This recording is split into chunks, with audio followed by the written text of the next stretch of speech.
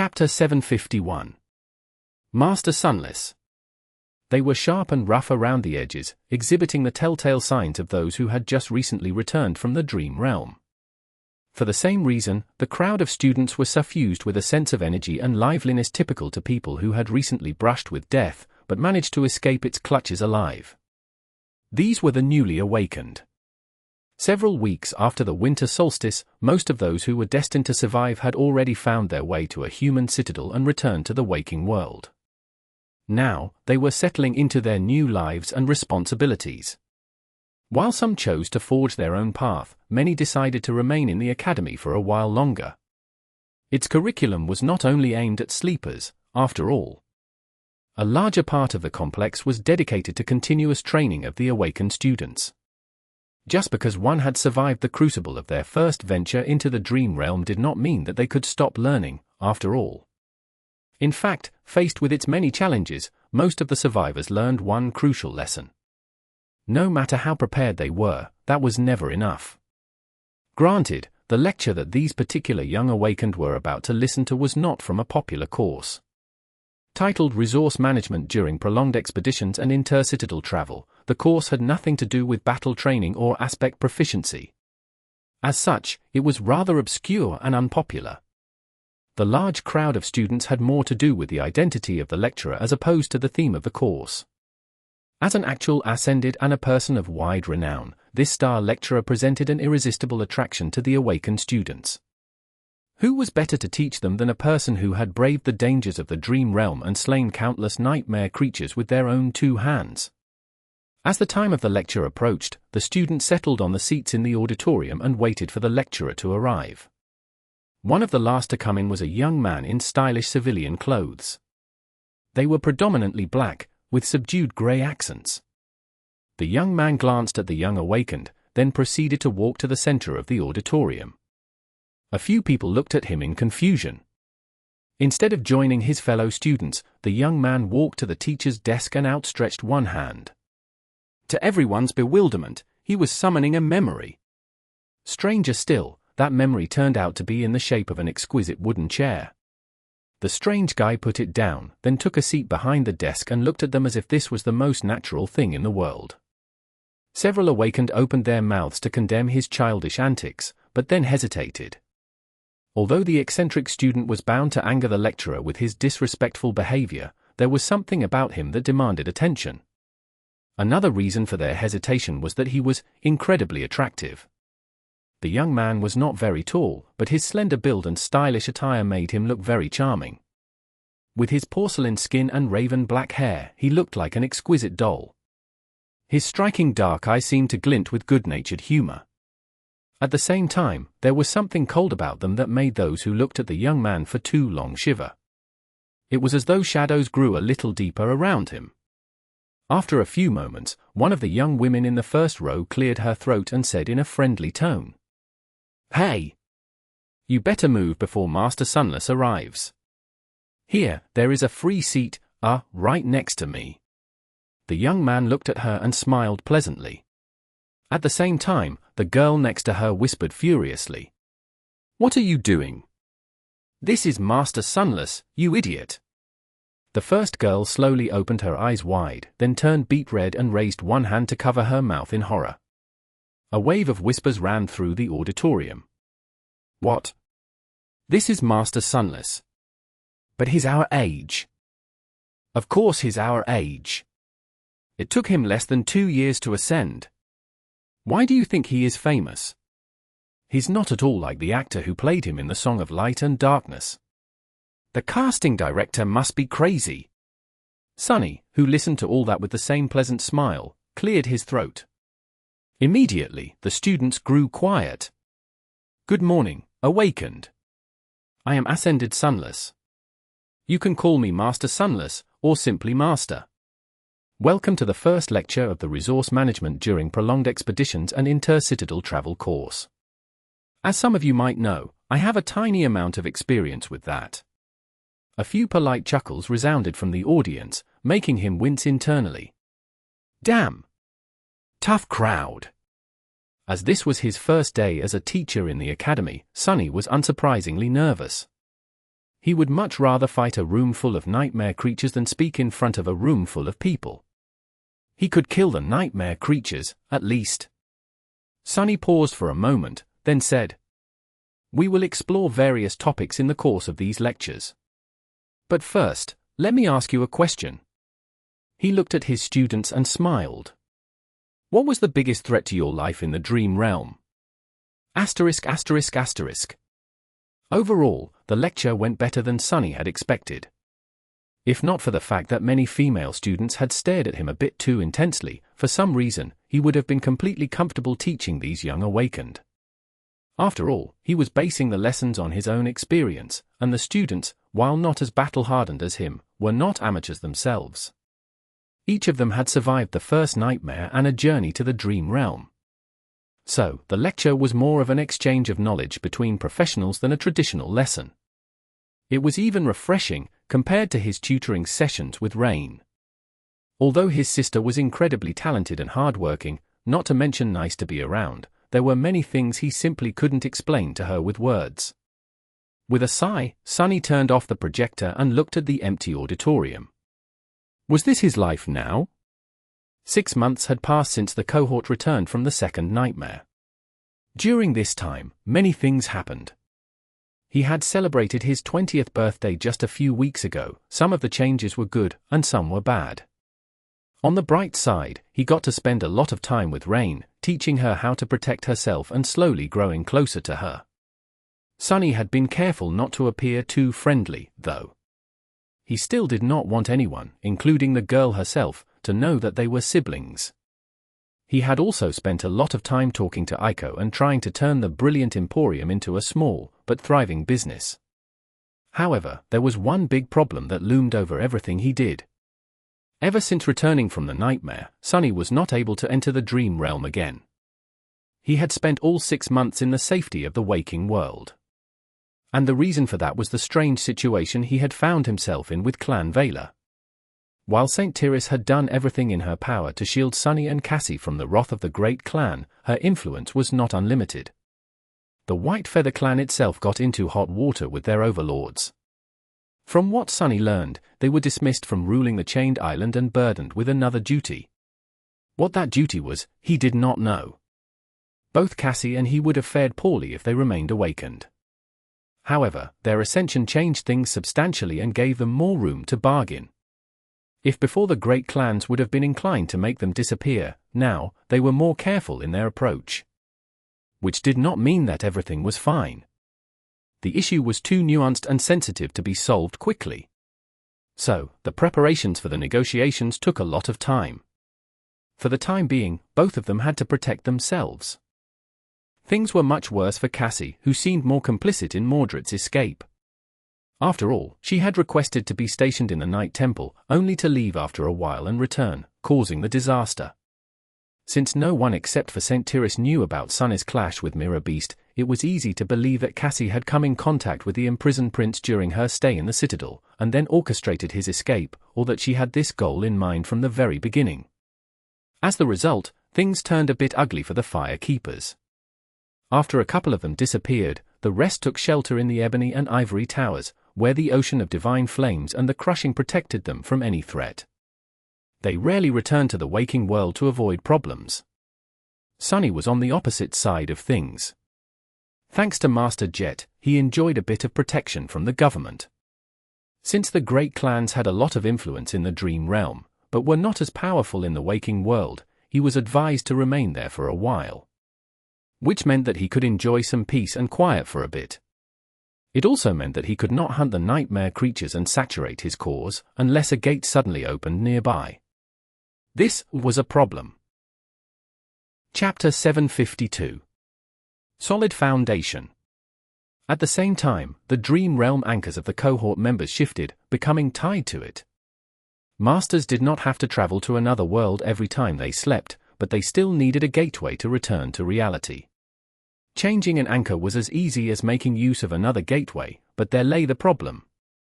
The only way to leave their new citadel was to either brave the crushing, somehow, or to go through the portal to the Ebony Tower and rise from the depths of the sky below on the flying ship. While that made the ivory tower incredibly safe, it also meant that there were no nightmare creatures around for them to hunt. There was no point for Sunny to go to the dream realm at all, especially after he had explored Hope's former prison, finding nothing of particular interest inside. It also meant that Mordred was most likely tied to the same gateway. However, the Prince of Nothing had never shown himself. Either he had found a way to change his anchor, or he had chosen to remain in the waking world as well.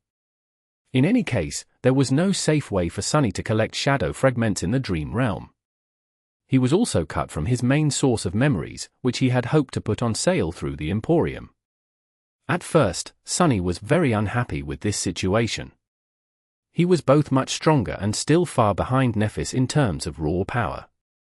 Even though there was a vast gap of 2 ranks between them now, his soul lusted to grow even more. He could never have enough strength, never be powerful enough to protect himself and those he cared about from the vicissitudes of life. He was still too weak to challenge fate. But after a few days of peaceful life in the waking world, Sunny had started to slowly change his mind. In the past 3 years, his power had grown tremendously, and at a breakneck pace. While that was extremely beneficial overall, there was a negative side to such speed. His foundation had turned unstable. He had been so preoccupied with gaining more power, more strength, deeper insight, greater understanding, that he had not spent enough time actually assimilating all these gains into a coherent whole.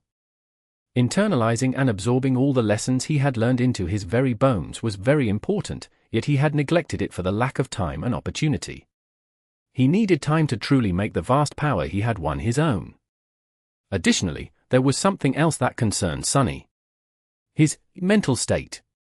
Ever since he had been infected by the nightmare spell at 16, his psyche had been subjected, sometimes by the circumstances and sometimes through his own volition, to incredible abuse. Sunny prided himself on the fact that he never broke, no matter what ghastly horror and gruesome agony he had to endure. And there had been plenty. However, he also never forgot the conversation he had with Master Jet on the way to Shadow Blade Kurt's execution. He knew that awakened, no matter how great and powerful they seemed, were also the most likely to crack. The nightmares they brought back from the dream realm haunted them, and many succumbed to the relentless strain. Sunny had been gutted, beheaded, and burned. He had watched friends die or be left behind. The amount of torturous pain he had gone through could only compare to the amount of mental anguish he had experienced. The Red Colosseum, the nightmares, and all the rest, it was enough to crush a dozen people. And yet, he still stood tall. But for how long? While Sunny considered himself to be a resilient person, maybe even incredibly so, he was not prideful enough to think that he was better than every other human out there. Would his soul and mind continue to remain strong if he continued to carelessly abuse them, or would small cracks appear on their surfaces? Maybe there were countless cracks on them, already. In the end, he had decided that taking a break to consolidate his foundation and give his mind time to heal was worth it. The situation with Clan Vela, while unpleasant, was not critical. It just demanded time and caution. Slowly but surely, the sides were going to come to an understanding and find a compromise through negotiations. As masters of considerable renown, Sunny and Cassie had enough influence and weight to reach a favorable outcome in these negotiations, especially because 50 of the most promising awakened of their generation were following Song of the Fallen. He was going to use the time before that happened to his benefit.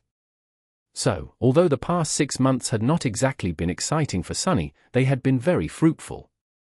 He had spent a lot of time practicing his combat skills and shadow dance, properly assimilating everything that he had learned to elevate his mastery of battle to a new level. He also had to relearn a lot of things to adjust to his new power as a master, and adjust all his techniques to this new incredible reality. One of the more valuable discoveries he made during this time was that the inherent problem he had been struggling with, the threat of losing himself to the formlessness of shadow dance, was easily remedied by a simple thought exercise. He just had to remember his true name. No matter how far gone he was, it always brought him back.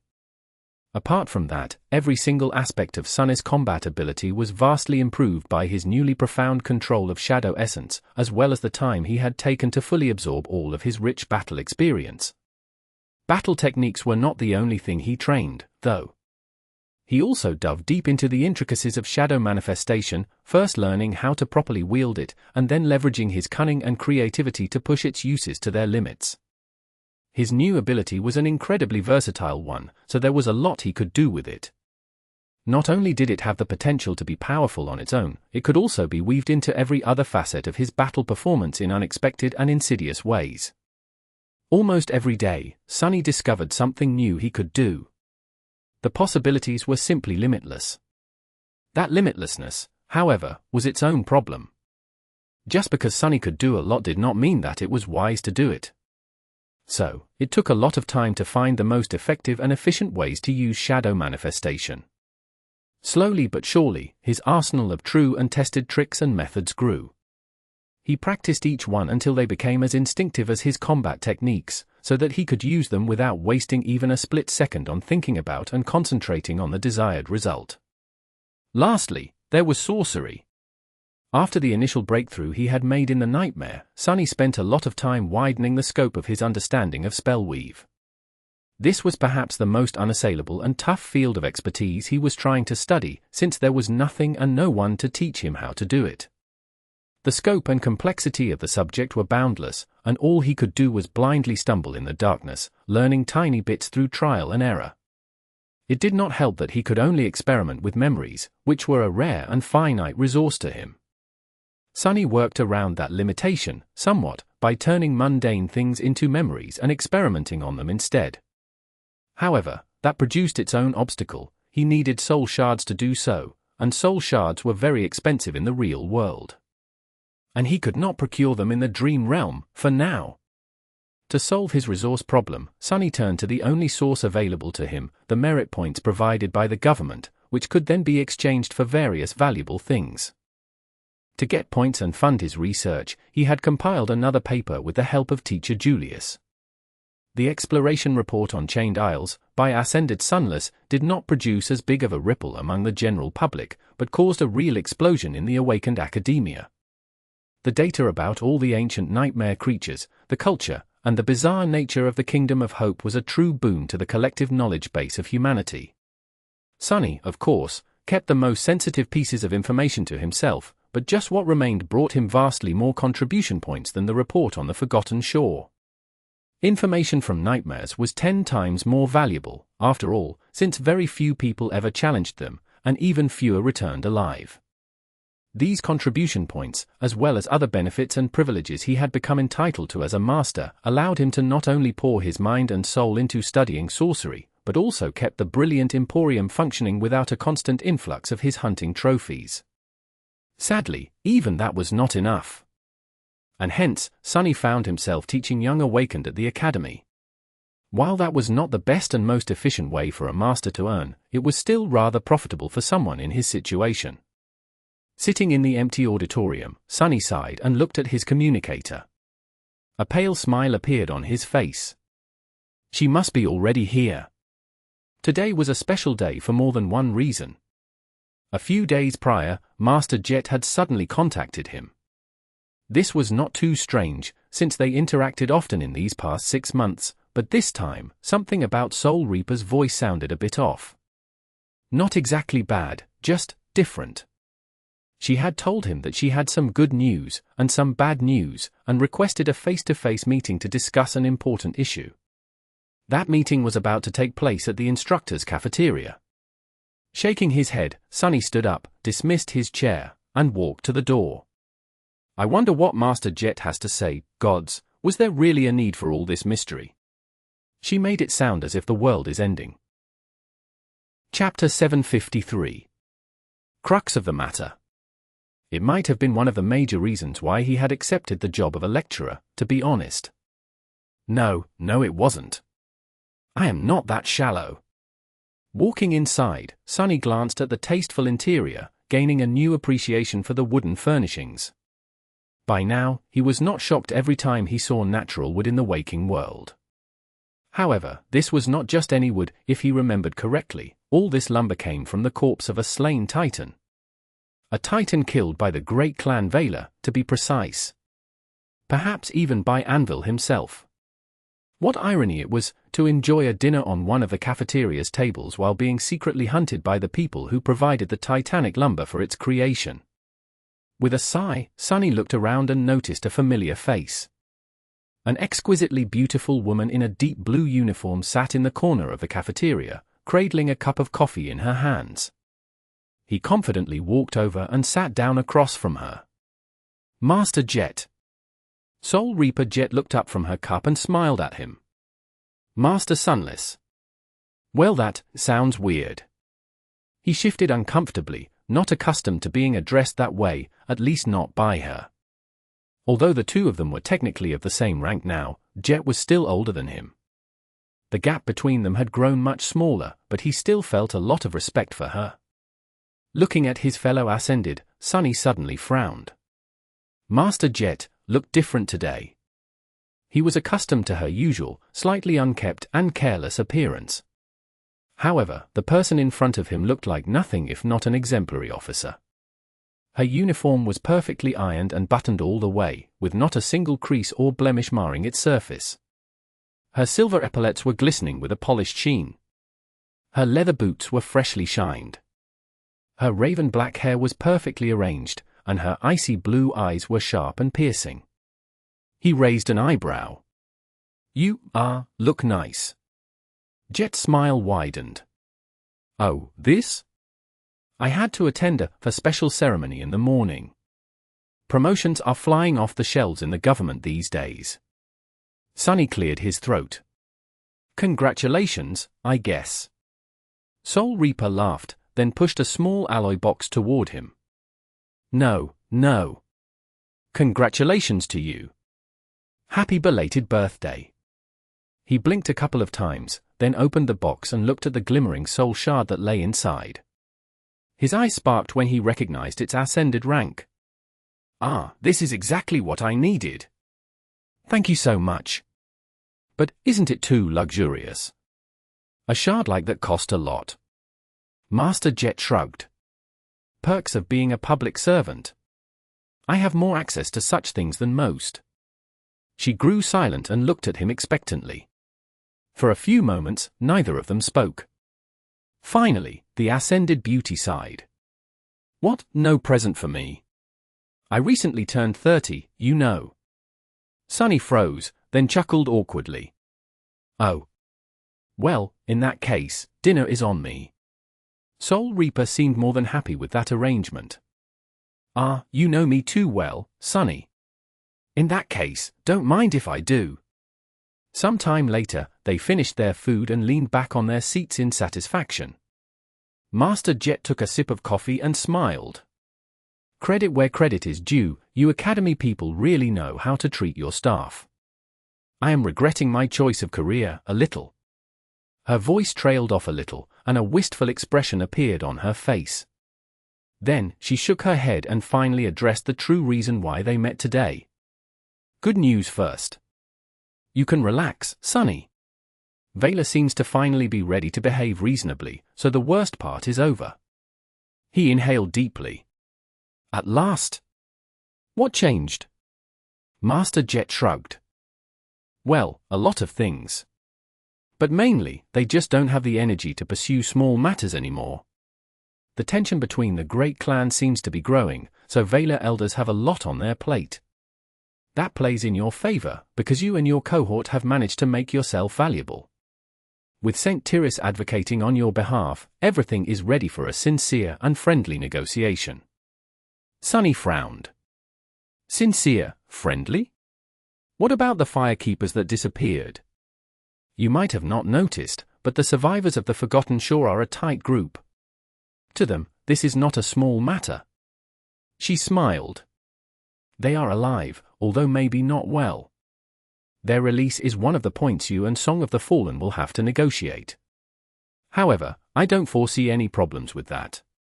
As long as you told the truth and neither of you had conscious plans of assisting that mysterious prisoner of theirs in the escape, everything should be fine. A dark expression appeared on Sunny's face.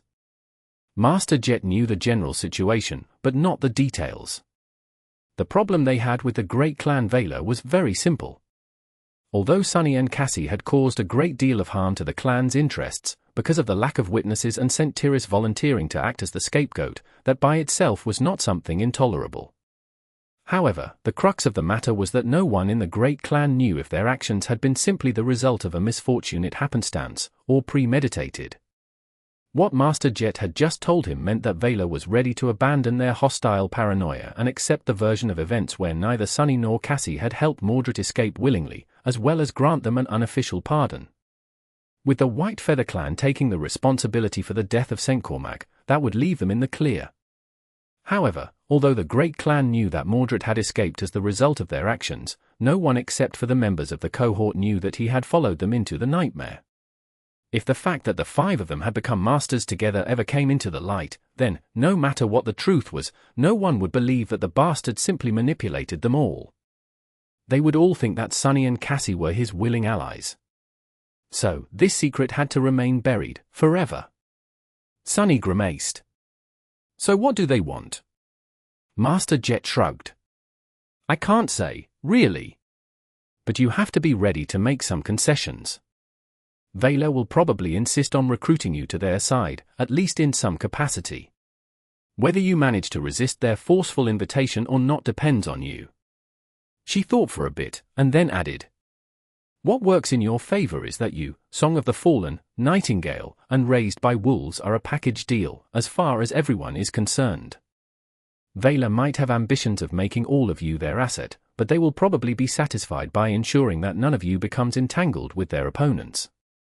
Recruiting just one would make it so that the rest would not join the opposite side. A deep scowl appeared on Sunny's face. Are you telling me that we will have to sell one of us to Clan Vela? Master Jet smiled. You make it sound as if becoming a member of a great clan is something horrible. Most awakened would kill for such a chance, you know? Granted, you will never be treated as a true blood descendant, but that does not mean that they won't shower you with resources and opportunities. Probably. Sunny remained silent for a while, then sighed. I know. But I need to think about it. She took a sip of coffee, then leaned back. Well, think fast. He looked at the beautiful Ascended with a dark expression and asked in a low tone. And why is that? Master Jet grinned. Well, because the representative of Vela will be here tomorrow. Your friend Cassie is coming back to the waking world, too. You will meet here in the academy, as its neutral ground. So, you have until tomorrow morning to prepare for the negotiations, Sunny. Good luck! Chapter 754. History Lesson. What do you mean, good luck? Aren't you going to be there to mediate the negotiations? Master Jet took a sip of her coffee, then shook her head. No. While the government often serves as a neutral party and the connective tissue between the great clans, this is not one of those cases. Besides, I simply can't. I am being transferred out of the city. This is my last day here, for a while. He stared at her, dumbfounded. Master Jet was not going to be around anymore? Sunny suddenly felt a pang of discomfort.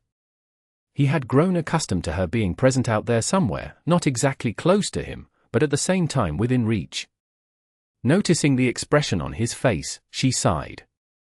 Actually, that is the second thing I wanted to talk to you about. The bad news.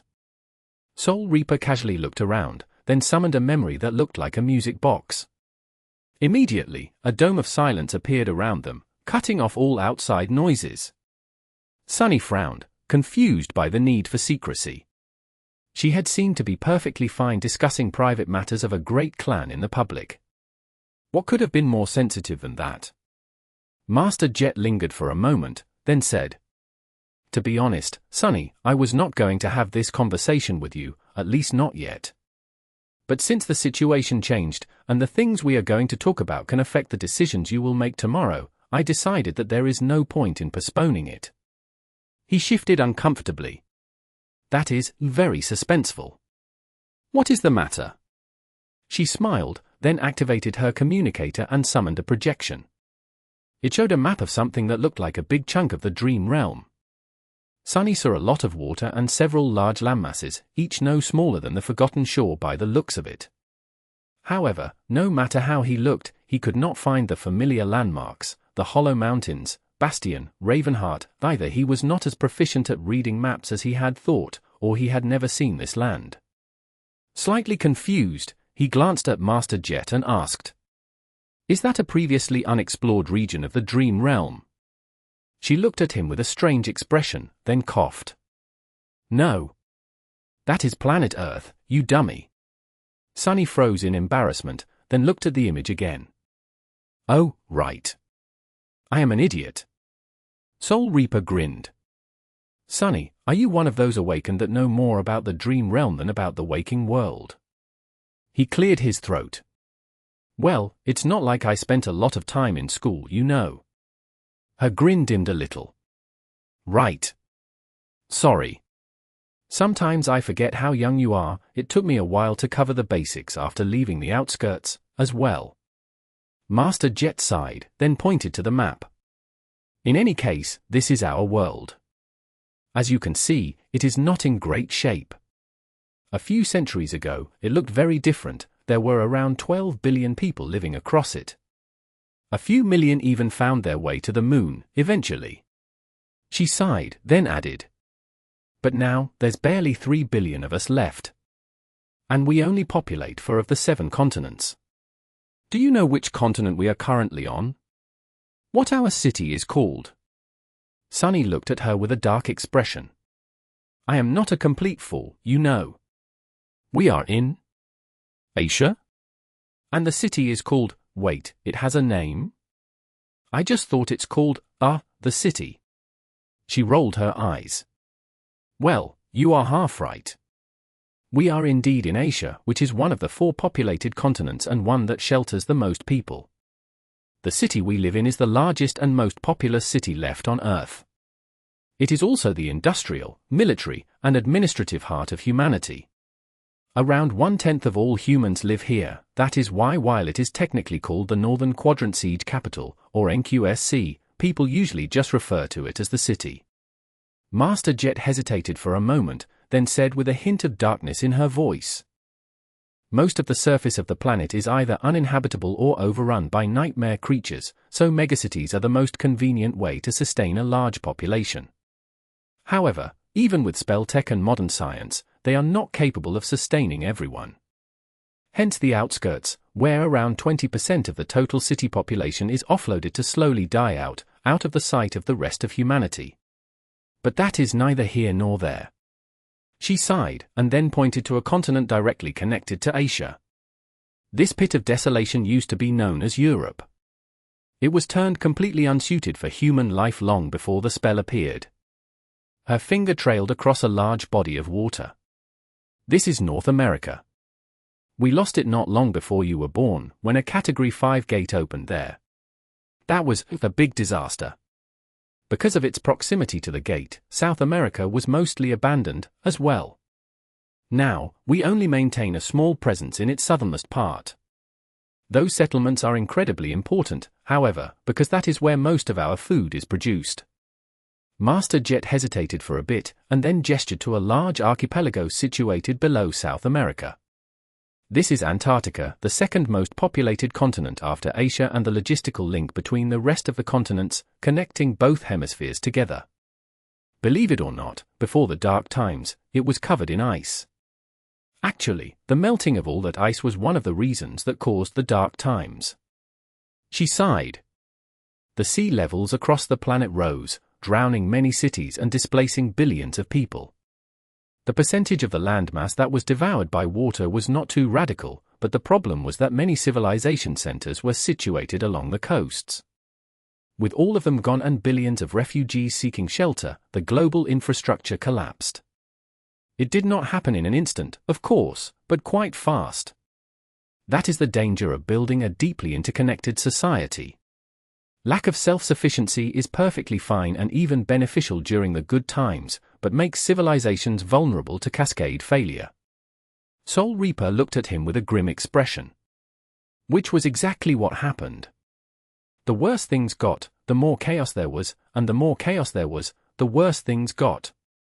Endless natural disasters, destruction of global infrastructure, and resource starvation led to an escalating series of wars. Orbital kinetic strikes, nuclear warfare, chemical warfare, biowarfare, in the end, everything was being used. The planet was already in bad shape, and this was almost the last straw. In the end, the terribly reduced population achieved some form of stability, and that was when the nightmare spell appeared. Master Jet shook her head.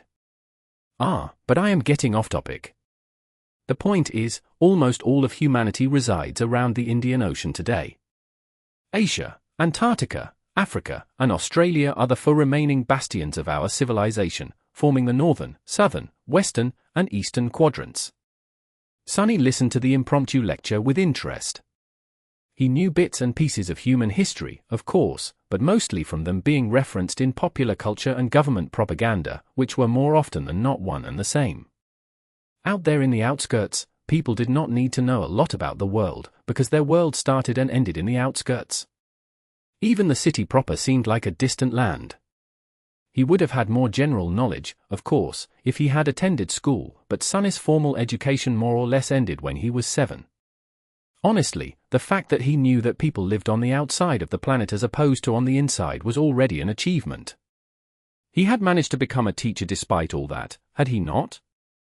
Still, I probably should start educating myself on matters not having to do with the nightmare spell, now that I have the chance. There are plenty of people as ignorant as me, of course, but still, this is kind of embarrassing. Sunny looked at Jet and shifted slightly. Thanks for the history lesson, Master Jet. But what does it have to do with anything? She leaned back, smiled calmly, and answered in a relaxed tone. Oh, it's very simple, really.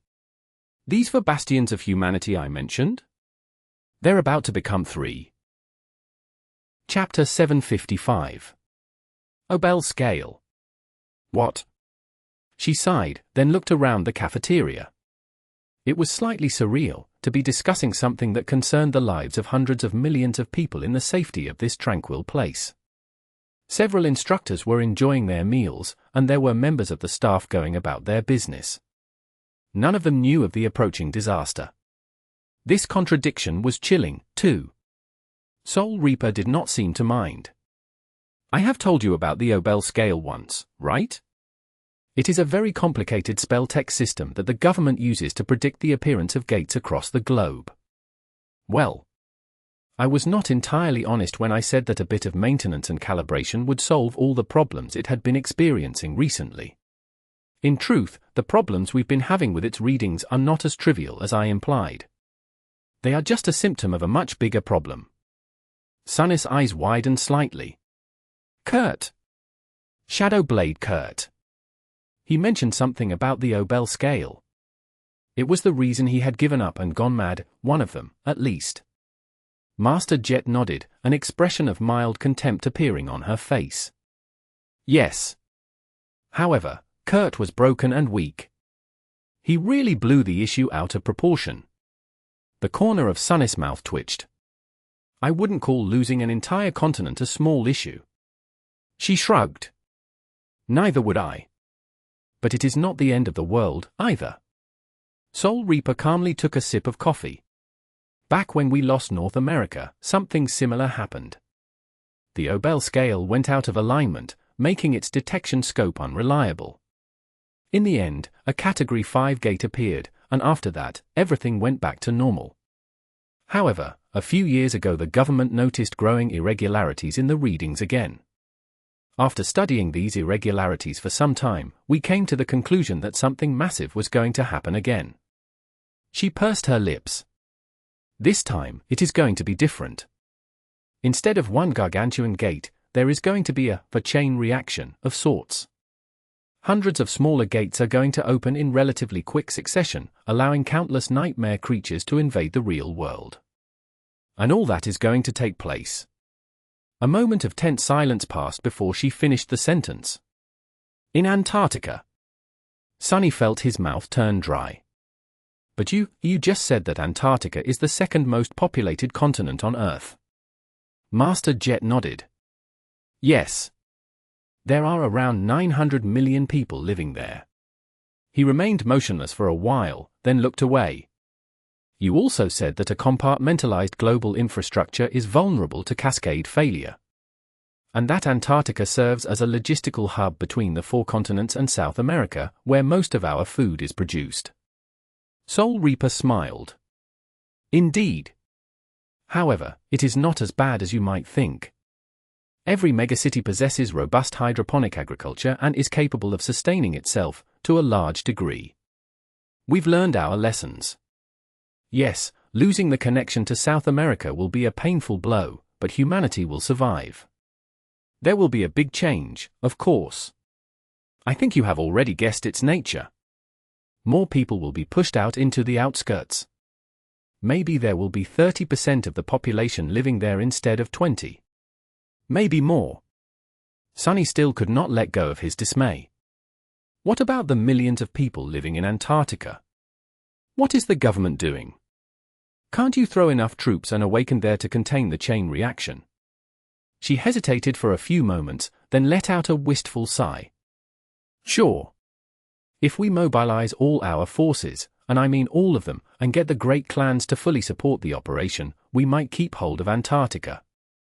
However, it is not that simple. Everything has a cost, Sunny.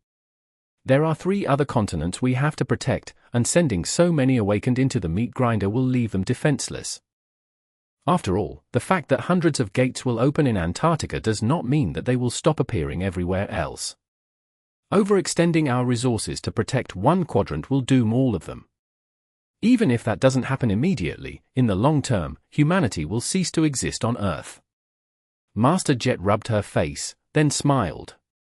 That does not mean that we are going to remain idle, however. In fact, the government has been preparing a massive operation for the past 2 years. It's just that the situation changed much quicker than anyone could have expected. The timetable has been brought forward by several years, at least. Our current preparations are entirely insufficient. She grew silent, then added in a neutral tone. We thought that there would be much more time to get everything ready. But there isn't, not anymore. So, it's going to be a damn mess of epic proportions. Sunny scowled, not entirely sure what that was supposed to mean. He could barely accept the fact that losing one of the 4 continents was an acceptable price for keeping the other 3 intact. Humanity had already lost North America, after all, and persisted despite the loss. It had arguably grown more powerful as the result. But if the government was willing to let nightmare creatures conquer Antarctica, what operation could it be possibly planning? What exactly is the government going to do? Master Jet turned back to the map of the Earth, lingered for a few moments, and then pointed at the large archipelago in the south. Why, what else? We are going to evacuate 900 million people from the doomed continent while a never-ending horde of nightmare creatures is pursuing us. Or, we will try, at least. To be honest, I think that most of those who try will probably die. Chapter 756. Navigation. Do you know a lot about seafaring, Sunny? He slowly shook his head. As much as the next guy, I guess. She smiled. Understandable. In truth, navigating the oceans is not an easy task. If it was, we could have just used the Pacific or the Atlantic to transport food from South America. But trying to sail them is pure suicide, for now. Soul Reaper leaned back and took a sip of coffee. Most of our planet is covered by water, and most of that water is infested with dreadful nightmare creatures. That is because most gates open underwater. And since we have very few methods of battling them below the sea, and very little reason to, we just leave those gates be. Humanity might still hold 4.5 continents, but we have surrendered all of Earth's oceans to the enemy. She sighed, then dejectedly shook her head. Still, no civilization can exist without efficient transportation, and shipping cargo across water has been the mainstay of transportation since the dawn of time. So, we maintain a presence in the Indian Ocean. Navigating it is not easy, however, because there are unspeakable and uncountable horrors dwelling in the depths. Sunny hesitated for a moment, then asked with a bit of curiosity. Wouldn't it be easier to ship stuff through space, then? Soul Reaper grimaced. It is not cost-efficient. Getting to orbit requires considerable resource commitment, more so with heavy cargo, and resources are something we desperately lack. Plus, space is rife with its own dangers. Sunny raised an eyebrow. What dangers? She simply shrugged. That is above even my pay grade. So I don't know. Suffice it to say that simply maintaining a scattering of satellites that support the network and the Obel scale is already a dire challenge. Whether you like it or not, water is the only way. He frowned. So how do we manage to make use of the ocean if it's so dangerous? Master Jet smiled. Well. The answer is pretty simple. House of Night. Sunny blinked a couple of times. The Great Clan. She nodded. The representatives of the House of Night excel in guiding ships through turbulent waters. They are not called Nightwalkers just to honor the clan founder, after all. To move across the ocean, convoys that consist of massive, heavily armored ships employ the services of Nightwalker navigators. Sunny leaned back, thinking. He knew a bit about the third and the least prominent Great Clan, but not too much. Unlike Valor and Song, which resembled most legacy clans and had originated from a single family, House of Night was born from an alliance of several prominent clans. They resided in a dire region of the Dream Realm known as Storm Sea, and controlled one of the three great citadels, which, as far as he knew, resembled a giant ship and was most likely left behind by one of the Seven Diamonds. Sunny also knew that the House of Night did not possess a sovereign of their own. Anvil of Valor and Kisong ruled their families, but Astarion was seemingly not related and had nothing to do with the third great clan. It was not clear why the other two powers did not consume the weaker one. Now that Sunny learned of the pivotal role Nightwalkers played in sustaining human civilization, he guessed that they simply offered too much utility to be pressured into submission.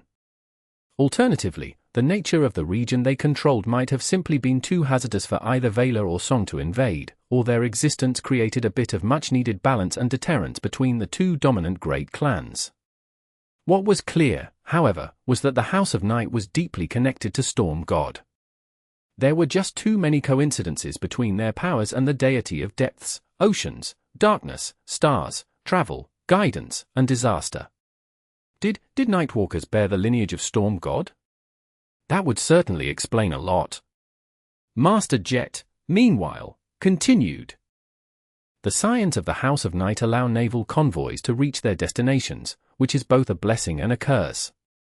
The problem with that situation is that while there are more Nightwalkers than there are descendants of the other two great clans, their number is still limited. And so, the number of convoys we can operate simultaneously is limited, as well. She sighed. We can only evacuate people across water. By our calculations, it will take at least 2 years to evacuate the population of Antarctica that way. That is even if we commit the bulk of our navy to the operation. However, her voice grew dim. The chain reaction is going to start in a few months, at most. It won't be too severe at the beginning, but quickly ramp up, drowning the entire archipelago in nightmare creatures. Sunny remained silent for a bit, then asked, So what is going to happen? Master Jet finished her coffee and offered him a smile. Well, the government is going to transfer a very substantial part of its forces to Antarctica. Pretty much everyone who can be spared without leaving the rest of humanity completely defenseless will be transferred to the expeditionary force. They will try to stall the nightmare creatures for as long as possible to allow as many people as we can save to escape. Oh, also, I will be on one of the first ships myself. Sunny looked away, not knowing what to say. Master Jet herself had judged that many of those who were going to take part in the evacuation would not be coming back. Still, she was Soul Reaper Jet, was she not? Surely, she of all people was going to be okay? Master Jet sighed, then looked around once again. Then, she said calmly, Of course, that will never be enough. In a couple of months, the government will announce a voluntary mobilization, both among the awakened and among mundane humans. Many people will answer the call, while most will not. As I've said, the loss of Antarctica is not a world-ending event. Dying there is not really worth it. Sunny gritted his teeth. So why are you going? With your position, I am sure that you could have chosen to stay behind. Did you let the propaganda get to your head? Honor, duty, and sacrifice, do you actually believe in that crap? Soul Reaper laughed. No. I am as cynical as you, Sunny. However, I have my own reasons. She lingered for a few moments, and then added in a suddenly serious tone. And I think that you might understand my reasoning very well. We've known each other for a while, Sunny, and I always shied away from giving you the recruitment speech. However, times have changed. So, tomorrow, when the representative of Valor tries to invite you into their great and illustrious clan, I want you to refuse. She leaned forward, looked him in the eyes, and added. Instead, I want you to leave everything behind, enlist, and come with me. Chapter 757. Professional Sensibility. His expression grew somber. You just spent a lot of time convincing me that losing Antarctica would not cause irreparable damage to humanity, and that most of those who go there would end up dead. And now, you suddenly want me to go as well? Why would I? Sure, fighting a noble and glorious war against the nightmare creatures sounded exciting. But Sunny was not an inexperienced kid anymore. He knew the price of glory all too well. To him, war casualties were not an abstract concept, but instead a very familiar and grim reality. He was not arrogant and ignorant enough to consider himself immune to death. Master Jet leaned back. Don't you want to defend your fellow humans? Sunny shrugged. Don't get me wrong. I really want all those people in Antarctica to survive. However, none of them helped me when I was starving to death in the outskirts. None of them were there when I was drowning in my own blood on the forgotten shore. The government didn't do crap to uplift me, either. He frowned, and then added. In fact, one might argue that the government not only abandoned me entirely, but even did everything in its power to make sure that I die swiftly after being used up to bring it a tiny bit of benefit. Like my parents did. But, despite all that, I survived and managed to build a decent life for myself. And now that I finally have something good going for me, you want me to throw it all away and go risk my life to maybe save a bunch of strangers? Master Jet sighed. I get it. Trust me, I do. But? Sunny raised his eyebrows. But what? I do believe that you get it. You are from the outskirts yourself, after all. Maybe your life there was not as bad as mine, but it wouldn't have been too different. So why are you going to Antarctica? She lingered for a few moments, then looked away. I guess it's hard to explain. Honor, duty, sacrifice, you're right, those words don't mean much to me. Working for the government is a means to an end. However, I do work for the government. And I take pride in my work. Soul Reaper studied the visitors of the cafeteria with her icy blue eyes, then glanced at Sunny. I might not have a lot of affection for humanity, but maintaining the fragile balance that allows it to exist is something that I chose to make my responsibility. My domain. So, watching Antarctica go up in flames from the sidelines would be against my professional sensibility. Sunny remained silent for a while, thinking about what she said. He felt that, in a sense, Master Jet was very much like him. Too stubborn to give up, unwilling to let the world have its way. However, there was a big difference between them. While Sunny aimed all that spite and resentment at surviving and elevating only himself, she had chosen something much grander as her target.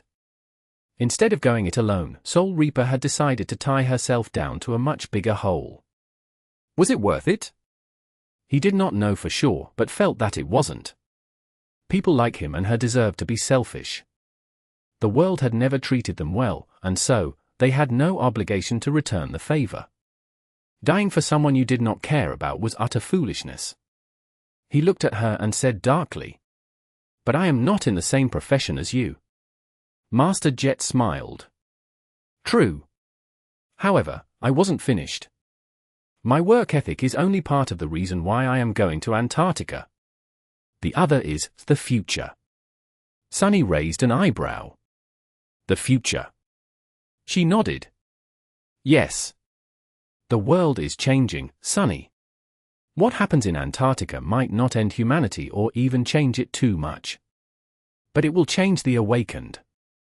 Think about it, with so many of us going, either as part of the initial force or as volunteer reinforcements, the power balance of the awakened society will shift.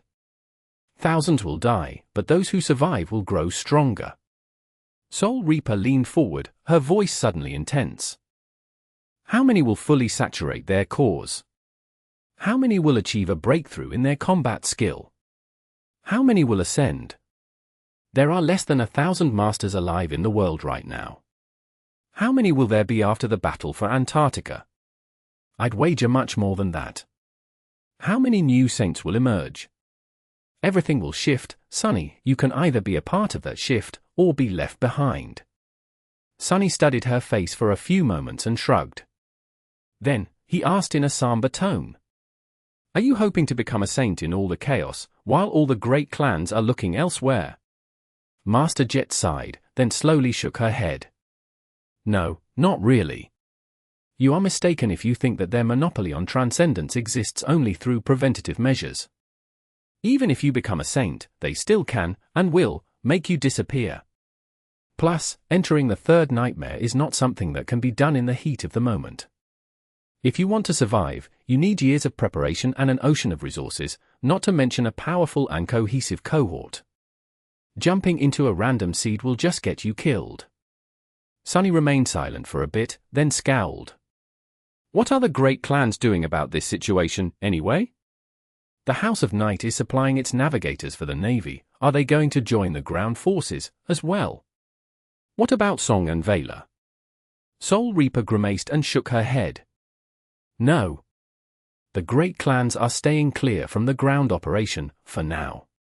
Maybe they will join eventually, but currently, all three are withholding their forces. His face grew dark. Why? Isn't protecting human lives the purpose for their existence? She sighed. It is. And they are. They just have their own thoughts on what that implies. Master Jet hesitated for a few moments, and then added. The great clans have given up on Earth a long time ago, Sunny. Instead of trying to protect humanity's old home from falling apart, they set their gazes at building a new one. They have big plans for the Dream Realm. Chapter 758. Crossroad. As a master and a high-ranking citizen, he had the right to acquire a PTV license and more than enough money to purchase one. However, Sunny had no idea how to control a personal transport vehicle and was too lazy to learn, so he still used public trains to move around the city. Around the Northern Quadrant siege capital. Paying no attention to the captivated glances people threw at him, he looked into the window as the train slid forward on its magnetic guideway, flying through district after district with incredible speed. The city was a nice enough place, as long as you were not born in the outskirts. Tall buildings burrowed deep underground and rose high into the sky, connected by tunnels and aerial bridges into a complicated maze of graphene composite and reinforced alloy. Here and there, artificial trees and grass broke the white monotony with vibrant shades of green, yellow, orange, and red. Everything seemed clean and bright despite the heavy snowstorms that were prevalent this time of year, not at all like the dirty, dim, poisonous clutter of the outskirts.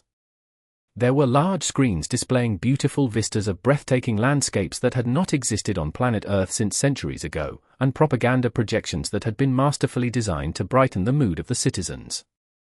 Most of all, the city seemed full of life. Endless streams of people were crowding the crosswalks, with a rare PTV or two appearing from time to time. Millions, hundreds of millions of humans called this place their home. Only here, protected by the colossal outer barriers and protective air filtration systems, as well as powerful awakened, could they survive and thrive. It was strange to imagine that many similar human shelters in Antarctica were going to be abandoned and destroyed by the endless tide of nightmare creatures very soon. Sunny had seen the panic and mayhem that an unexpected manifestation of a gate could cause. However, his imagination failed when he tried to envision what the same disaster, but magnified 100-fold, would look like. All he could picture was the horde of abominations that the Dreamer army had faced under the Crimson Spire suddenly appearing on these peaceful streets. Already, that image made him shudder. However, he still stood by his words. He did not owe these people anything. Sure, if a gate opened right in front of him, Sunny would have been inclined to fight and buy the civilians time to run away. This was just human nature. But he was not going to go out of his way and seek death just to fulfill some abstract obligation. No one had helped when he had been desperate for help. He had survived despite humanity, not because of it. And he would continue to put himself first. Most likely, Sunny would have lied if he said that Master Jet did not put a seed of doubt in his heart. Sure, the expedition to Antarctica seemed like a suicidal exercise in futility, but she was right. Those who survived that ordeal were going to grow much stronger. Although Sunny would not be getting any shadow fragments from the hordes of dormant and awakened abominations that were going to flood the southern quadrant soon, he could still collect plenty of soul shards and memories, maybe even echoes. There would be more than enough of fallen nightmare creatures roaming Antarctica, as well. However, he also did not believe in the government's ability to accurately predict what would happen there. They seemed to think that only lower category gates would appear during the chain reaction, but was that assessment right? Who could say with certainty that another category 5 gate would not manifest itself instead? The last time it happened, the likes of Immortal Flame and Smile of Heaven perished in the fight. Could Sunny guarantee that he would fare any better? No, he definitely could not. In the end, it all came down to a simple choice that depended on tomorrow's negotiations. If all went well, Sunny would regain the ability to enter the Dream Realm. There, he would be able to achieve much better results than the expedition to Antarctica could ever provide, and with much less risk. More than that, he could even pledge allegiance to the illustrious clan Vela. By now, he had more than enough value to negotiate a supremely lucrative deal. With their training, support, and resources, becoming a Titan would not be out of the realm of possibility. The barrier that stood between him and transcendence would instantly disappear, too. Instead, he would be in the best position possible to attempt conquering the third nightmare. Perhaps he would even be able to enhance his understanding of sorcery by leaps and bounds. Vela was widely renowned for creating incredible memories, after all. He had also seen how proficient the representatives of the Great Clan were in using runic sorcery, back in the Night Temple. There was so much knowledge that they possessed. So much he could learn from them. As for the fact that the Great Clan seemed to be preparing to abandon Earth in favor of the Dream Realm. Were they even wrong? Sunny still remembered the conversation he had had with Effie in the ruined cathedral of the Dark City. She, too, believed that the waking world was dying, and that the Dream Realm could become humanity's salvation. Her argument was dreadful, but compelling. In any case, if something went wrong, he would always be able to leave Clan Vela behind. Pledges of allegiance did not mean anything to Sunny, after all. As a person who abhorred the word honor, he was more than willing to betray any promise he made as long as it suited him. Deserting a great clan would probably not be easy, but by then, he was going to be powerful enough to manage. So, if negotiations went well, he had no reason to do something as stupid as following Master Jet to Antarctica. If they went poorly, however, that would be pretty much his only choice. That was why Sunny had not given Soul Reaper a definitive answer. She did not ask for one, anyway. Master Jet had just told him to think about her offer and inform her of his decision during the next 2 months. As the train approached the terrace district, Sunny sighed and headed for the exit. Damn, my head hurts. Why did all of it have to happen on the day of my first lecture? That's too much excitement for one day. Worse still, tomorrow promised to be even more exciting. Chapter 759. New developments. This is not good.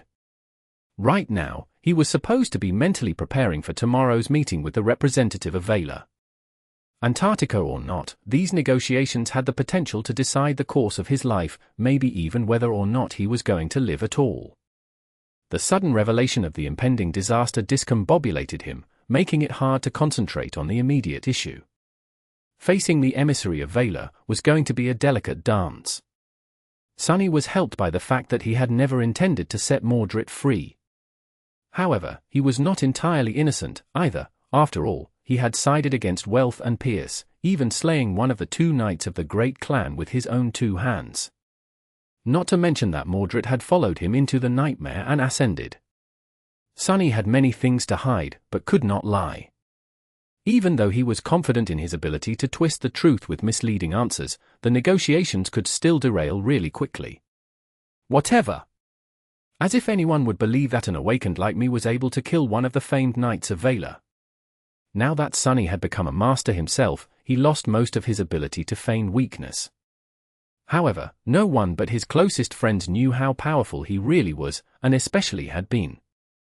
This was another fact that played to his advantage. It all depends on the emissary and how they conduct themselves. If Valor sent someone cavalier and arrogant, Sunny would be able to dance circles around them. He had plenty of practice dealing with haughty individuals, after all. If they sent someone smart, however, that could be a problem. Sunny stared at his shadow, then sighed and stood up.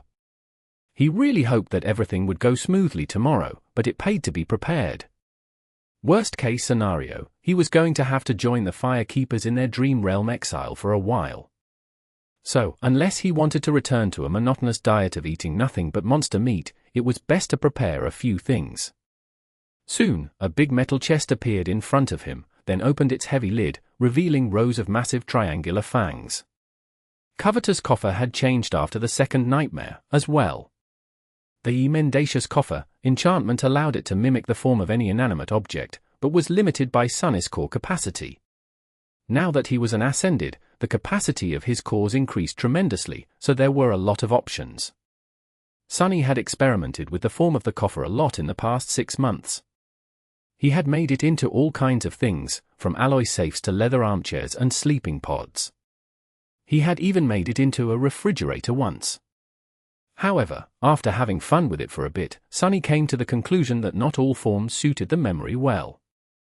Items that already had the function of storing things worked the best. So, he ended up simply turning it into a large chest of reinforced alloy. Now that the Covetous Coffer had grown up, its size and strength were enough to make the lurid trunk enchantment truly dangerous. If before the small box could only bite off a few fingers, now it could swallow a potential thief whole. The capacious chest enchantment had grown stronger, as well, vastly increasing the coffer's storage capacity. Now, it could store an entire room's worth of items. The locomotive chiffonier, meanwhile, did not change a lot, but due to its new size, the chest could move around much faster.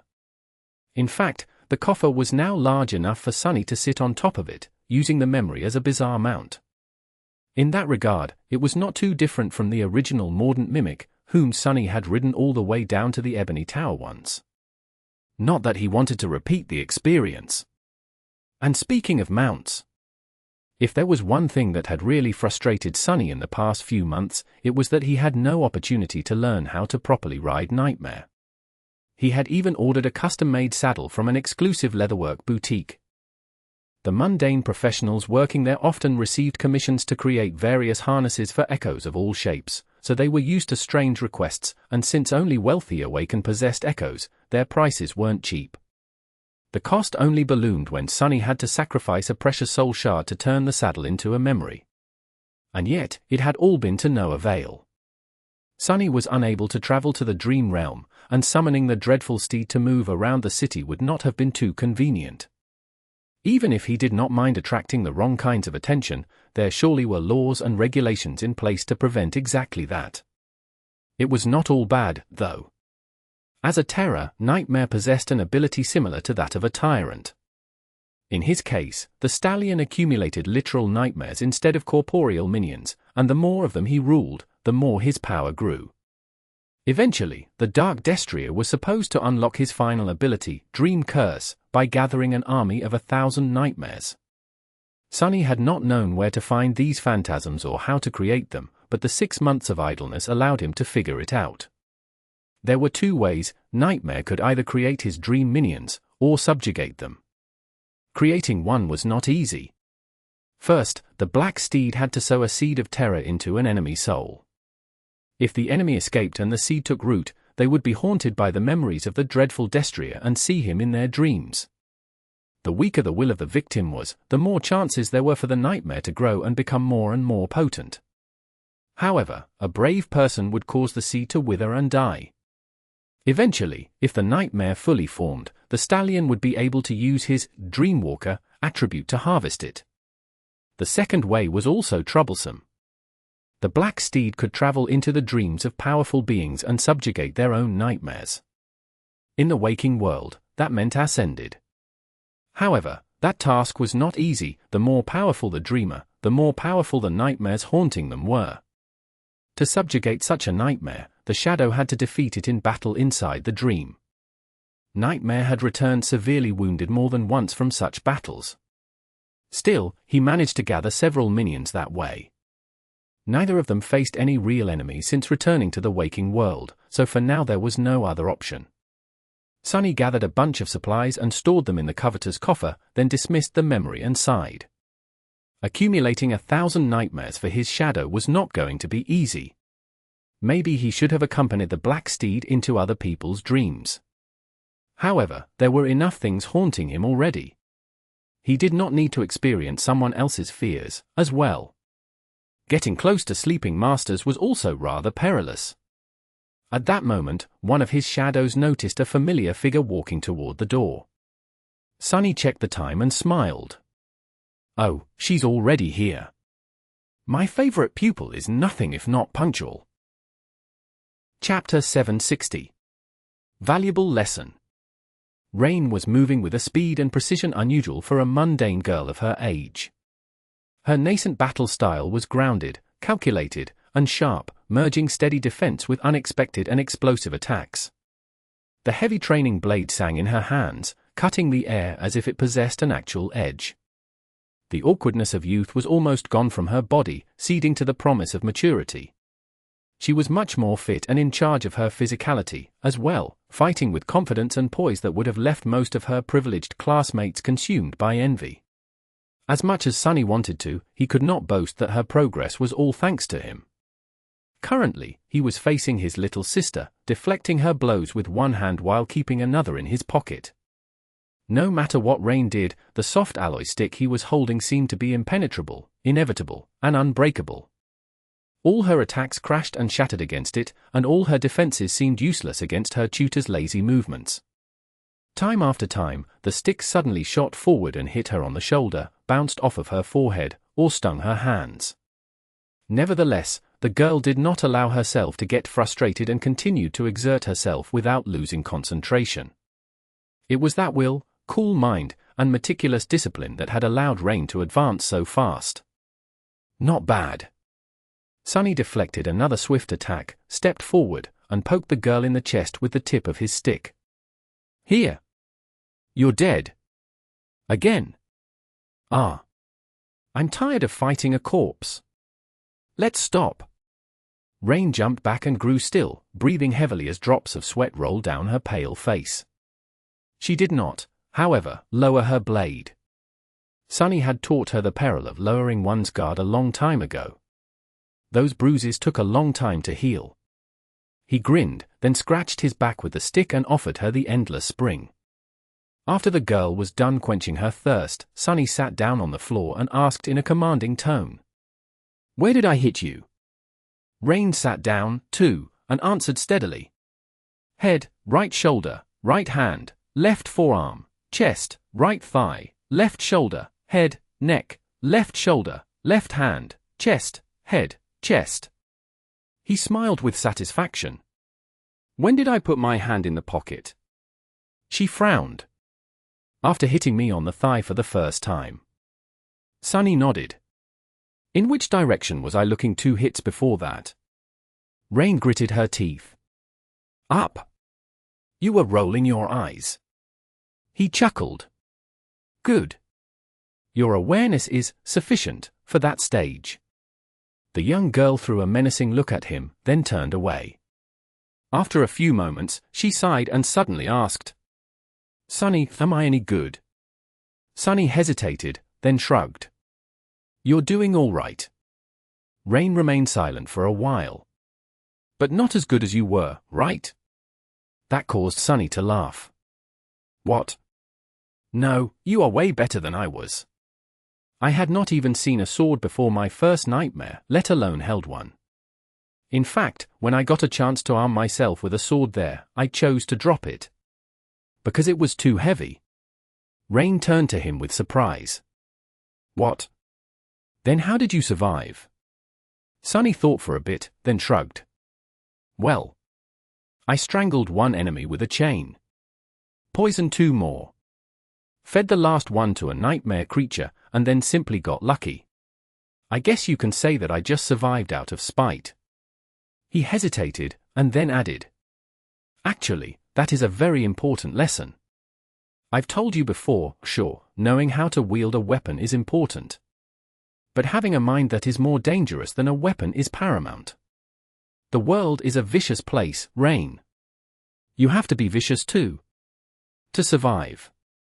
Rain was going to turn 16 in a few months. In fact, she would probably celebrate her birthday not long after the first gates start opening in Antarctica. After that, his little sister would be vulnerable to the nightmare spell as well. That was another factor he had to consider. Leaving with Master Jet meant leaving Rain, too. Granted, he had already taught her most of what he could without resorting to more drastic measures. Rain was more prepared to face the first nightmare than he had ever been. Or most people, even. Very few kids ever received the chance to be trained by an ascended, let alone one with as much battle experience as Sunny, or possessed as much talent as Rain.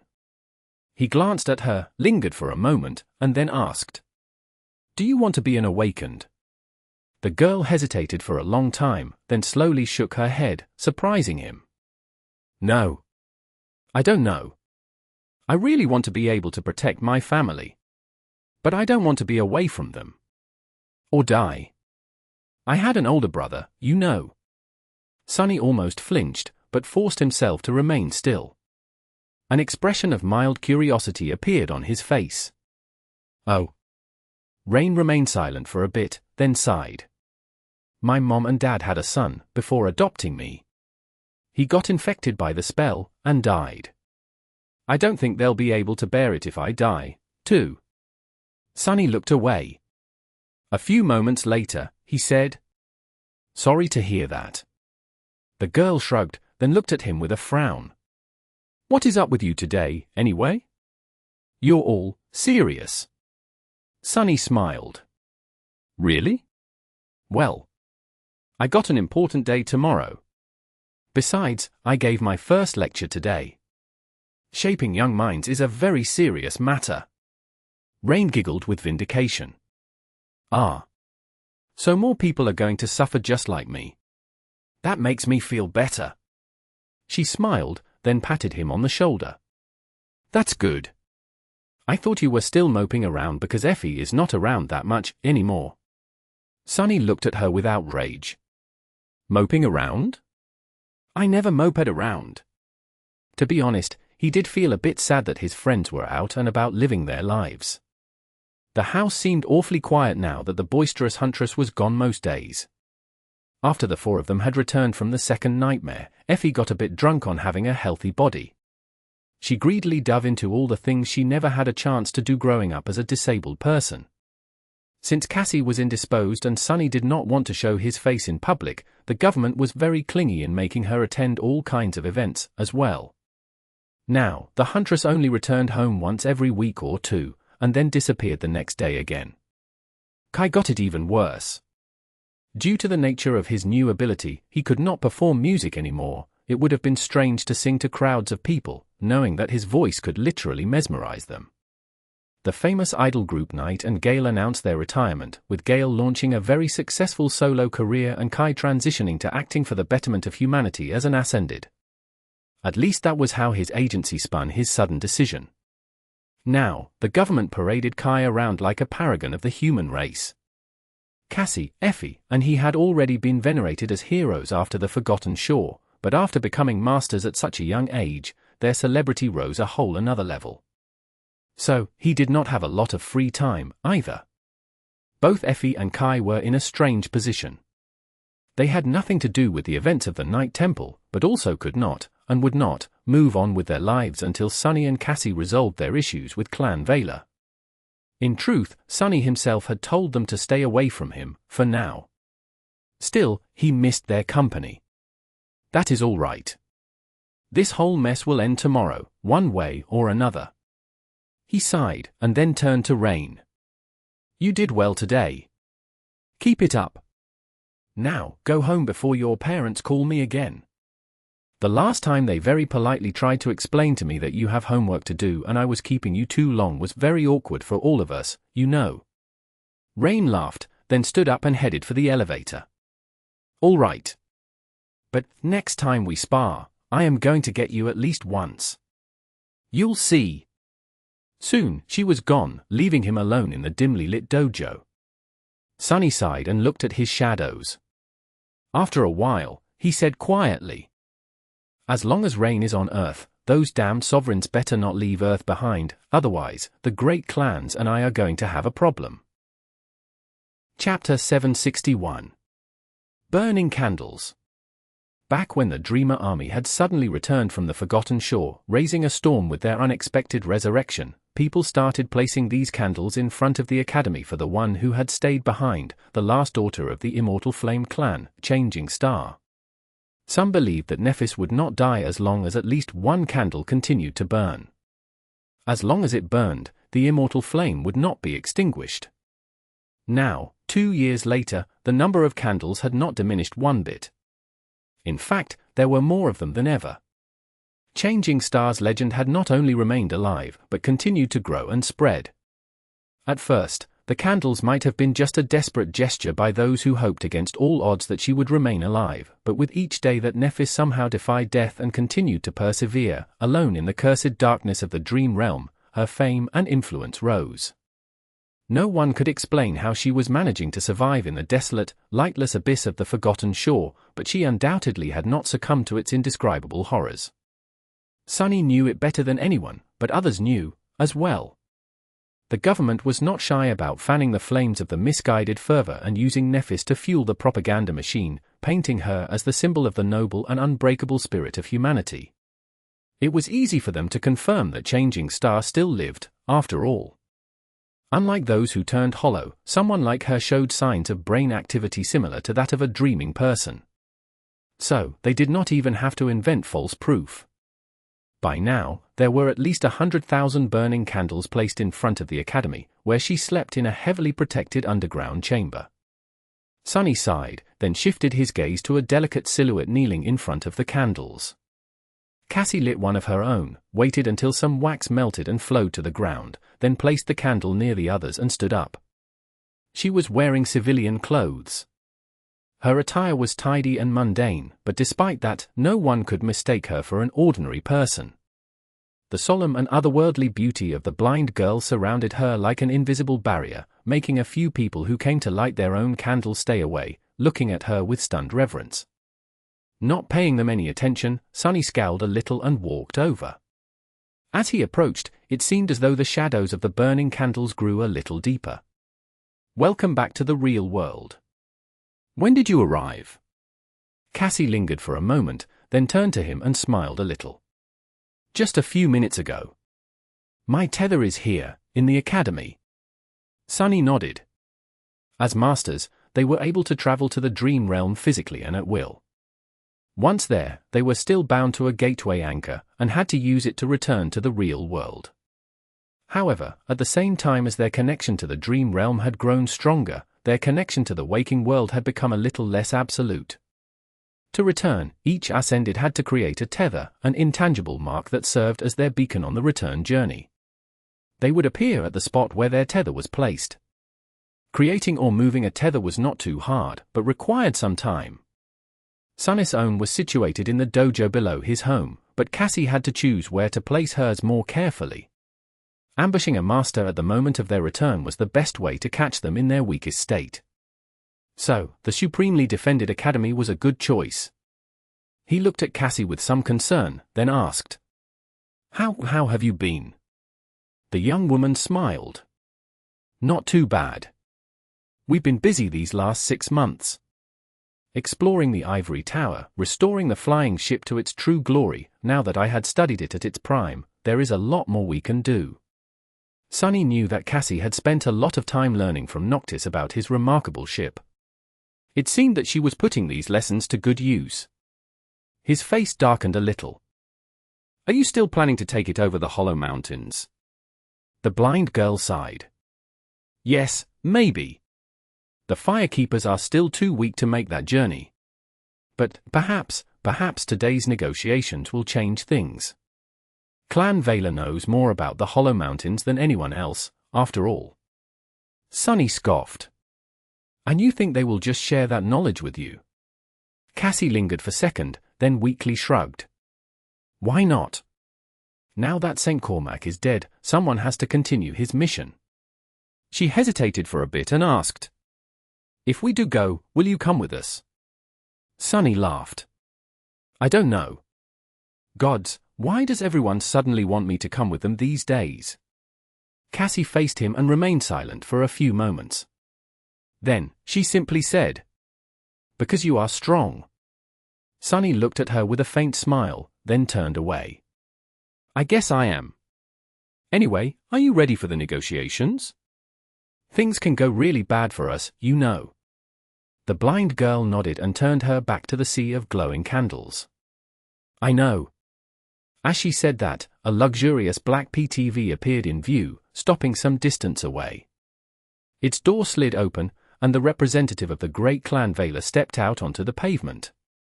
When Sunny saw who it was, his face fell. He gritted his teeth. Crap. Of all people, why did it have to be her?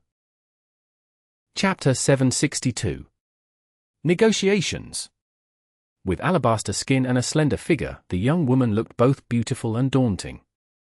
She resembled a lethal blade, and that impression was only exacerbated by the cold gaze of her striking, strange, vermilion eyes. Morgan of Vela had come to represent her clan herself. Sunny silently cursed. This was more or less the worst-case scenario. Now that a direct descendant of Anvil of Vela appeared to conduct the negotiations in person, his chances of fooling anyone dropped significantly. Not to mention that his heart suddenly ached, as if remembering the pain of being ripped out of his chest by Morgan's slender hand. Even though that unfortunate incident had happened in the illusory dreamscape, the memory of pain was very real. Much worse than that, Sunny couldn't help but shiver when he realized how strongly Morgan resembled her older brother. The resemblance was almost uncanny. It was as though he was staring at a slightly younger, female version of Mordred. That made him deeply uncomfortable. Morgan looked up at the crushing mass of the Academy's gates, then glanced at the sea of candles with curiosity, and walked forward. Stopping in front of Sunny and Cassie, she offered them a polite smile and said in her low, raspy voice, "Master Sunless. You look familiar. Have we met before?" If Sunny was in a bad mood before, now it turned really vile. Of all the questions out there, why did she have to ask that one? He hesitated for a moment, then answered indifferently. "Not face to face. I once saw you from afar, during one of the dream tournaments. I doubt you got a good look at me, though." He also saw her up close, but she did not need to know that. Morgan seemingly lost interest and turned to Cassie. "Song of the Fallen. It's an honor to meet you." Although her tone was not too deferential, she was treating the blind girl with a bit of respect. Anyone with a true name deserved acknowledgement, even from a scion of a great clan. Cassie nodded. "Master Morgan." The daughter of Vela smiled. "Ah. So I don't need to introduce myself." With that, she turned away and looked at the red gates of the Academy again. By now, the massive drawbridge had already started to move, slowly lowering itself to allow them entry. Morgan's face became a little wistful. "This is the Awakened Academy, then. I've always wanted to attend. Sadly, that was never in the cards for me." Sunny glanced at her with a bit of confusion. "Why not?" The young woman lingered for a moment, then looked at him with a disturbingly familiar pleasant smile. "I've been trained by the best of the best since I was a child. There was nothing the Academy could offer me that I did not already have. Spending time here would have just been wasteful." She paused for a moment and sighed slightly. "Still, I used to love dramas and webtoons about the Academy. It's a shame. Morgan watched as the heavy metal bridge fell into the special grooves in the ground and grew still after a series of loud clicks. Then, she looked at Sunny and asked, "Would you mind giving me a small tour? I hear that you are a lecturer now." Of all the possible ways he had imagined the negotiations to start, this was not one of them. Sunny hesitated, then shrugged. "Yeah, sure. Why not? Follow me." ******. The Academy was something of a city within a city. It was self-sufficient and well protected. The whole complex was surrounded by a deep moat and a wall of armored alloy that was tall and durable enough to slow down an attacking Titan. Here and there, automated turrets of the air protection dome could be seen, their large-caliber barrels aimed at the sky. Sunny, Cassie, and Morgan of Valor walked for a few minutes before approaching a low, modern building with white walls. He pointed at it and said with little enthusiasm in his voice, "This is the sleeper compound. Most of it is underground, of course. Usually, there is a lot of activity inside and around it, but this soon after the solstice, there are no sleepers around. The first batch is going to be inducted in a week or two." When he was done talking, Cassie added, "There are a few private academies here and there, but only one awakened academy. The government brings all willing sleepers to this compound, no matter what quadrant they are from. On an average year, around 1,000 young men and women prepare for their first venture into the dream realm here." Morgan studied the sleeper compound for a bit, then asked with a smile, "So, is it as lively and boisterous as it is portrayed in the dramas? Do sleepers really get to all kinds of shenanigans, develop lifelong friendships and bitter rivalries, and go on risky adventures?" Her raspy voice sounded genuinely curious. Sunny laughed dryly. "I don't know. We are the last two people you should be asking that, honestly. Not only did we spend only a month here, we were also both at the absolute bottom of the rankings. Everyone treated us as walking corpses." Morgan looked at him, then said, "And yet, here you are. Only 3 years later, both alive and ascended." He glanced at Cassie, then grinned. "Yes. Life can be funny that way, sometimes." They proceeded to walk around the academy for some time. Since Sunny knew it much better than Cassie due to his research assistant position, he did most of the talking.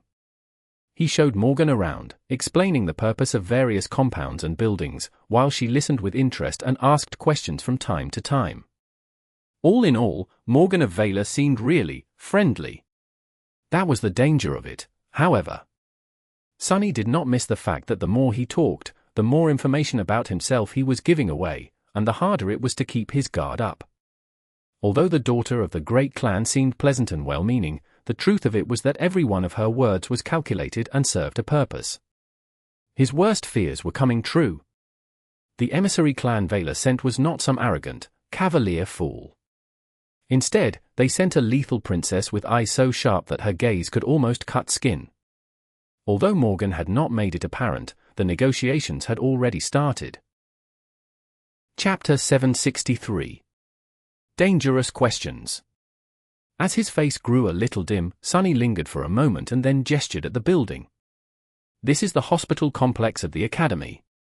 It is one of the best medical institutions humanity has to offer, combining state-of-the-art tech with ingenious spell tech, as well as employing many awakened with actual healing aspects. This is also where sleepers enter the sleeping pods to venture into the dream realm. I myself spent about a year in one of them." He paused, and then added, "This is where many of the hollow are kept, as well." Morgan looked at the alloy walls of the complex. A few moments later, she suddenly asked, "This is also where Changing Star of the Immortal Flame clan is currently being kept, isn't it?" Did Sunny imagine it, or was her voice suddenly a bit more cutting? He frowned. "She is not hollow. But yes. Oh, by the way, can we cut the crap?" Morgan looked at him with a cold smile. "What do you mean?" Sunny met her intimidating gaze without flinching. If he wanted, his dark eyes could be as cold and oppressive as hers. In fact, the complete absence of fear or apprehension in their black depths was perhaps more frightening. I doubt that you are really interested in sightseeing. Let's not waste time. Morgan studied him for a moment, then chuckled. As you wish, Master Sunless. Let us get the formalities out of the way first, then. She pierced him with a sharp gaze and asked, "Did you come to the Night Temple with the intent to set its prisoner free?" Sunny knew that the daughter of Vela had to have plenty of memories on her to discern whether the answers provided to her were true or not. Not that he could lie even if he wanted to. He looked at her with a deep scowl and uttered through gritted teeth, "Of course not. If I knew, I would have stayed as far away from your damn citadel as possible. I didn't even know that it was a prison, let alone had plans of breaking the bastard free." Morgan lingered for a moment, then turned to Cassie. "What about you, Song of the Fallen?" The blind girl's face grew dark. "You have no reason to trust our motives, true, but at least don't disrespect our intelligence. If we really wanted to set that monster free, we would have found a way to do so without getting stuck inside the trap with him, don't you think? Both Sunny and I only escaped that disaster alive because of St. Tyrus. If she had not happened to be nearby, we'd be dead, or worse." Morgan tilted her head a little, then suddenly smiled. "All right. I believe you. Still, intentional or not, the two of you caused great harm to Clan Vela." Sunny inwardly sighed. Just like that, the hardest part of the negotiation seemed to be over. Now, the long and arduous process of bargaining was about to begin. The end result was still very much unclear. Sunny and Cassie had to withstand the pressure and exert some in return. Aside from deciding their own fates, they also had to secure the release of the captured fire keepers, as well as negotiate other favorable terms. That was not going to be easy, especially against someone like Morgan. The most important part was to make sure that they would be the ones setting the tone and cadence of the negotiation, as opposed to following what their opponent said. They had to go on the offensive. He forced out a confident smile. "Can we not do that? Assigning blame is fun and all, but let's be honest, Clan Vela needs us more than we need Clan Vela." Morgan raised an eyebrow. "Do we? What makes you say that?" Sunny shrugged. "We might not have helped that maniac escape, but that doesn't mean that he did not have help, or that he is not trying to find help as we speak. In fact, he might be having an identical negotiation with one of your enemies right now. He doesn't have 50 of the most talented awakened of this generation backing him, though." Morgan's eyes grew even colder than before, making him shiver a little. "Oh? What do you think about that, Song of the Fallen?" She turned to Cassie, but strangely, the blind girl was not there. At some point, she seemed to have fallen behind. Cassie was standing a few meters away from them, still facing the hospital complex. She was as pale as a ghost. As a dark premonition suddenly grasped his heart, Sunny quickly stepped toward her and asked, his voice ringing with tension. "Cassie? What is it? What's wrong?" The blind girl remained silent for a few moments.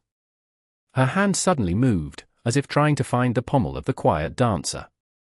Then, still facing the hospital, she opened her mouth and whispered, "Fire!" In the next moment, the ground beneath their feet quaked. Asterisk asterisk asterisk.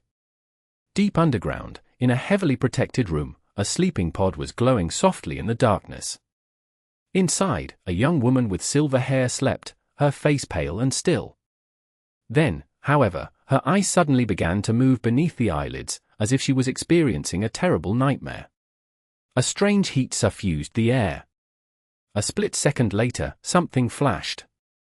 The room was instantly engulfed in furious flames.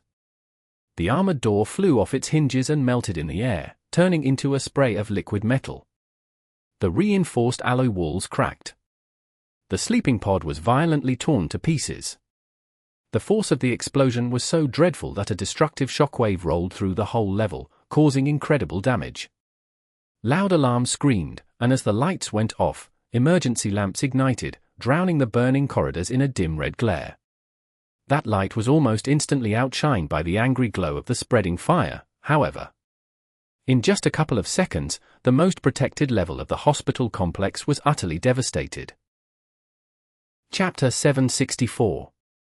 Spirit of Flame. Soon, the fire suppression systems came online, drowning the burning corridors in water and film-forming foam. The flames slowed down, but did not retreat. Instead, clouds of boiling steam flooded the underground level, reducing the already abysmal visibility even further. The alarms continued to scream, summoning the security forces of the academy to the site of the explosion. And at the center of it all, a radiant figure slowly rose from the white flames, wreathed in blinding light. The flame ghost, or whatever the being was, seemed beautiful and pure, as if untouched by the imperfections of the world. It possessed the graceful silhouette of a slender young woman, but also seemed completely, utterly inhuman. As fire swirled around the figure without causing it any harm, the radiant creature slowly looked around, as if disoriented. Then, it took an unsteady step forward. At that point, more of the automated systems of the hospital complex finally activated. A cracked alloy plate shot down from the ceiling, and a compact security turret deployed itself from a hidden nest. Despite the low visibility and the damaged status of many of the cameras and sensors installed in the ravaged room, it received enough telemetry to identify the presence of a dangerous and unidentified being. It only took the turret a split second to take aim. The radiant figure sharply turned its head and stared at the twin barrels, confused. A moment later, the turret roared, spitting a stream of hundreds of high-caliber rounds at the intruder. Each was powerful enough to pierce an armored vehicle clean through.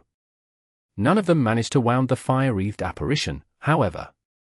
The white flame suddenly surged, wrapping around the radiant being like an armor. The tungsten bullets fruitlessly ricocheted off the creature's naked skin, melting as they hit the walls. The being swayed, and then threw a hand up. In the next moment, a sliver of fire separated from the blaze, streaked through the air, and hit the turret. Another explosion rattled the complex. The turret was obliterated in an instant, and the section of the ceiling around it completely disappeared, revealing the torn lattice of reinforced alloy above. Different security measures were already deploying, however. More importantly, the Awakened charged with defending the hospital had already arrived. 2 teams of experienced warriors appeared from both sides of the level, closing in on the epicenter of the explosion with speed. Every member was clad in heavily enchanted armor and wielded powerful memory weapons. Before the radiant figure could react, a silver javelin hit it in the back, biting deep before melting and disintegrating in a rain of sparks. A warrior in polished plate armor appeared nearby, delivering a crushing downward blow of his battle axe. It did not matter. A moment after the silver javelin disappeared, the deep wound on the creature's back closed itself. Instead of being cut by the enchanted battle axe, it simply raised a hand and blocked the crescent blade with its forearm. The sharp edge failed to break the being's skin. Behind the visor of the helmet, the awakened warrior who wielded the axe paled. He had caught a glimpse of the creature's radiant face, and felt the immolating wrath and ruthless killing intent burning in its eyes. The radiant figure moved, grabbing the man by the throat. The steel of his powerful memory armor melted, and the flesh beneath it blackened. The warrior screamed. Before he was dealt a mortal wound, however, the creature shifted and threw his body at the advancing security officers of his cohort. There were 13 awakened left to deal with the invader, each an experienced, well-equipped combatant and a master of their craft. But the flame apparition was just too tyrannical. It cut through their ranks as if dealing with mere insects. No amount of skill, no amount of powerful memories and devastating aspect abilities could slow it down, let alone damage it. Faced against such an overwhelming adversary, not even the perfect synergy of the security team could play a role. All the awakened managed was to cover each other and save their wounded comrades from being killed by the unstoppable monster. Their ability to resist, however, was running out. Soon, they were going to start dying. What was worse, the whole battle only took a dozen seconds. That was not nearly enough time for reinforcements to arrive. Also the desperate awakened thought, before a swift shadow suddenly appeared in their midst. Asterisk. Sunny rolled out of the shadows and coughed, feeling terrible heat, smoke, and scalding steam assault him. He had used Shadow Step to jump to the underground level of the hospital complex almost as soon as the ground trembled, and only had time to summon the undying chain. As the dull steel armor and a couple of other memories finished manifesting themselves, he tried to take in the sight of the devastated interior and shuddered. Gods! He could not see much, but his shadow sense told a terrifying tale. It seemed as if a series of explosions had rolled through this hallway, cracking the walls, the floor, and the ceiling. There were fires burning all around, despite the streams of water and foam being discharged by a few parts of the fire suppression systems that remained intact. White fire. He also saw the sorry state of the awakened security team and the radiant figure rampaging between them. From the looks of it, the officers were not going to last long. Back! Retreat! I'll handle it! Enhanced by the sonorous enchantment of the extraordinary rock, his voice boomed in the scorching, fire-infused darkness.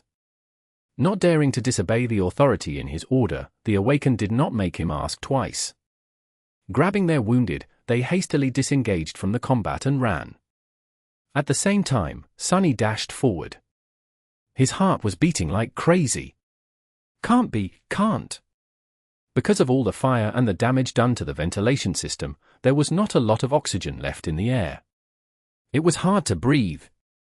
Following his will, the shadows suddenly moved and rose from the ground. Instead of touching the incandescent flesh of the radiant being and turning to ash, they swiftly formed a sphere around it and then solidified, turning into a large black orb. That orb was durable enough to hold. White cracks appeared on the surface of the shadow cage, which then exploded into charred pieces. Sunny's eyes widened. How? That was an ascended cage.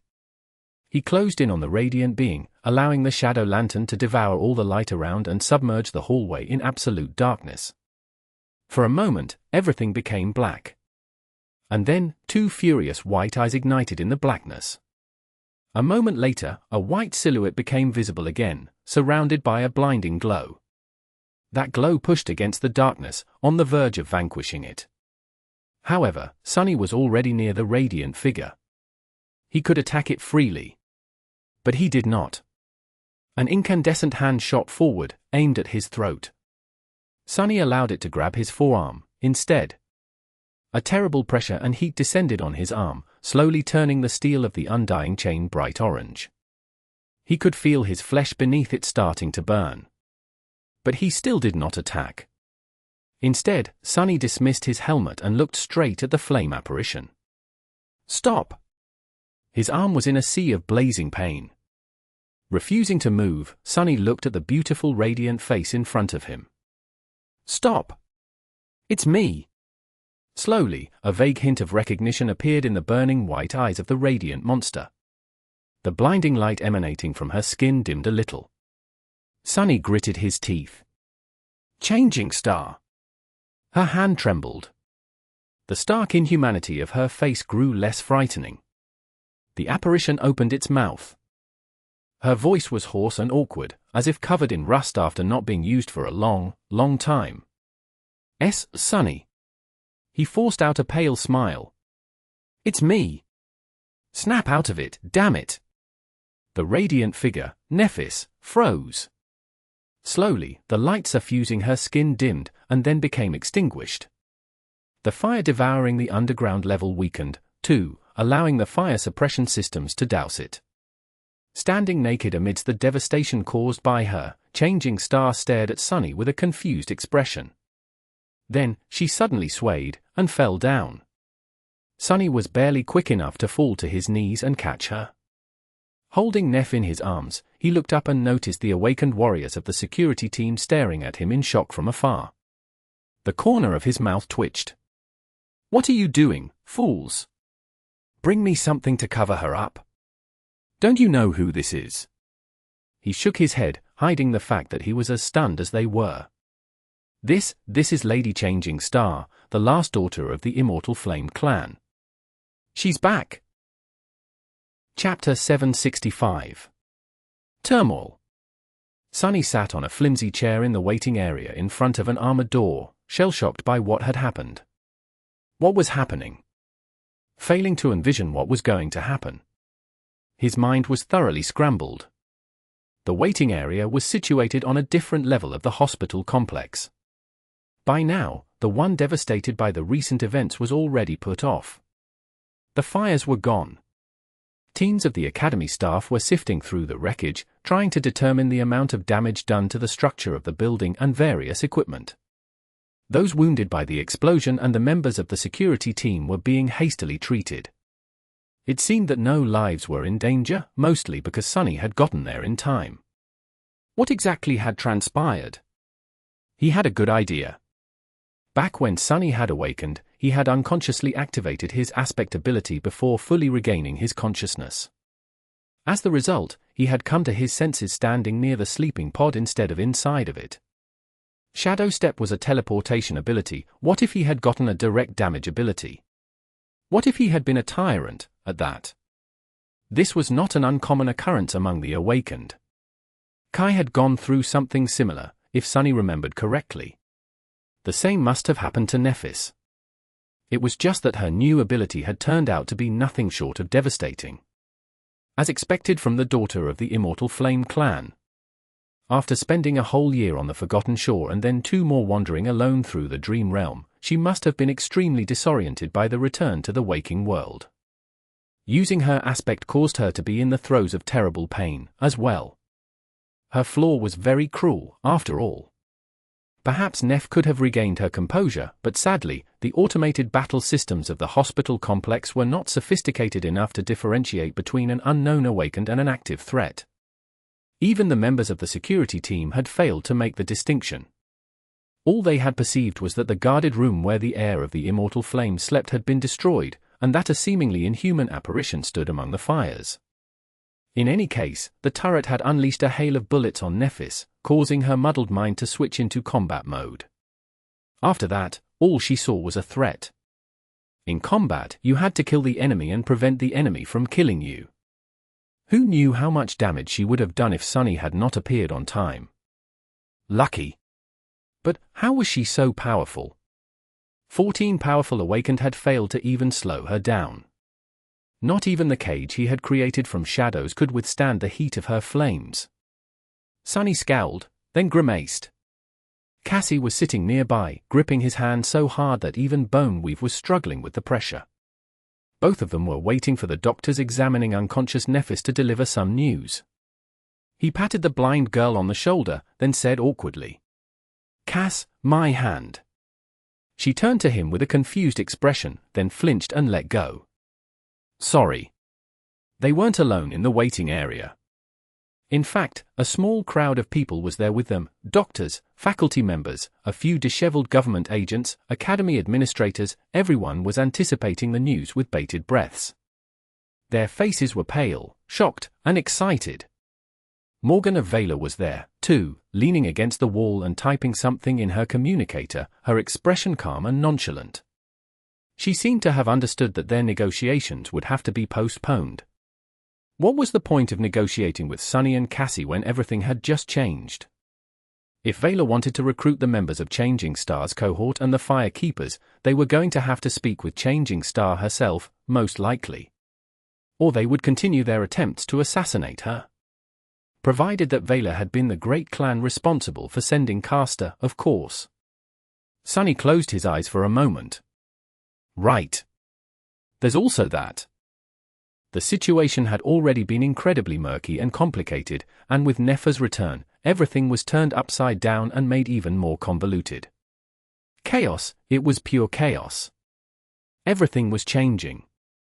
His own situation had also just turned much more dire, for obvious reasons. So why was he struggling to keep a sincere smile from appearing on his face? Sunny had reasons to be shocked, and reasons to be tense. And he was. But most of all, he was happy. Incredibly happy. A sense of profound relief, contentment, and joy threatened to drown his ability to think clearly. He felt as though something precious, something vital that he had lost was suddenly returned to him. Something that he had been missing. And now that it was back, Sunny felt complete. What the hell is this nonsense? Since when am I that sentimental? Although he tried to cover his raw emotions with a veneer of cynicism, in truth, Sunny could pinpoint the exact moment when he had changed. It was when he stepped into the circle of runes inside the Crimson Spire and escaped the Forgotten Shore, leaving Changing Star behind, to be devoured by darkness. After that, nothing had been the same. He gritted his teeth. "Doesn't matter. Take a hold of yourself." Sunny had the right to be happy that Nephis had returned alive to them. She was his friend after all, much more than that, even. But that did not mean that he could allow himself to relax. Just like her name suggested, Changing Star's return was bound to cause a massive shift. There were many dormant dangers that were going to awake now. More than that, there was a chance that she would become a danger to Sunny herself. He had spent years both hoping for and dreading her return. First things first. He had to know how Nephis had managed to come back. There were no other gateways in the Forgotten Shore. Had she found one in the Hollow Mountains, or had she gone north, east, or west in search of a less deadly region of the Dream Realm? Not that there would be. No one had ever returned from those parts, either, after all. Now that Nephis had lost consciousness, she was bound to be sent back to the Dream Realm. Depending on how dangerous the area surrounding her anchor was, she might not be able to return soon. Or at all, although Sunny doubted that the probability of that outcome was very high. The runes shown by the spell also named an Awaken's anchor. Since he could see both his own status and Nephis, all he had to do to find out was summon them. Not wasting any more time, Sunny called upon the shimmering runes and concentrated on a certain string of them. A moment later, Nephis' status appeared in the air in front of him. Sunny started reading, but then froze. His eyes widened. How is this possible? But there was no mistake. The runes read. Name, Nephis. True name, Changing Star. Rank, Ascended. Chapter 766. Making History. Instead, after 2 long years of solitude and relentless battles for survival, she had found a seed of nightmare and conquered the second trial of the spell as a sleeper. She had done it alone. At least that was the only way Sunny could explain the runes he was staring at. Ascended. That is impossible. Surviving the second nightmare was already not easy for a cohort of prepared awakened. More people perished while trying than returned victorious. How could a lone sleeper accomplish the same? No one had done it before. However, no sleeper had been a tyrant before. No sleeper had escaped alive from a battle with a corrupted horror of the depths before. No sleeper had slain a fallen terror before. Nephis had long established her penchant for accomplishing the impossible. Why was Sunny so surprised that she had done it again? No, he wasn't surprised. He was dismayed. A deep, unsettling emotion nestled in his chest, making his face grow dark and his eyes grow dim. The shadows around him seemed to become deeper. Doesn't matter. That doesn't change anything. The important part is that she is back. Who cares how she returned? But it did matter. To him, it was of paramount importance. His obsession with becoming more powerful than Nephis was not born out of simple vanity or empty pride. Someone else might have been tempted to chase power just for the sweetness of it, but to Sunny, being anything else than the strongest was an existential threat. As he sat in stunned silence, the sound of hurried footsteps resounded near him. Looking up, Sunny saw Effie pushing her way through the crowd. She was not shy about using her prodigious strength, so people did not really have any choice except to let her pass. Even Instructor Rock, who had appeared 10 minutes earlier, had to politely make way. The big man had been the person to send Nephis into the Dream Realm. It was no wonder that he dropped everything to come and wait with the rest of them. Sunny felt a bit touched. The huntress finally reached them and froze for a moment, then asked hoarsely. Sunny, Cassie. Is it true? Princess is back. Sunny looked at her for a bit, then simply nodded. Yes. I passed her to the healers with my own 2 hands. Effie did not move for several seconds. Then, a wide grin split her face. It looked as if she was on the verge of starting to howl again. Hell yes. I never had a doubt. No nightmare creature exists that can keep that pampered psycho down. Sunny couldn't help but smile a little, infected by her jubilation. Before too long, Kai arrived, as well. Usually, his appearance would have caused a stir, but right now, no one paid the former idol any attention. When he received the confirmation, an expression of profound relief appeared on the young man's beautiful face. Kai swayed a little, and then leaned on the wall to keep himself upright. Gods, thank the gods! Sunny had not realized it, but his friend must have been blaming himself for leaving Nephis behind all that time. He was truly too decent of a person for this vile world, and infected by a misguided sense of nobility to boot.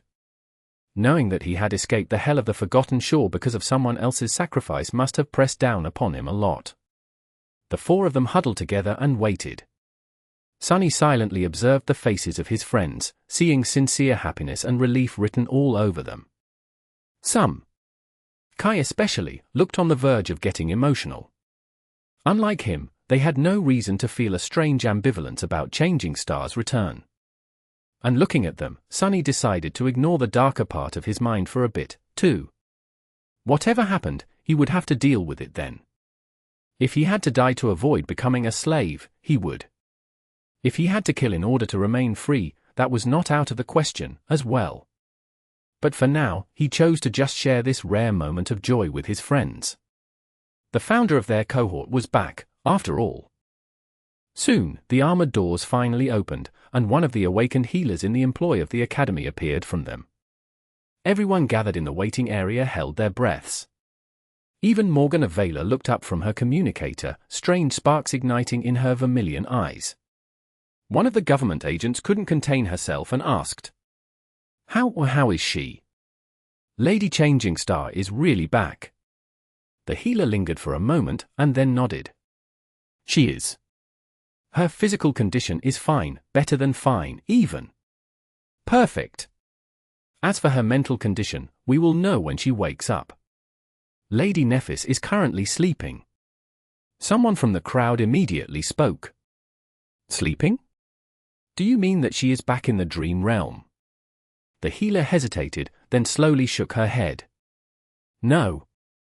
Lady Nephis seems to have ascended. So, she is simply asleep.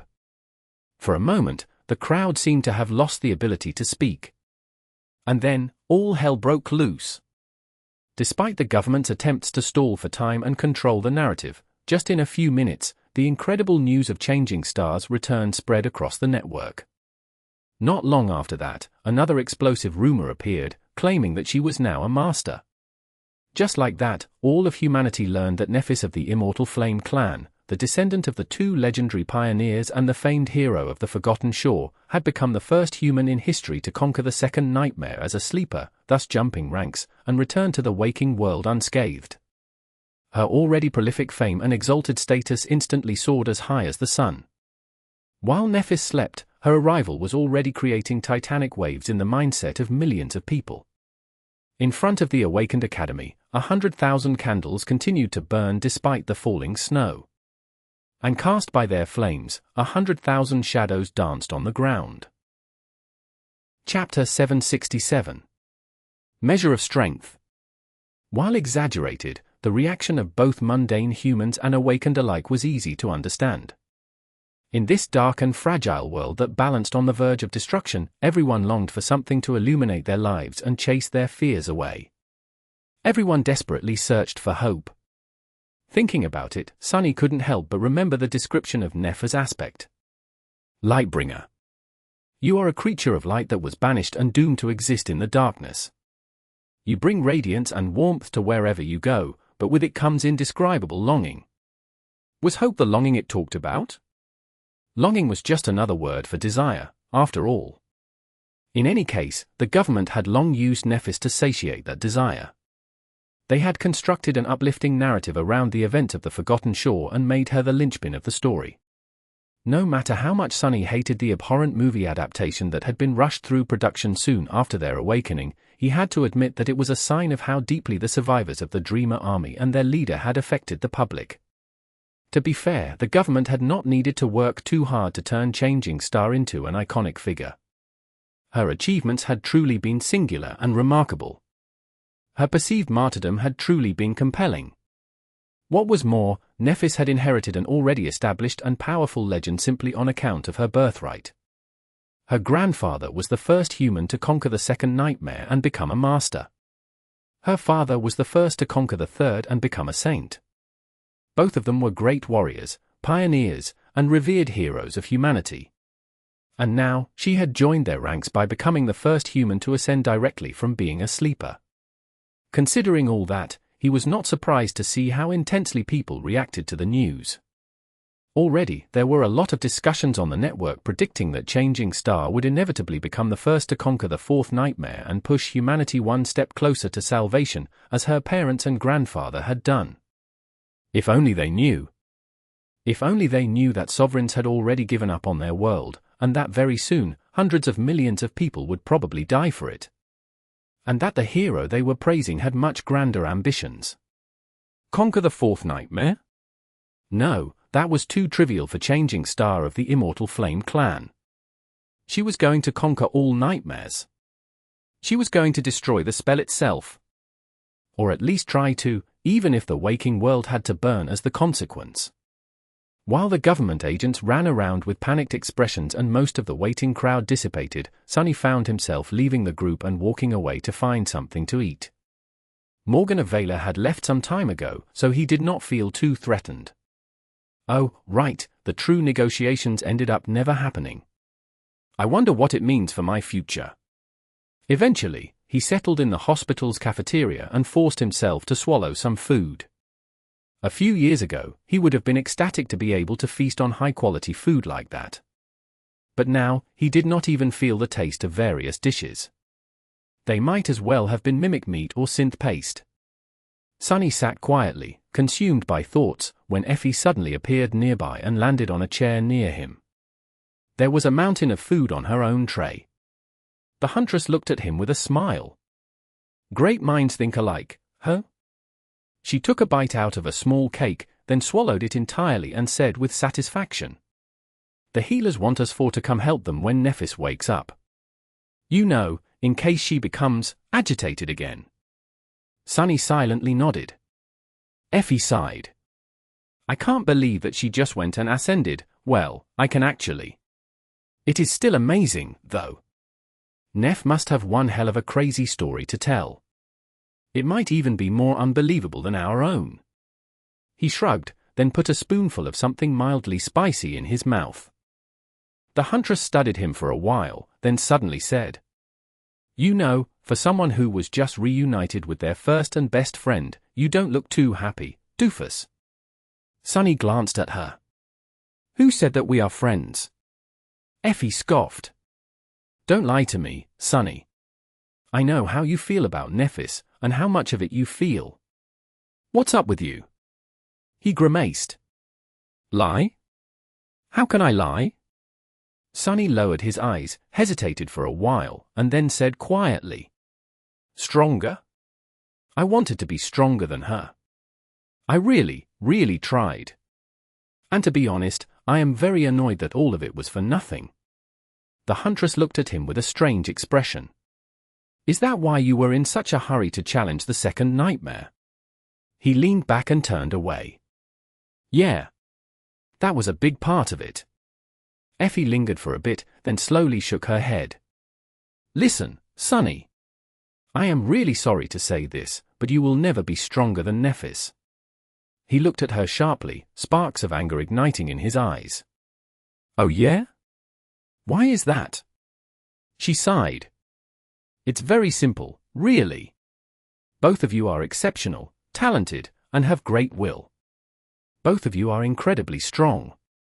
But, Sunny, it doesn't matter how fast you gain a new rank, how many nightmare creatures you kill, how many soul fragments you absorb. She will always be ahead. She looked him in the eyes and said soberly. It's because she has something that you lack. Nephis, she has conviction, Sunny. And you don't. As long as that doesn't change, you will always be behind. As he stared at her with resentment, Effie suddenly grinned and shrugged. But hey, who cares? I have even less conviction than you, and I'm doing great. Who needs it, anyway? I would much rather have a full belly than something like that." With that, she laughed and returned to her food, not paying the conversation any more attention. Sunny, however, remained still for some time. A somber expression appeared on his face. After a while, he sighed and silently resumed eating his meal. Conviction. Conviction, who needs it, indeed. Chapter 768. Dark Shore. Seeing familiar faces first after waking up would probably calm her down. And if not, having four masters at hand would be enough to deal with any unforeseen complications. Most likely. Sunny stood in the corner, looking at Nephis with a somber expression. Her pale face, her silver hair. For the past 2 years, he had often seen her through the transparent lid of the sleeping pod, bathed in its ghostly light. Now that she was out and returned to the real world, Changing Star seemed much more immaterial. And strangely vulnerable. She was truly back. He sighed. Cassie was sitting on a chair beside the bed, while Effie and Kai were resting on a sofa. None of them knew when Neph was going to wake up, and they had already spent a couple hours waiting. Without having to discuss it, all four decided to stay quiet. So, by now, they were pretty bored. Sunny, on the other hand, was filled with more and more tension. The corner of his mouth twitched. This anticipation is killing me. It's pure torture. He did not think that Nephis would abuse her power over him. But it was better to prepare for the worst. For that reason, Sunny was mentally going over all the clever ways he had thought of to undermine her absolute authority as his master. There were always ways. Owning an unwilling slave was not an easy endeavor. Especially one as powerful and resourceful as him. That had been one of the reasons why he had chosen to kill the mirror beast instead of subjugating it all that time ago. Still, Sunny could not help but feel a hint of fear. After a while, he shook his head and moved slightly. Then, without being noticed by anyone, Sunny silently merged with shadows. Hidden in their dark embrace, he hesitated for a few moments, and then called upon Nightmare. A vast shadow appeared near him, all around him. This was the dark Destria in his true, shapeless form. Sunny allowed himself to be enveloped by the larger shadow, and then gave it a silent command. What happened next was hard to describe. He had only done this a few times in the past, and each time was as strange. It was a bit like traveling to the dream realm, but also different. Tired of waiting, Sunny had decided to travel to Nepha's dreams. There was no sense in prolonging his anxious anticipation, anyway. He had to see if Changing Star was still sane. He had to know that she was still herself. Soon, Sunny found himself on a dark shore. Beneath him was a vertical slope, with furious waves crashing against the cliffs far below. Some distance away, a tall and beautiful lighthouse stood, illuminating the absolute darkness with its radiant flame. Sunny studied it for a while, and then nudged Nightmare to walk along the edge of the cliff. Sitting in the saddle, he rode the black steed and tried not to look around too much. Dreams were a strange place. They did not adhere to the logic of the real world and were always flowing, always changing. The more powerful a dreamer was, the more solid they sometimes appeared. They were also dangerous for dreamwalkers such as Nightmare and Sunny. The threats contained within them might not have been real, but by invading this subliminal space, the uninvited guests had to treat them as such. This was why Nightmare often returned wounded from his travels. If an ascended dreamt of a powerful abomination, the dark Destria had to battle the abomination as if it was real. However, not only dreadful fiends posed a threat. His opponents were empowered by the dream itself, so their strength depended on the strength of the dreamer. Their actual shape did not matter that much. Nephis was very strong. So her nightmares were bound to be terrible, as well. Soon, the landscape around them changed. The dark shore and the lighthouse disappeared, and instead, the streets of a ruined city appeared from nowhere. With a bit of apprehension, Sunny recognized the familiar shapes of the stone buildings of the dark city. However, they were simultaneously the alloy towers of the siege capital. Their facades were broken, with smoke and fire escaping from the cracks. A wide road was littered with burning debris, and a luxurious PTV lay overturned some distance away, its armored frame bent and riddled with holes. Blood was spilling on the melting asphalt from the shattered windows. Sunny slowly approached the PTV and then jumped off Nightmare's back. After hesitating for a moment, he bent down and looked inside the cabin. There were several corpses inside, all wearing mundane clothes.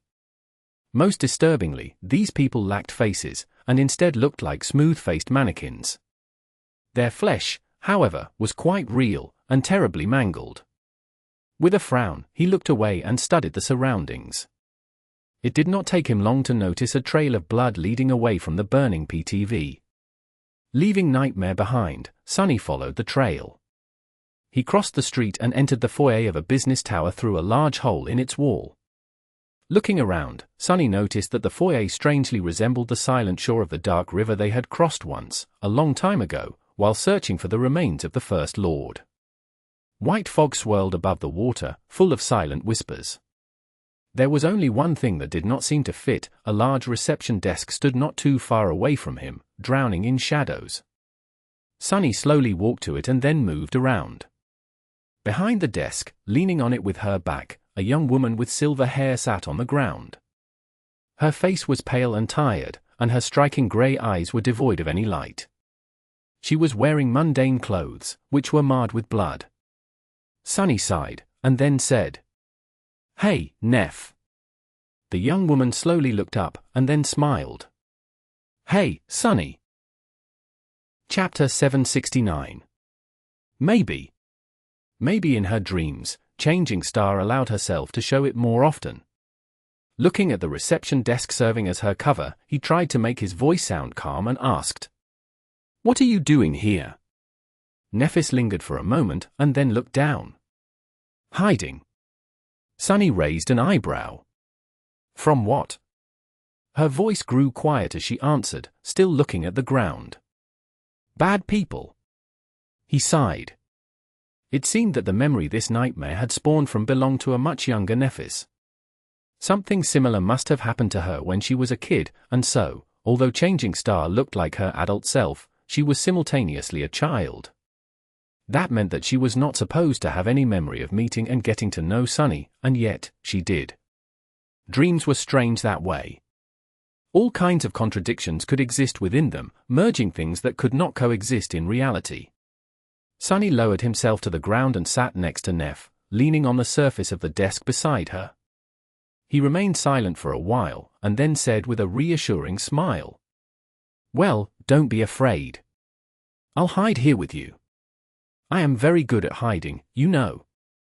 If bad people come, they will never see us."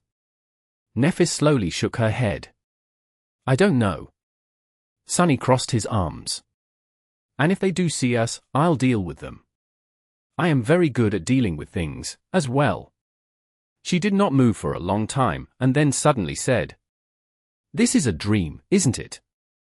He almost flinched and then tried very hard to suppress a curse. That question was extremely startling. Well, what else did he expect? This was Nephis, after all. Even the awakened terror of her first nightmare had failed to contain her within a dream. Regaining his composure, Sunny simply nodded. Nephis sighed. "It is too nice to be real. Strange. I haven't dreamt in a long, long time." Slowly, the space between them started to change. It flowed, transforming into something different. The darkness was dispelled by the radiance of an incandescent sun. The cold waters receded, making way for pristine white sand. Above them, there was now a boundless azure sky. Sunny felt an unbearable heat assault his skin. A few moments later, they were surrounded by a vast, scorching desert. Instead of a modern desk, their backs were against the trunk of a tall tree. Its bark was as white as the pristine sand, and its leaves were scarlet. Tens of thousands of skulls hung from the beautiful branches, fastened to them by glistening threads of black silk. More disturbingly, 2 human figures were cruelly nailed to the tree, hanging from it like prisoners. One of them was a man with black hair, dressed in dark clothes. The other was a woman in white, her hair glistening like silver. From where he sat, Sunny could not see their faces. Perhaps that was for the best. He opened his mouth, but then froze, realizing that he did not know what to say. There was too much. Too much he wanted to tell her, too much he wanted to ask her. There were matters they had to discuss that had to do with their future, the great clans, the sovereigns. There were matters they had to discuss that had to do with their past, the decisions they had made, the mistakes that had been committed. There were his emotions, as well. His resentment, his anger, his pain, his joy, his glee. There were her emotions, as well. All of this was so immense. Sunny was much older now than when they had first met, even though only 3 years passed. Those years contained lifetimes of bitter lessons he had learned. He had never been good with complicated feelings, and although he did make some progress on that front, Sunny was still far from being adept in these matters. So what was he supposed to say? He remained silent for a while. Then, finally, he looked at her and said the only thing that came to his mind. The most truthful one. I missed you. Nephis smiled, and looked at him as well. I missed you, too. Sunny let out a heavy sigh, and slumped a little, full of strange relief. A moment later, however, his face turned dark and ugly. Gritting his teeth, he glared at her and spat. If you really miss me, then why the hell had you left me behind? Nephis' smile slowly dimmed. A few moments later, she looked away and sighed. Because it was the better choice. Sunny clenched his fists. Who the hell do you think you are? Who asked for your righteousness? Do you even know what you took from me? Who gave you the right to make that choice for me? Changing Star looked down and remained silent for a bit. Then, she said, But I did not make it for you. I made it for me. She studied the white desert for a while, and then sighed. If you remained with me, yes, maybe, we would have been stronger together. Maybe we would have grown faster together. Maybe we would have been better, together. Maybe we would have survived. But what were the chances of that? Unlike me, you can't heal yourself from terrible wounds. Your soul is not infused with the fire. Maybe you would have just died. Nephis looked at him, soft sparks igniting in her grey eyes.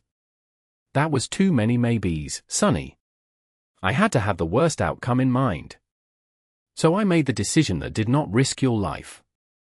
But, make no mistake, it was not for you. It was for me. It was not that I did not want you to die, it was that I wanted to spare myself from having to watch you die. I had to protect myself, too. She stared at the white sand, and whispered. I buried too many people, Sunny. I deserved the right to be selfish. Even if it did you harm. He stared at her with a dark expression, then spat. Why do you even care whether I live or die? Nephis looked at him and smiled. The wind moved her silver hair, making it dance. Then, she shrugged and said in an even tone. Because I do. Chapter 770. Aimless Blade. Sunny appeared from the shadows and resumed his position in the corner. No one seemed to have noticed his absence, which was for the best. His short conversation with Nephis had been interrupted by the appearance of a ghastly demon with 6 arms and charred black holes instead of eyes. Sunny had done his best to restrain the abomination while Nightmare attacked it from the back. In the end, they managed to destroy it without sustaining any wounds.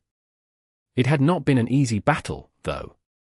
After that, Sunny felt too confused to continue the conversation, and instead chose to return to the waking world. Because I do, that doesn't even make any sense. It seemed that Nephis' whole existence was designed to continuously stump him. From their first conversation on the Forgotten Shore until now, he just could not get how her mind worked. Protecting Cassie simply because she wanted to, caring about people simply because she did, the sheer audacity of being so unapologetically strange and irrational made him fume. Especially so because he suspected that Nephis somehow derived strength from this bizarre attitude. Was that what Effie had meant when she talked about conviction? Sunny did not really understand what exactly it was that she thought he lacked. Was it will or determination? If so, the huntress was terribly mistaken. He might not have been the most principled of people, but few could boast of having more determination than Sunny. Otherwise, he would not have survived all the terrible trials that life had thrown his way. But maybe conviction was something else. Maybe having will and determination was not enough unless they were aimed at something precise and guided by a singular purpose. After all, having a sharp sword was useless unless it was brandished against an enemy. Was conviction a guiding principle that shaped formless power and determination into a sharp blade? Was it an unbreakable will to achieve a certain purpose? No, it was not so simple. Sunny was not without a purpose, after all. He had his own goals: to have a good life, to be free, to make sure that those he cared about were safe. Why were these values not worthy of being called a conviction? If there was one thing he noticed, it was that all of his desires were centered around him. They were all aimed inside. He did not think that there was anything wrong with that. In fact, he considered it a great virtue. Nephis, on the other hand, disregarded herself to an almost demented degree in pursuit of her goals. All her desires were aimed outside, and incredibly ambitious. Was that the meaning of conviction, then? Was it not only important to have a purpose, but also for the nature of that purpose to be larger than oneself? For the principles that guided one's determination to be founded in something vast and deep, thus pushing the person to rise higher and strive for more? All that sounded too high and mighty to Sunny. He was more inclined to value his own simple goals over such lofty ambitions. However, he couldn't help but feel a bit uncomfortable at the thought that someone with a greater purpose had an inherent advantage over someone who just wanted to be left alone, as he did. Unfortunately for Sunny, he was fated to compete against exactly these kinds of people if he wanted to be free to live his life as he seemed fit. Only if he became greater than all of them would they leave him be. Which was bound to result in a very inconvenient paradox. Why am I even thinking about this? Damned Effie and her damned moments of insightfulness, who says she's even right? In any case, he had other things to consider. His visit to Nefer's dream had not turned out how he hoped it would. Sunny did accomplish one of his goals and tentatively made sure that 2 years of lonely and, no doubt, harrowing travels through the dream realm had not driven Changing Star insane. The exact scope of damage done to her mind was yet to become clear, but at least she was not a raving lunatic. In fact, Nephis seemed strangely stable for a person who had gone through something that no one should have ever been forced to endure. Whether it was the result of her stalwart willpower or something else entirely, he did not know. Regardless, a lot of tension Sunny had felt slowly dissipated. Not all of it, however. While he had determined Nefer's general mental state, he failed in his 2 other intentions. First, Sunny had not been able to find a bit of closure in dismantling her reasons for invoking his true name. He had expected Changing Star to hide behind a false and misguided veil of having done it for his own good. He had been prepared, and wished to, obliterate her hypocritical pretense of righteousness. He wanted to express his anger, fury, and resentment. He wanted to cause her to feel at least a small part of the anguish that she had caused him to feel. But Nephis had subverted his expectations by readily admitting that her actions were nothing but selfish, making all the attacks and accusations he had prepared moot. That left Sunny confused and unsatisfied. The fight he had wanted to pick never happened, because the other person did not want to fight. His animosity was not only struggling against his own complicated feelings, but also completely one-sided. Infuriating. Much more importantly, Sunny had failed to learn the most vital information. He had not gathered the courage to ask the question that was bothering him the most. What were Changing Star's intentions toward their strange and inescapable bond? What was she going to do with her power over him? So many heavy, complicated, and frightening things were tied to that question. Once he asked it, there would be no going back. He could lose so many things that he cherished, and even more that he did not even have the opportunity to experience yet. Depending on the answer, the nature of their relationship could forever change. There was a possibility that it would cease to exist, even. Although it might have seemed like he was burying his head in the sand, Sunny simply could not bring himself to have that fateful conversation yet. The stakes were too high. And so, for now, he decided to follow the easiest path and simply let some things remain unsaid. He wanted to see how the situation would develop first. There would always be time to act later. At least that was what he told himself. As time passed, the four masters remained silent. They were watching over the young woman who slept peacefully, her nightmare slain by a transient shadow and his steed. After a while, Nefer's eyelids quivered. And then, slowly, she opened her eyes. Chapter 771. Honor Guard. Cassie barely managed to squeeze her hand, while Effie and Kai could only express their joy with words. Sonny remained silent, still preoccupied with his tumultuous thoughts. The corner he was standing in became even darker than it had been before. Nef herself seemed a bit disoriented, so their short reunion had turned out to be somewhat muddled. There were certain procedures involved when a person awakened, and even more once they ascended. All kinds of interviews, evaluations, and tests had to take place. All kinds of reports had to be submitted, all types of permissions had to be granted, and all varieties of procedures had to be enacted. The bureaucratic machine stirred awake to legitimize and integrate a new master into the larger framework of humanity. Sonny knew the process well, because he had gone through it himself. It was just that his own experience had been separated into two distinct instances, and made smoother by Master Jet's participation. Nephis, on the other hand, had to go through both sets of procedures at once, which was more or less unprecedented. She also did not enjoy the patronage of a high-ranking government representative, yet. Perhaps that would not last long. There were other complications, as well. Her situation was unique and abnormal in more than one sense.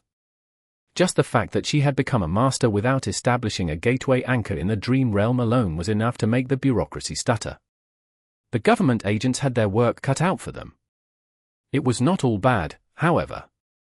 The process, while slightly obnoxious, was there for a reason. It was not only about gathering the necessary information and officially establishing the Ascended's new and elevated status. It was also designed to help the return deal with the most damaging effects of suddenly coming back to safety after experiencing untold horrors in the nightmare, at least to a certain degree. No matter how strong Changing Star was, no one doubted that her harrowing adventure through the dream realm and the nightmare had left its scars on her mind. The government was well aware of how fragile many powerful awakened truly were. It was not only on guard against those who could break, but also experienced in employing all kinds of preventative measures to reduce the possibility of that happening. Due to how important Nephis was both to the propaganda machine and to the actual defensive efforts of humanity as another special strategic asset, the government threw its best resources into ensuring that the initial steps of her rehabilitation went as smoothly as possible. Of course, she was free to decide how much exactly she was willing to share. Some basic tests, however, were mandatory, since it was necessary to determine how safe it was to release her into the population. What it meant was that it would take long hours before the members of the cohort would be able to see Changing Star again. They weren't the only ones waiting, too. At some point, Cassie had left and returned to the Dream Realm to inform the Firekeepers of the incredible new development. Soon enough, dozens of them used the gateway in the Ivory Tower and returned to the waking world for the first time in months.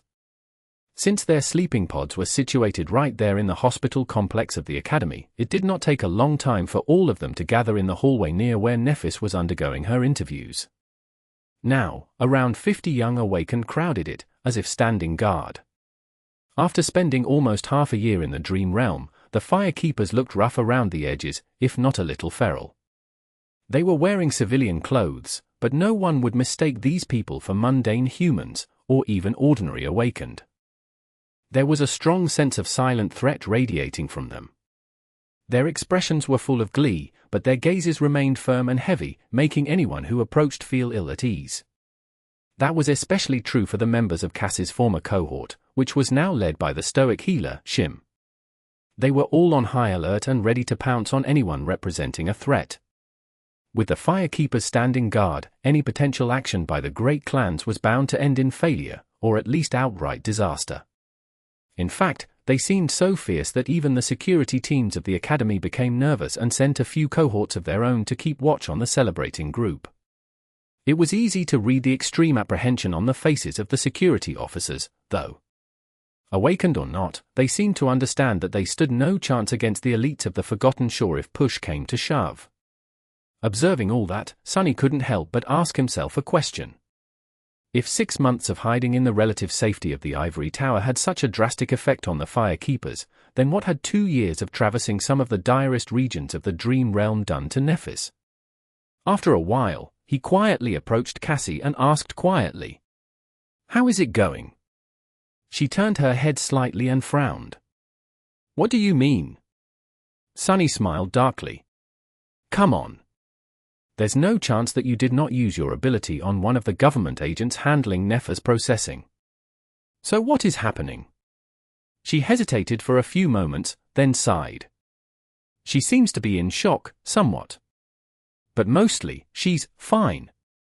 Actually, it's a bit disturbing how fine she is. He frowned. "Well, it's Nephis. You know how she is." Cassie slowly shook her head. "She is human too, Sunny. It's just easy to forget that fact sometimes because it's her." Sunny fell silent, not knowing what to say. After a few moments, the blind girl suddenly spoke again. She seems reluctant to speak about most of what happened to her, but at least, she agreed to receive psychological counseling. That's a good start. He blinked a couple of times. Nephis agreed, to what?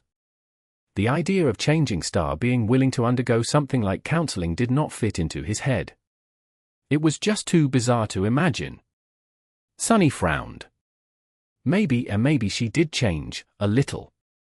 Finally, after long hours of waiting, the government agent seemed to finish the bulk of their tests. The doors opened, and the familiar figure stepped out of them. Just like on the first day Sunny had met her, Nephis was wearing a simple government-issued tracksuit.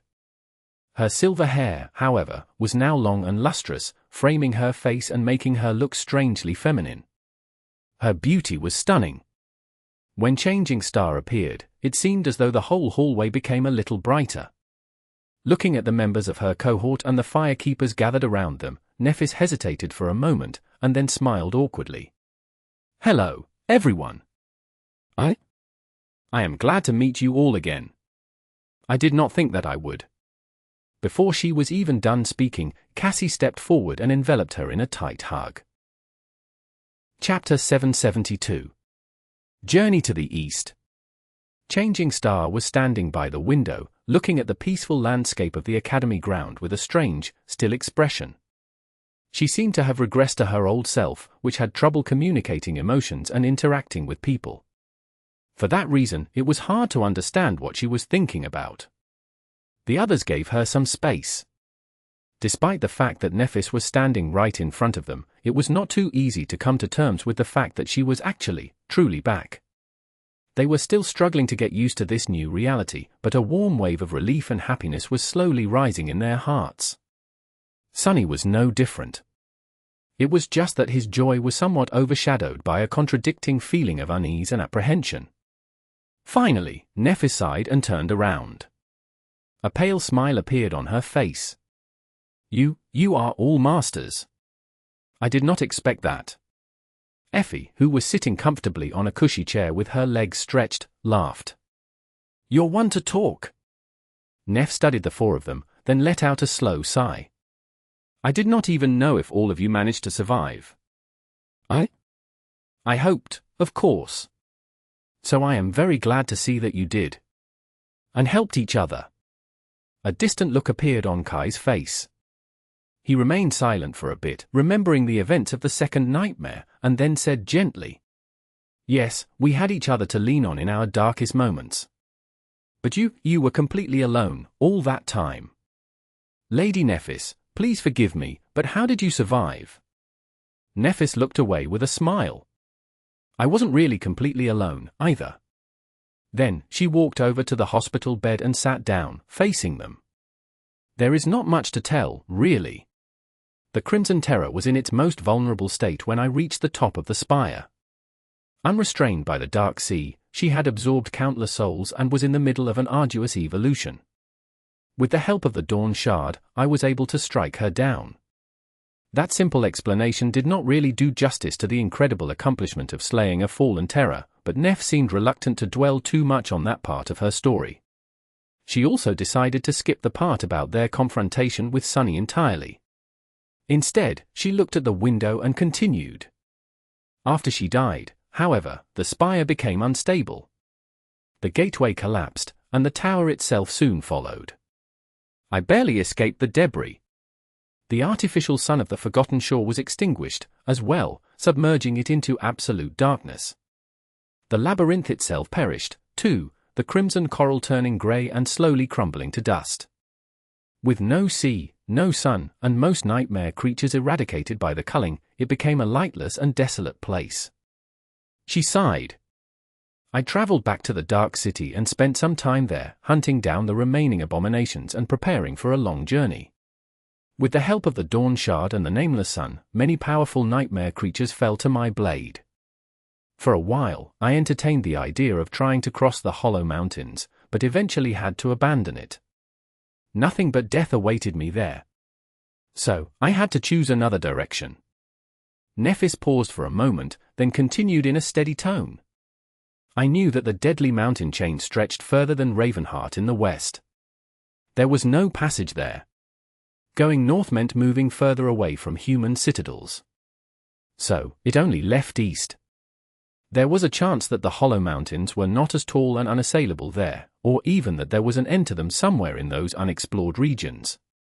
It was only a chance, but it was all that I had.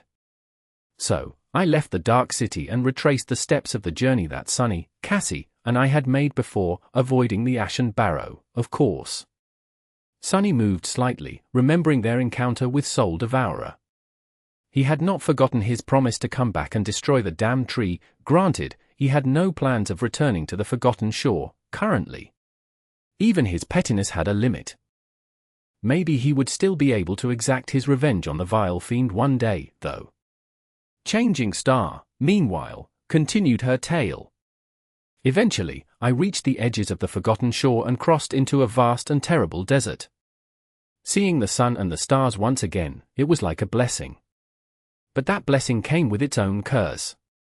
The desert had once been the site of a great battle, I think, or maybe that land had been turned into a lifeless desert by the battle instead. In any case, echoes of the clash between powers well beyond our comprehension still linger there, making it a dire and deadly place. As Sunny remembered the white desert from her dream, Nephis paused, and then continued in a somber tone. But at that point, it was too late for me to turn back. Following along the Hollow Mountains, I ventured into the desert and made my way further east.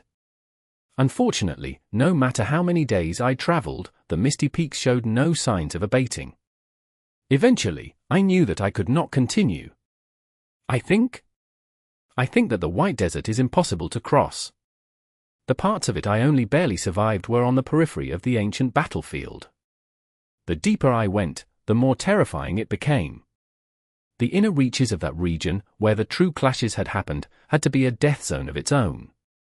Worse still, even if one manages to resist the many horrors dwelling there, the desert itself will eventually kill them.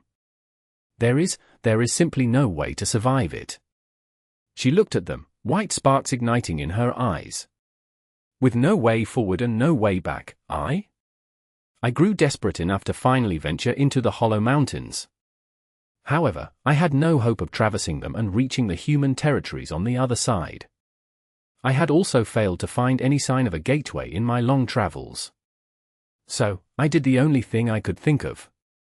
I tried to find a seed of nightmare. Eventually, and with some help, I encountered one near the boundary of the dark realm that hides within the mountains, and challenged it. A pale smile appeared on Neph's face. And here I am. Safe and sound. She grew silent for a few moments, and then added quietly. Well, not quite. But I am still alive, at least. Chapter 773. Catching up. But then again, was it even possible to describe 2 years of never-ending struggle for survival with just a few words? Not even considering the things that Changing Star might have wished to keep to herself, and he was sure that there were plenty, she would have had trouble describing even the things that she wanted to share. It was going to take time. As for the actual secrets, while he was dismayed and uneasy, Sunny himself was known to keep a lot of things close to his chest. More than that, they all had to be cautious about what they said. The room provided to Nephis by the Academy might have been safe, but that did not mean that it was not monitored. That was the reason why both Effie and Kai remained mostly silent despite the fact that they clearly had a lot of questions. Unlike Sunny, they did not possess a good understanding of Changing Star's aspect and current class. All they knew was that she possessed a divine aspect, just like Sunny and Mordred did. Eventually, Cassie broke the silence. "It is fine. Now that you are back, everything is going to be fine." She paused, and then added somberly. "However, our current situation is very delicate." Nephis looked at her and frowned, the white sparks in her eyes becoming a little brighter. "Were there any complications after you returned from the Forgotten Shore?" She was alluding to Castor, the great clans, and the sovereigns that wished her dead, of course. Sunny finally spoke.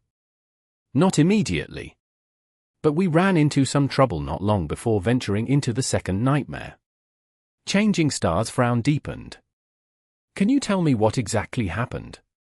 He shrugged. "I can. But we'll get you up to speed later, in a more private setting. For now, let's just say that there was supposed to be a negotiation with the representatives of the great clan Vela today, which fell through, for obvious reasons." Sunny paused for a moment, and then added, "Other than that, the important things to know are, let me think, actually. I am a renowned academic and an instructor at the Academy now. Cassie leads the Fire Keepers." "Oh, Fire Keepers are the Forgotten Shore survivors whom you saw outside. They are basically your groupies."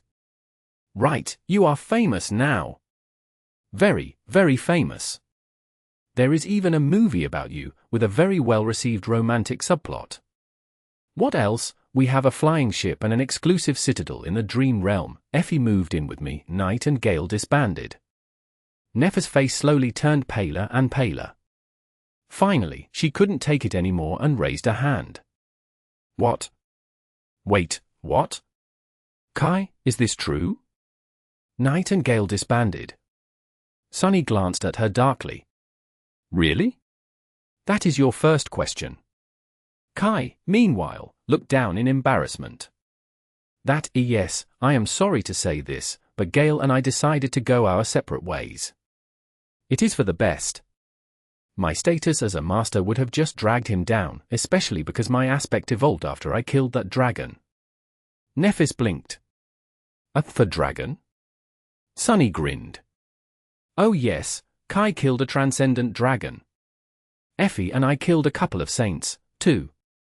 I even killed the same one twice. First time before I was beheaded, the second time after." Changing Star slowly raised her second hand and grabbed her head. I think I need a moment." "Wait, can you start from the beginning?" A strange expression suddenly appeared on her face. "And did you say something about a movie? With a romantic subplot? What? Asterisk, asterisk, asterisk." Sunny had a bit of fun filling Nephis in on what had been going on with the four of them, and the waking world, during her absence. There was a lot of ground to cover, but he chose only the juiciest moments. Like falling into a bottomless abyss for a month straight on top of a dead demon, being burned by divine flames, and discovering an ancient tower left behind by a mysterious deity. Or finding out that Effie was confined to a wheelchair in the waking world, only to see her leave it behind after conquering the second nightmare. Or slaying a corrupted monster to get their hands on a shipwrecked flying vessel and repair it. Or watching two saints obliterate an entire island as they fought to the death. The list went on and on. After a while, Neph weakly waved her hand. I think I need a break. Can you guys give me a few minutes?" By then, it was already late into the night. It was dark outside the window, with only pale moonlight and powerful beams of defense turrets illuminating the black sky. Sunny grew silent, then shrugged. "Sure. You need some rest, anyway. We can continue in the morning. The government should be ready to release you by then, too. Have you thought about where you want to go?" Staying here in the academy is an option too, of course. He thought for a few moments, and then added awkwardly. I feel stupid asking this, but do you have a place to stay? Do you have money? Are there people we need to contact? What is your clan's situation, exactly? Nephis absent-mindedly touched her neck, then answered in a neutral tone. There is all a manor. That is pretty much the only property the clan has left. Everything else was liquidated and sold a long time ago. I sealed it before leaving for the first nightmare, so it should have remained empty for the last 3 years. It's hard to say what state it's in. She lingered for a moment, and then added. I should have a bit of money left. And there are no people. Most of our retainers fled over the years, and the rest left after my grandmother passed away. That was not too long before my nightmare, too. I'll have to think about what to do now. Sunny looked at her, and then frowned a little. What about safety? Aren't you concerned about, your previous issues? Nephis remained silent for a long time, then shook her head. I don't think anyone will try to kill me anytime soon. He glanced at her with dark curiosity. Really? Why? Some people weren't shy about it before. Changing Star looked at him, and then said evenly. Because now, I am not easily killed. Chapter 774. Fundamental Changes. As the members of the cohort left the room to give Nephis time to rest, Sunny was deep in thought. Changing Star was an ascended tyrant now. Killing her was much harder than assassinating a mundane child that was protected only by the dwindling forces of a fallen clan, especially due to the nature of her powers.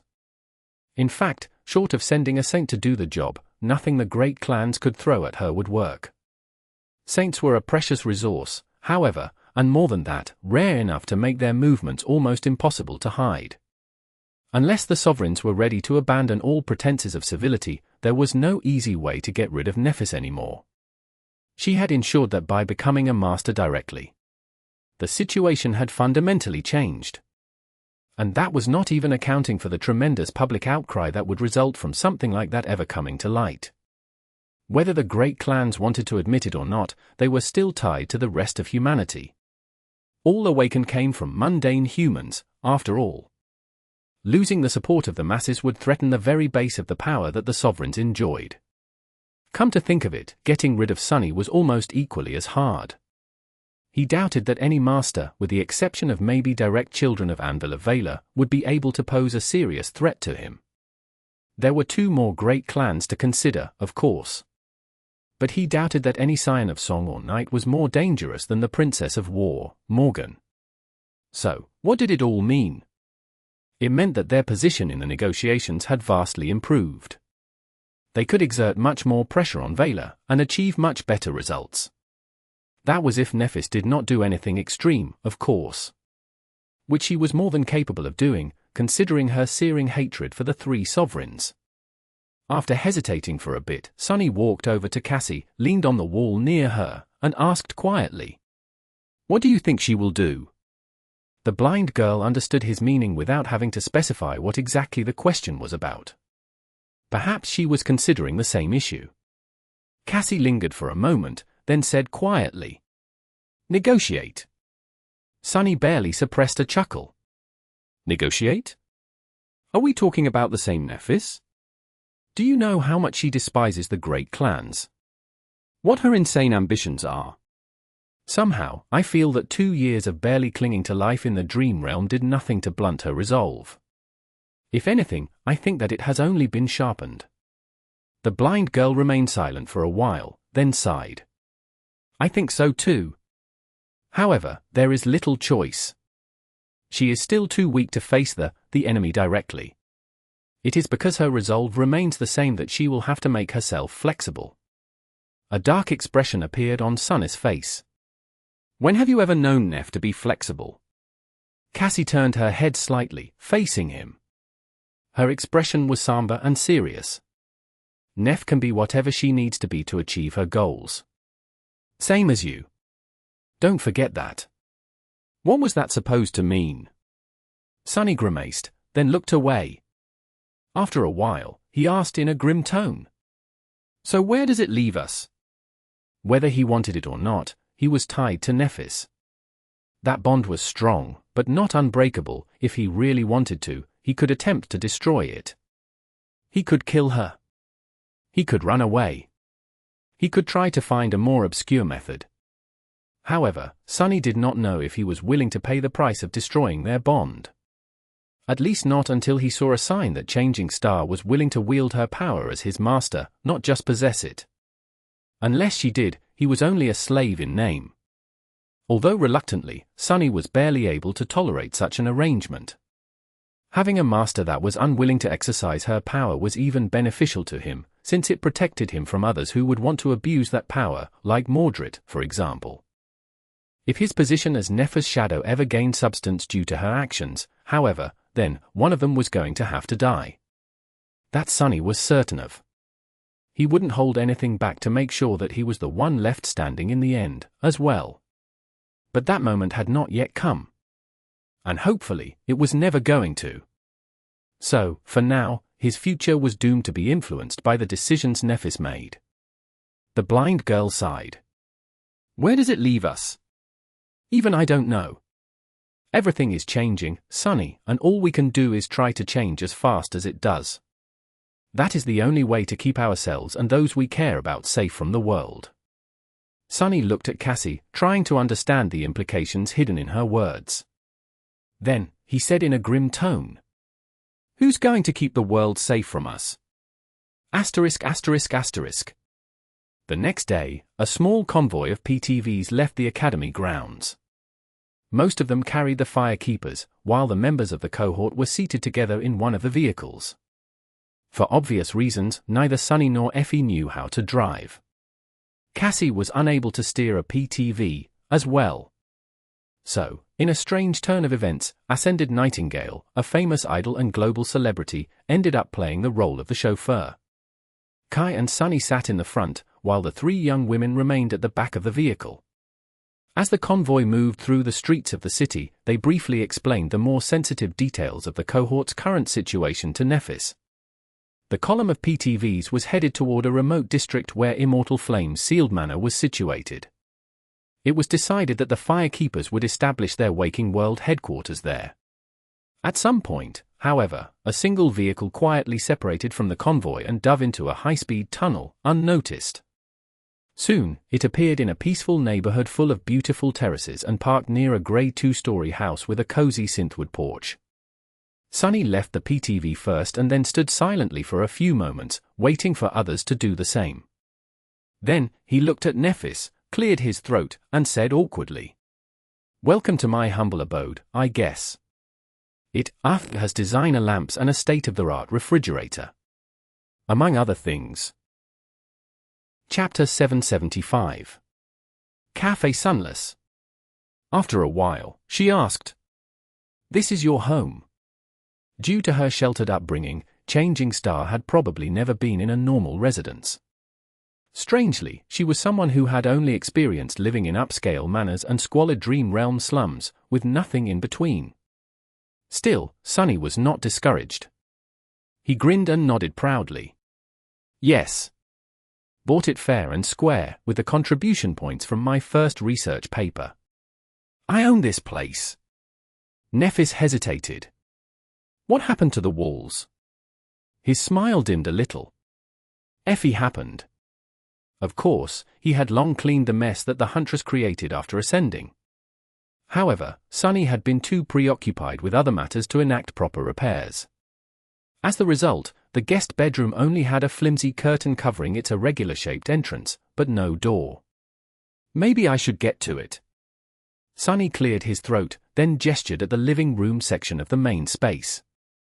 "Make yourself comfortable. I'll make us something to eat." As the cohort settled, he walked to the kitchen area and stood in front of the open refrigerator for some time, thinking. For some reason, Sunny had a strong desire to cook up something special. Nephis must have been sick of eating monster meat for years, so. Finally, he produced a number of ingredients and laid them out on the cooking surface, then started the preparations. Fried rice should do the job. Omuris? Do I have eggs? As he went about it, the discussion reached a poignant moment. Cassie was finishing describing the important details of the reason for their tense relationship with Clan Vela. And so, we accomplished our goal and ascended. However, that man, Mordred, he must have ascended, as well. His clan doesn't know that yet, so their response was only mildly aggressive. Sky Tide of Whitefeather took most of the blame for his escape and the consequent death of St. Cormac. That did not save us from all fallout, sadly. She paused, and then added somberly. They have secretly captured 2 of the Loyalist Forgotten Shore survivors. The rest of us took shelter in the Dream Realm. For the past 6 months, Sunnis contact in the government acted as an intermediary to arrange a peaceful negotiation. It seems that Vela is finally ready to talk, but they aim to recruit at least one of us into their clan. The blind girl sighed. The 4 of us are already a very important asset, but with the addition of the Fire Keepers, our value is nothing short of tremendous. If they can't get all of us, they are determined to at least make sure that we don't pledge allegiance to their competitors. Of course, now that you are here, the situation has become even more fraught with tension. Vela will be much more motivated. Cassie smiled weakly, and then said in an apologetic tone. I'm sorry to have to burden you with all that right after you return.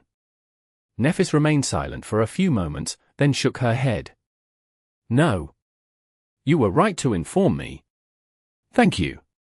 A grim and thoughtful look appeared on her face. Sunny, meanwhile, listened to the conversation silently. He was darkly perplexed by the fact that his life had turned out in such a way that encountering words like loyalists, government contact, and allegiance in a casual conversation did not seem out of place. Effie, meanwhile, looked at Changing Star with curiosity and asked, I get what our problem with the great clans is. What's your problem with them? I thought that you, of all people, would have been chummy with the top legacies, Princess. Nephis looked at her without any amusement. They want me dead. The huntress blinked a couple of times. What? Why? Changing Star shrugged. You'll have to ask them. Effie remained silent for a while, thinking. After some time, she frowned and asked. So was Caster? Nephis simply nodded. He was. Kai looked at them with confusion. He was what? Everyone turned to him, suddenly realizing that the archer was less informed about some of the darker secrets of what had happened on the Forgotten Shore than the rest of them. After a while, Effie shook her head. I mean, aren't you the walking lie detector? What do you think Caster was up to?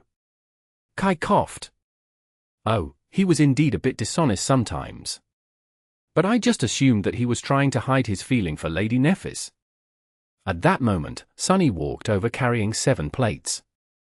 He held 2 in his hands, 2 more in shadowy limbs that played the role of a second pair of hands, balanced 2 on his forearms, and the 7th was swaying slightly on top of a tangible shadow that resembled a long tail. Placing a plate of delicious, steaming omuris in front of Kai, he said with a crooked grin. Oh, he had feelings for her for sure. The feelings of wishing to kill her to complete his mission. Sadly, he stumbled on me first. It was a sad thing, indeed. If Sunny had not killed Caster, if Nephis had known in advance that slaying the Crimson Terror would force the Spire to seek another conduit, if Cass's vision had been more detailed, well, there was no point in feeling regret now. What had been done was done. The current conversation just went to show that Kai's strange flaw, while useful, was also often detrimental and misleading. As Kai stared into the distance in stunned silence, Sunny placed the other plates on the table, pushed 3 of them toward Effie, dismissed the shadows, and landed on a soft armchair. Then, he picked up his utensils, smelled the omuris, and let out a satisfied sigh. What are you waiting for, fools? Dig in. Chapter 776. The enemy of my enemy. So, what do you think about the mess we're in? She put down her utensils, looked at the empty plate with a hint of regret, and then asked. That Mordred, the rank of his aspect is the same as ours. Sunny nodded, prompting her to frown. While she thought, he reluctantly added. He is also older and more powerful than us, and possesses more knowledge than anyone in the waking world should have. Other than that, he is, actually, I don't know what he is, I just feel that something is very wrong with that guy. Regardless, he is dead set on destroying Clan Vela. It is just hard to tell how he is going to go about accomplishing that goal. Changing Star remained silent for a few moments, then said evenly, "He is going to search for allies." Sunny's expression grew a little darker.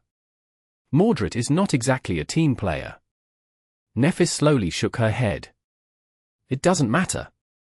No matter how powerful he has become, it won't be enough to reach his goals. The enemy is too strong. Their power is too absolute." She did not say it, but from the grim expression on her face, Sunny could guess what Changing Star was thinking about. That she was in the exact same position. Which did not bode well. He grimaced. "So, do you think that we should expect to find the bastard on our doorstep one day? The enemy of my enemy, and all that?" Sunny was not looking forward to meeting Mordred again, let alone getting entangled with him in any shape or form. As far as he was concerned, the Prince of Nothing would bring nothing but trouble. Nephis frowned, then said with uncertainty, "No. I doubt it." Well, if she was right, that was a relief. At that moment, Cassie deactivated her communicator and turned to face them. "The Firekeepers have reached the Immortal Flame Manor. They are putting on a show to make it seem like there are all kinds of activity going on inside. Hopefully, that is going to make most people think that you are there with them. You should not be bothered by anyone here, for a while." She paused for a moment, then sighed. "But that is not going to last long. Maybe a week, the rest of us should not linger, as well. It would be strange if Kai, Effie, and I are not seen at the manor. We will leave shortly and join the Firekeepers." Which would leave Sunny and Nephis alone. He did not know how to feel about that. Effie, meanwhile, glanced at the empty plates and said in a petulant tone, "I live here as well, you know." Cassie turned to her with a deadpan expression. "Not for the next week, you don't." As the huntress let out a sigh, the blind girl hesitated for a few seconds, and then said, "I am also in contact with the government representatives and Clan Vela. They understand the pressure you are facing so soon after you return, so they are willing to be patient. For now. That will buy you a short buffer before they come knocking. Be ready to receive some requests for public appearances and so on in a week or two, as well as demands to resume the negotiations. We can stall for a time, but not forever." Nephis looked at her calmly, then asked, "What about Song and Night?" Cassie frowned. "Clan Song might try to get involved in the negotiations, but I don't expect them to be too forceful. They are in a more advantageous position than Vela right now, after all. As for the House of Night, they are remaining strangely passive these days, for some reason. Maybe they just know that they have less to offer than the other two great clans, and don't want to bother." Sunny had a different explanation for why the Nightwalkers had less time to participate in the schemes of the two greater clans, but chose to remain silent. The information provided to him by Master Jet had been shared in confidence. Even if he wanted to, he couldn't go around spreading it. The blind girl sighed, then rose from her seat. "Try to rest well during this week, Neph. Don't neglect your recovery. We know that you are strong, but no one is truly infallible. Perhaps none of us has experienced as much pain as you had in these past few years, but we faced our share. Some more than others." She briefly faced Sunny, then turned away and lowered her head. "So, we understand how precarious it is to go on as if nothing happened without giving the old wounds a chance to heal.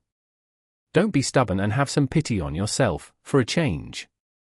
Nephis looked at her. After a few moments, a pale smile appeared on her face. "You don't have to lecture me, Cass. You are overestimating my resolve. I am more than willing to rest for a while. Happy, even." The words rest and happy hardly fit in the image of Changing Star they were accustomed to, but no one said anything. An ordeal like the one she had gone through was bound to change anyone, even someone as determined and unflinching as Nephis. Cassie smiled, and then addressed Effie and Kai. "Let's go, then. There's a lot of work to be done at the manor. We need to renovate it a little and make some adjustments to convert it into a proper clan headquarters." Soon, they said their goodbyes and left. The PTV came online and swiftly disappeared from view. Sunny and Nephis were left alone in the cozy grey house. He hesitated for a bit and then looked at her with a bit of awkwardness. "Well, make yourself at home, I guess. Actually, let me give you a tour." Chapter 777. Blind Date. For that reason, a lot of things were automated and could be easily accessed through personal communicators of the patrons. The chefs were still human, of course. They were also true masters of their craft. Every ingredient used by them was natural, as well, while some were even imported from other quadrants. The interior design was similarly luxurious, with natural wood visible everywhere. Authentic paintings from centuries past hung on the walls, protected by thick sheets of transparent alloy. Everything was expensive, stylish, and screamed of class. Such a restaurant, of course, was only accessible to citizens of the highest ranks, who could afford to dine here. It was especially popular among young heirs of the city elite, and had a reputation for being a prime spot for arranged dates and romantic occasions. Currently, a couple of such meetings were taking place inside, with wealthy young men and women going through the awkward motions of attending a blind date arranged for them by their families. Strangely, the most striking visitor of the famed restaurant sat alone, as if her date was running late. The young woman seemed to be in her mid-20s, but possessed elegance and grace that spoke of strange maturity. She was exquisitely beautiful, with a supple figure and flawless skin. The beauty was wearing a stylish red dress and a black leather jacket. A few tasteful pieces of jewelry adorned her fingers and delicate neck. Other female visitors of the restaurant couldn't help but feel exasperated by the fact that their date seemed to be unable to stop stealing glances at the beautiful woman. The men, meanwhile, were all wondering what kind of a fool would keep such a belle waiting. If only they were in his place, they wouldn't be so tardy. Finally, the doors opened, and a new visitor came in. The young man looked around, scratched the back of his head, and then headed toward the table where the striking beauty sat alone. Sitting down, he smiled sheepishly and said, "Sorry for being late. I hope you did not have to wait too long." The young woman smiled politely, revealing her pearly white teeth. "No problem at all." She studied the young man for a few moments, and then said with a bit of reproach in her pleasant, velvety voice, "I hate to say it, but you don't look like the images I was shown at all." He looked down, as if embarrassed. "Oh. I had to wear something inconspicuous. Walking around as my usual self would be a bit too ostentatious. However, isn't it the same for you? All that makeup to hide your complexion." The young woman frowned. "It is a cosmetic memory, I'll have you know. Regardless, I have already ordered something to eat. You can peruse the menu while we wait." The young man hesitated, then looked around with an amused expression. Finally, he asked, "How do I do that?" She glanced at him with curiosity. "You don't know? Have you never been to a proper restaurant before?" The young man smiled and shook his head, then said wistfully, "To tell you the truth, this is my first time visiting a restaurant. I was raised in the dream realm, after all. I only returned to the waking world when I was around 13. Many things here seem very strange to me." With that, Mordred thumb-led with his communicator for a bit and finally managed to open the menu. The body he was wearing used a biometric lock, at least, otherwise, he wouldn't have known how to access the communicator at all. He looked at all the options projected in front of him and asked, "What do you recommend?" The beauty smiled. "I doubt that we have similar tastes." At that moment, the dish he had ordered finally arrived. It was a steak, prepared so rare that it barely looked cooked at all. The young woman elegantly sliced a small piece and brought it to her sensual lips, which were as red as blood. Mordred observed her with a pleasant expression. "Ah, yes. I've heard that you and your sisters follow a very special diet, Lady Song." The young woman licked her lips and looked at him with a neutral expression. Just call me Sishan. There's no need to be formal. He smiled. So, Sishan, why did she send you, of all people? Are you so expendable that the Queen does not mind sacrificing you to me, should the date go badly? Song Sei Shan calmly ate another piece of the steak, then wiped her lips with a napkin. Why would our date go badly? We have a common goal, after all. Our clan is your best chance to achieve it. Mordred thought for a bit, then nodded and sighed. True. However, with that Antarctica thing going on, I would have thought that she would be reluctant to move forward. After all, it's not the best time to do anything drastic. Sishan studied the Prince of War for a few moments, and then smiled. Oh, on the contrary. We think that the event in Antarctica sets the best stage to do something drastic. He hesitated for a while, then shrugged. Well, fair enough. So, what now? Do I have to kneel and recite a vow? Kiss your ring? Or do something else? The beauty shook her head. Usually, you would have had to sign a contract with a drop of your blood. However, considering your propensity to change attires, that would hardly do anything, wouldn't it? She smiled. So, there's no need. Welcome to Clan Song, Prince Mordred. I look forward to all the great things we will accomplish together.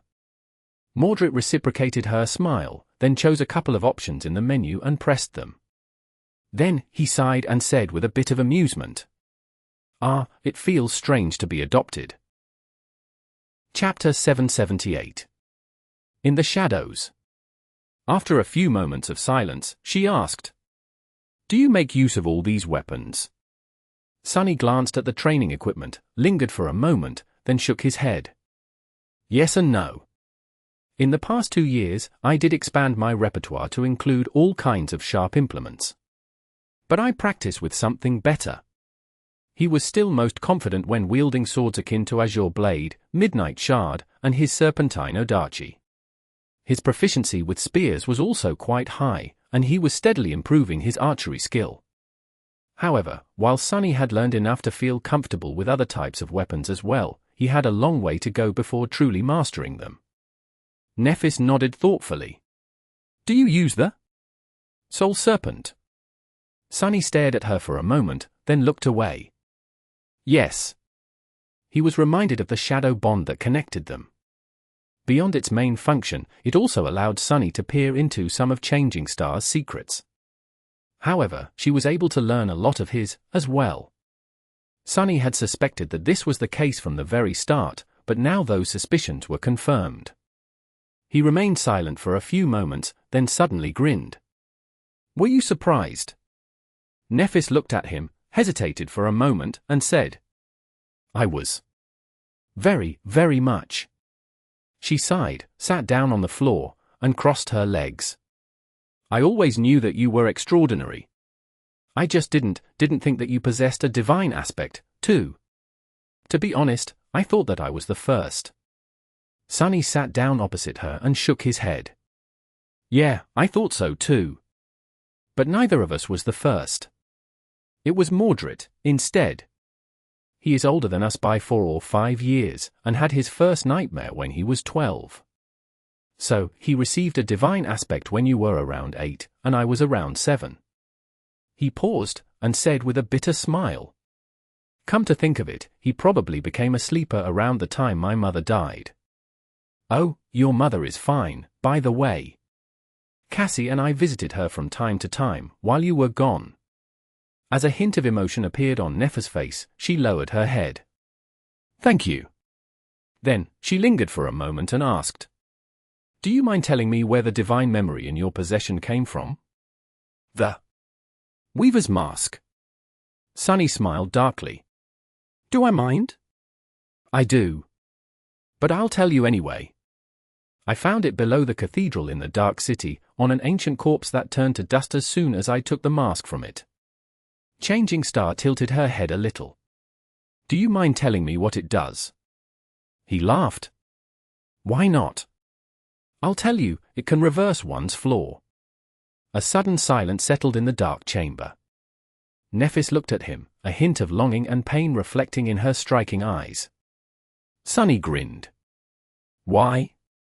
Do you want to take it from me? All you have to do is to say the word. It's not like I can refuse. She stared at him for a long time, then silently turned away and did not say anything. Sunny's grin turned somber. Good decision. Did you think that it will save you from the pain? It won't. The mask does not nullify the flaw, it just reverses it. No matter what, the flaw is still a curse. By now, we both should have a good sense about such things. Chances are, the new curse would be more terrible than the old. Right now, you have to burn yourself alive every time you actively use your aspect. With the help of the mask, you would most likely be burning without reprieve, forever, unless you were using it. He grew silent, and then added. The mask can also kill you in many other ways. It is too powerful to be used lightly. At least by the likes of us. Nephis hesitated for a few moments, then gritted her teeth. It is fine. I don't need to be liberated from my flaw. I don't need a powerful memory to uplift me. I myself am enough. Sunny stared at her, then shook his head. You are exactly the same, you did not change at all. I thought that 2 years of despair would have made you a little smarter. But you are still clinging to your deranged dreams, aren't you? She looked at him, remained silent for a while, and then smiled with the corner of her mouth. Despite the smile, however, her eyes remained calm and cold. 2 years? No. I've been desperate for much longer than that, Sunny. Why would I change now? He let out a long sigh, then looked to the side. Indeed. So. Asta, Song, Vale. They are your next targets, aren't they? She nodded silently, prompting him to add. You told me once that just knowing these words can get a person killed. However, I went ahead and did some digging of my own. Asta, Song, and Vale are Astion, Ki Song, and Anvila Vela, correct? The former members of your father's cohort. Nephis nodded again, looking at him intensely. Sunny scowled. They are also known as the Sovereigns. Because they have conquered the fourth nightmare. They are one rank above the Transcendent. They are supreme, are they not? Without saying anything, she just nodded for the third time. Sunny hesitated for a while, and then asked. They killed your father, didn't they? Nephis continued to look at him, white flame dancing in her eyes. After some time, she sighed. Yes. I believe so. My father, he died when I was 4. Before that, the members of his cohort were like aunts and uncles to me. Asta, Song, Vale, that was what he called them. They were his friends.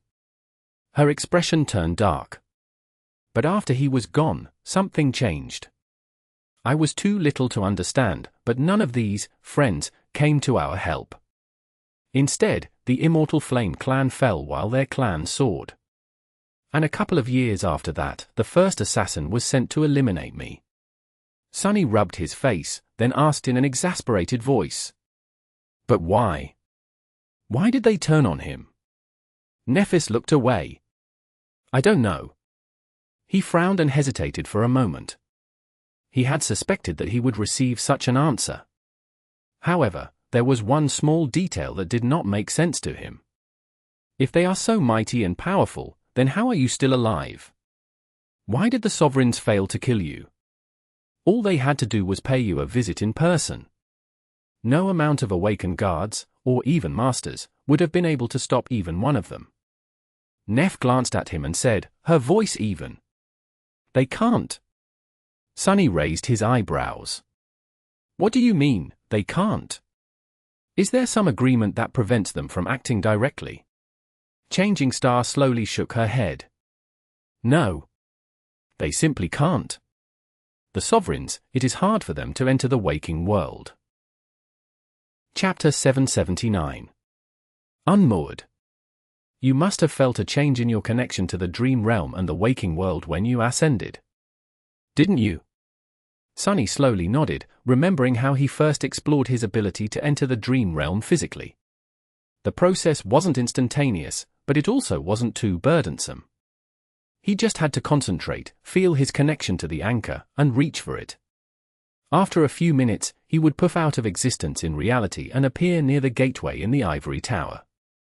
Leaving a tether in the waking world wasn't hard, either, although it took more time and some essence. It was as instinctual as summoning memories or commanding echoes. With the knowledge Sunny had received from being collared in the Red Colosseum, he understood that this hinted at the fact that traveling between the two worlds was one of the functions of the spell, as opposed to something tied to his aspect. After he nodded, Changing Star continued. Awakened establish a connection with the dream realm by anchoring themselves to a gateway. Ascended expand on that connection, making them less tied to the waking world, and thus capable of traveling between the two at will. Transcendent exist in a state of perfect balance. They are connected to both worlds in equal measure, which makes them independent of gateways. In a sense, they are the gateway, which is why they can even bring another person with them in their travels. She paused, and then added in a somber tone. However, that balance is broken once a person becomes supreme. It shifts, tying them to the dream realm instead of the real world. In truth, I don't know much about the power of the sovereigns. All I know is that it is restricted in the waking world, and that they can't enter it freely. That is why none of them could harm me directly. Sunny stared, shocked. That revelation, it made so much sense. It explained so many things, from how Nephis was able to survive to why the government still wielded a lot of power in the waking world. It also gave credence to Master Jet's statement that the sovereigns had long given up on reality. Was that what awaited Sunny if he somehow became supreme one day, himself? Feeling as if the world was spinning around him, Sunny frowned, and then asked in a dark tone. What happens if one becomes sacred, then? Would they lose their connection to the real world entirely? Nephis shrugged. I don't know. No one knows. No one has ever conquered the fifth nightmare, after all. A heavy silence settled between them. After a while, Sunny suddenly asked, "What are domains?" He had not forgotten that detail, either. Back on the Ashen Barrow, Nephis had asked him which domain he belonged to. He had not known what she meant then, and he did not know now. Neph sighed. That. I am not entirely sure myself. All I know is that each sovereign rules over a domain. It is an expression of a function of the aspect, distinct from abilities, but sharing a lot in common with them. In practice, it is synonymous with their authority and the territories they control, as well as people that serve them. She paused for a few moments, and then added grimly.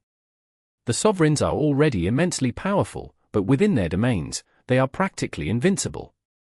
Not even saints can hope to challenge them. Sunny let out a stifled laugh. And these are the people you want to destroy? Changing Star smiled. Why not?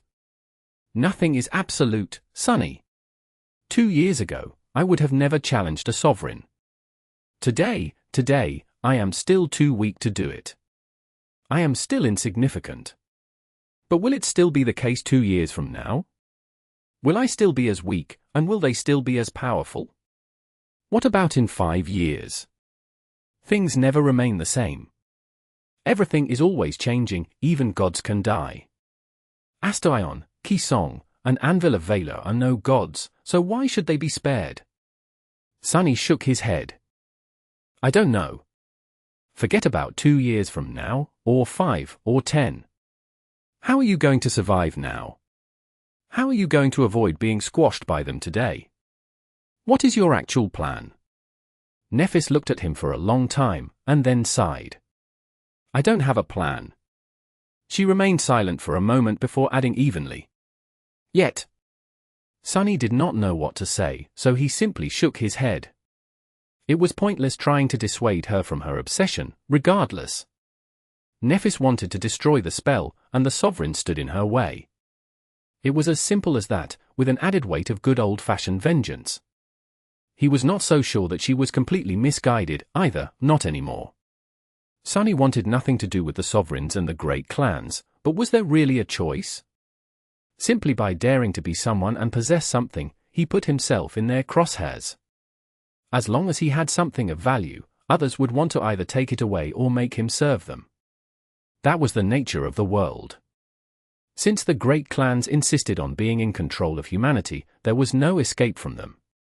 Unless Sunny wanted to spend the rest of his life as a hermit in the dream realm, he would have to interact with the domains in one way or another.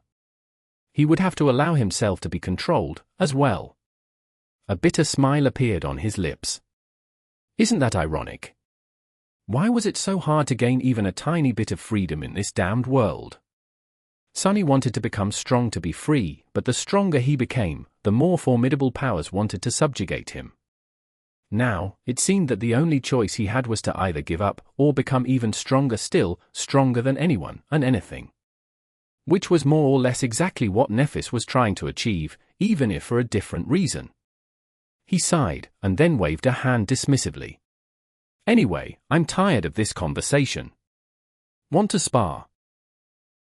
Chapter 780. Friendly Spar. Of course, today, the situation was completely different. They were just going for a friendly spar, not a battle to the death. There were no stakes in this training fight, no emotional investment, no complicated mixture of regret, fury, and resentment. So why did Sunny feel as though he had to prove something? Forcing himself to relax, he glanced at Nephis and attacked. Their swords met with a deafening clangor. A few seconds later, Sunny jumped away and shouted, "Stop! Stop! Stop!" Changing Star froze while he looked around, breathing heavily. Sunny gritted his teeth and spat a muffled curse. Damnation! His idea to have a spar might not have been the wisest one he ever had. Yes, the underground dojo was designed specifically to allow Awakened to train their powers. It was isolated, reinforced, and heavily armored, able to transform into an impregnable bunker in case a gate opened nearby and a tide of nightmare creatures flooded the district. The interior was furnished with heavy plates of armor-grade ceramic alloy and supplied with training equipment meant to withstand the rigors of Awakened power. However, Sunny and Nephis weren't Awakened anymore. They were full-fledged masters, and abnormal ones at that. The alloy sword in his hand was shattered. A few plates on the floor were broken. If this continued, the repair bill for the dojo was going to really sting Sunny's wallet. More than that, Nephis was not exactly at her best. She had just returned to the waking world yesterday. Before that, she had been a sleeper, which meant that she had no experience of controlling soul essence whatsoever. Let alone doing it with intricate precision and efficiency of a master, she had never even done it crudely as an Awakened. Sunny could tell exactly how chaotic and unrestrained the flow of her essence was, because Shadow Dance now allowed him to sense the movement of the mystical energy through the bodies of his opponents. Sure, every master had an instinctual understanding of how to augment their physicality with essence, but it still took some time to get used to it, and even more to master it. However, every Ascended before changing Star enjoyed having the experience of making the first steps on that long and arduous road as an Awakened. In fact, by the time Awakened reached Ascension, controlling essence was as natural to them as breathing. Not so much for Nephis. Her return as a master might have been miraculous, but it also deprived her of a lot of things that people who did not break the natural order of things usually enjoyed. She was out of her depth. As Changing Star stared at the broken sword in her hands with a deep frown, Sunny waved a hand in the air and forced out a smile. That, you'll have to spend some time learning how to guide your soul essence. After that, you will have to spend even more time relearning how to fight with its help. I had years of practice already, so fighting at full force won't do us any good. He thought for a bit, and then said, "All right, let's try this again, but without using any essence at all. It will be a pure test of skill."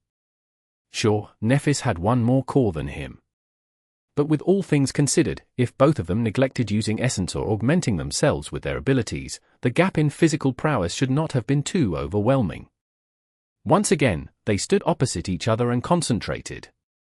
Each discarded their broken weapons and took new ones. A moment later, they clashed. This time, things went better. However, not by much. One of the problems was their battle techniques. Due to Shadow Dance and his familiarity with Nephis, it didn't take Sunny long to sense the core of her style.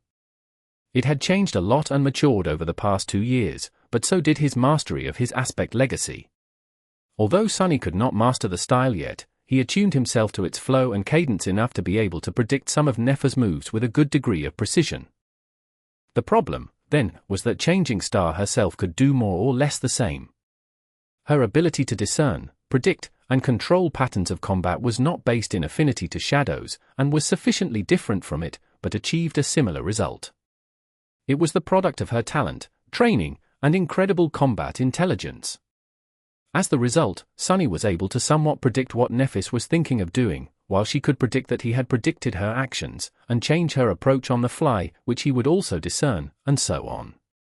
It was very confusing. Sunny had never found himself in a battle that demanded so much mental gymnastics before.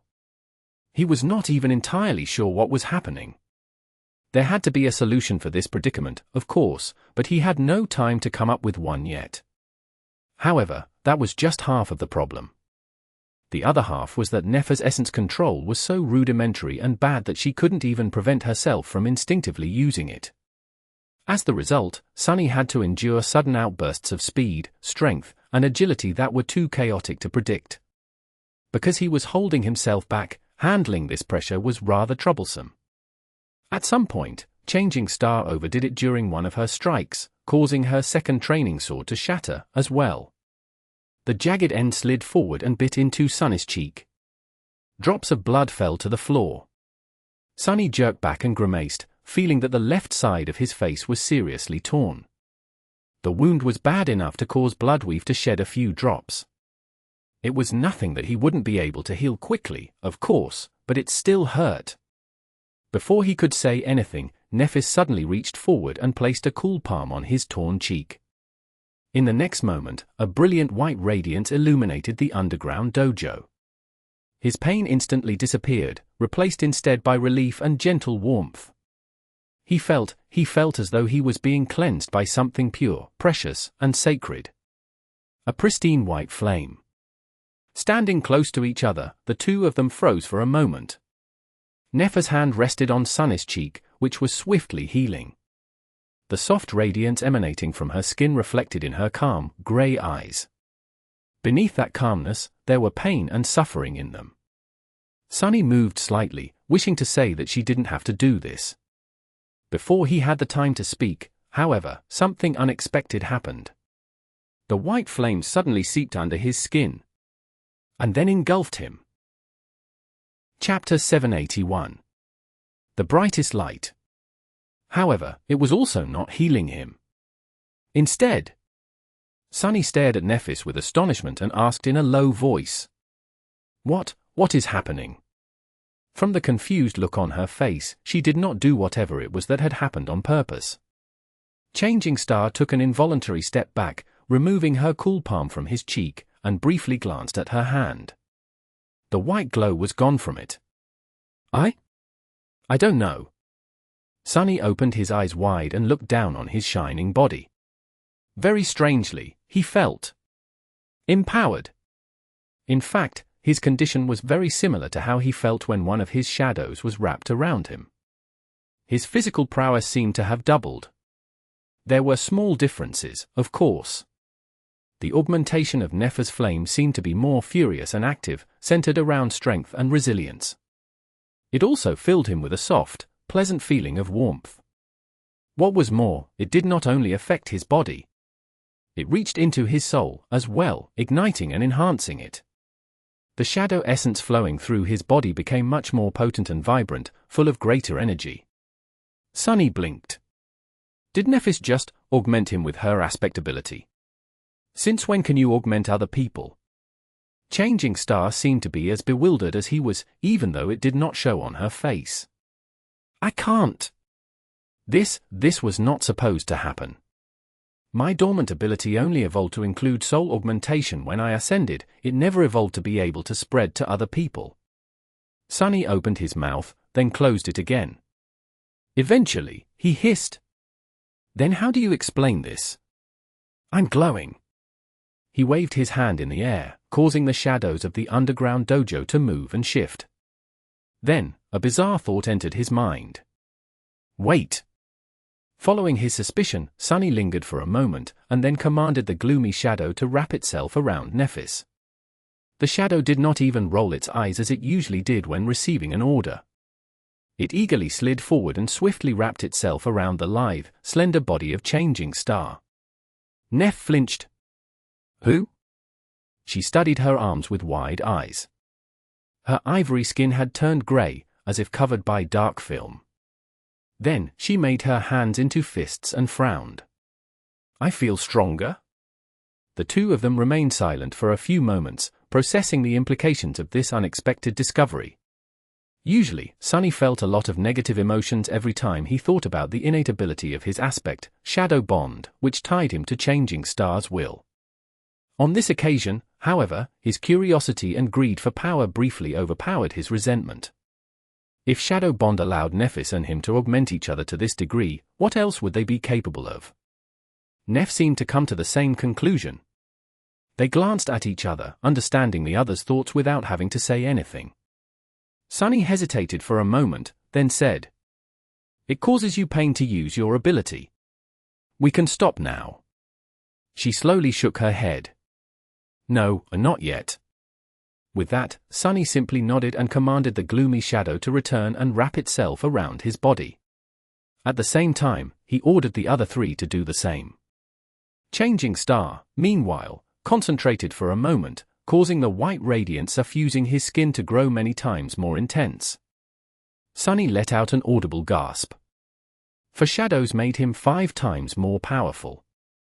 That he already knew. Flames summoned by Nephis, who was a tyrant, were more or less akin to 5 additional shadows. In theory, his physical prowess should have grown tenfold as the result. What a stupendous augmentation!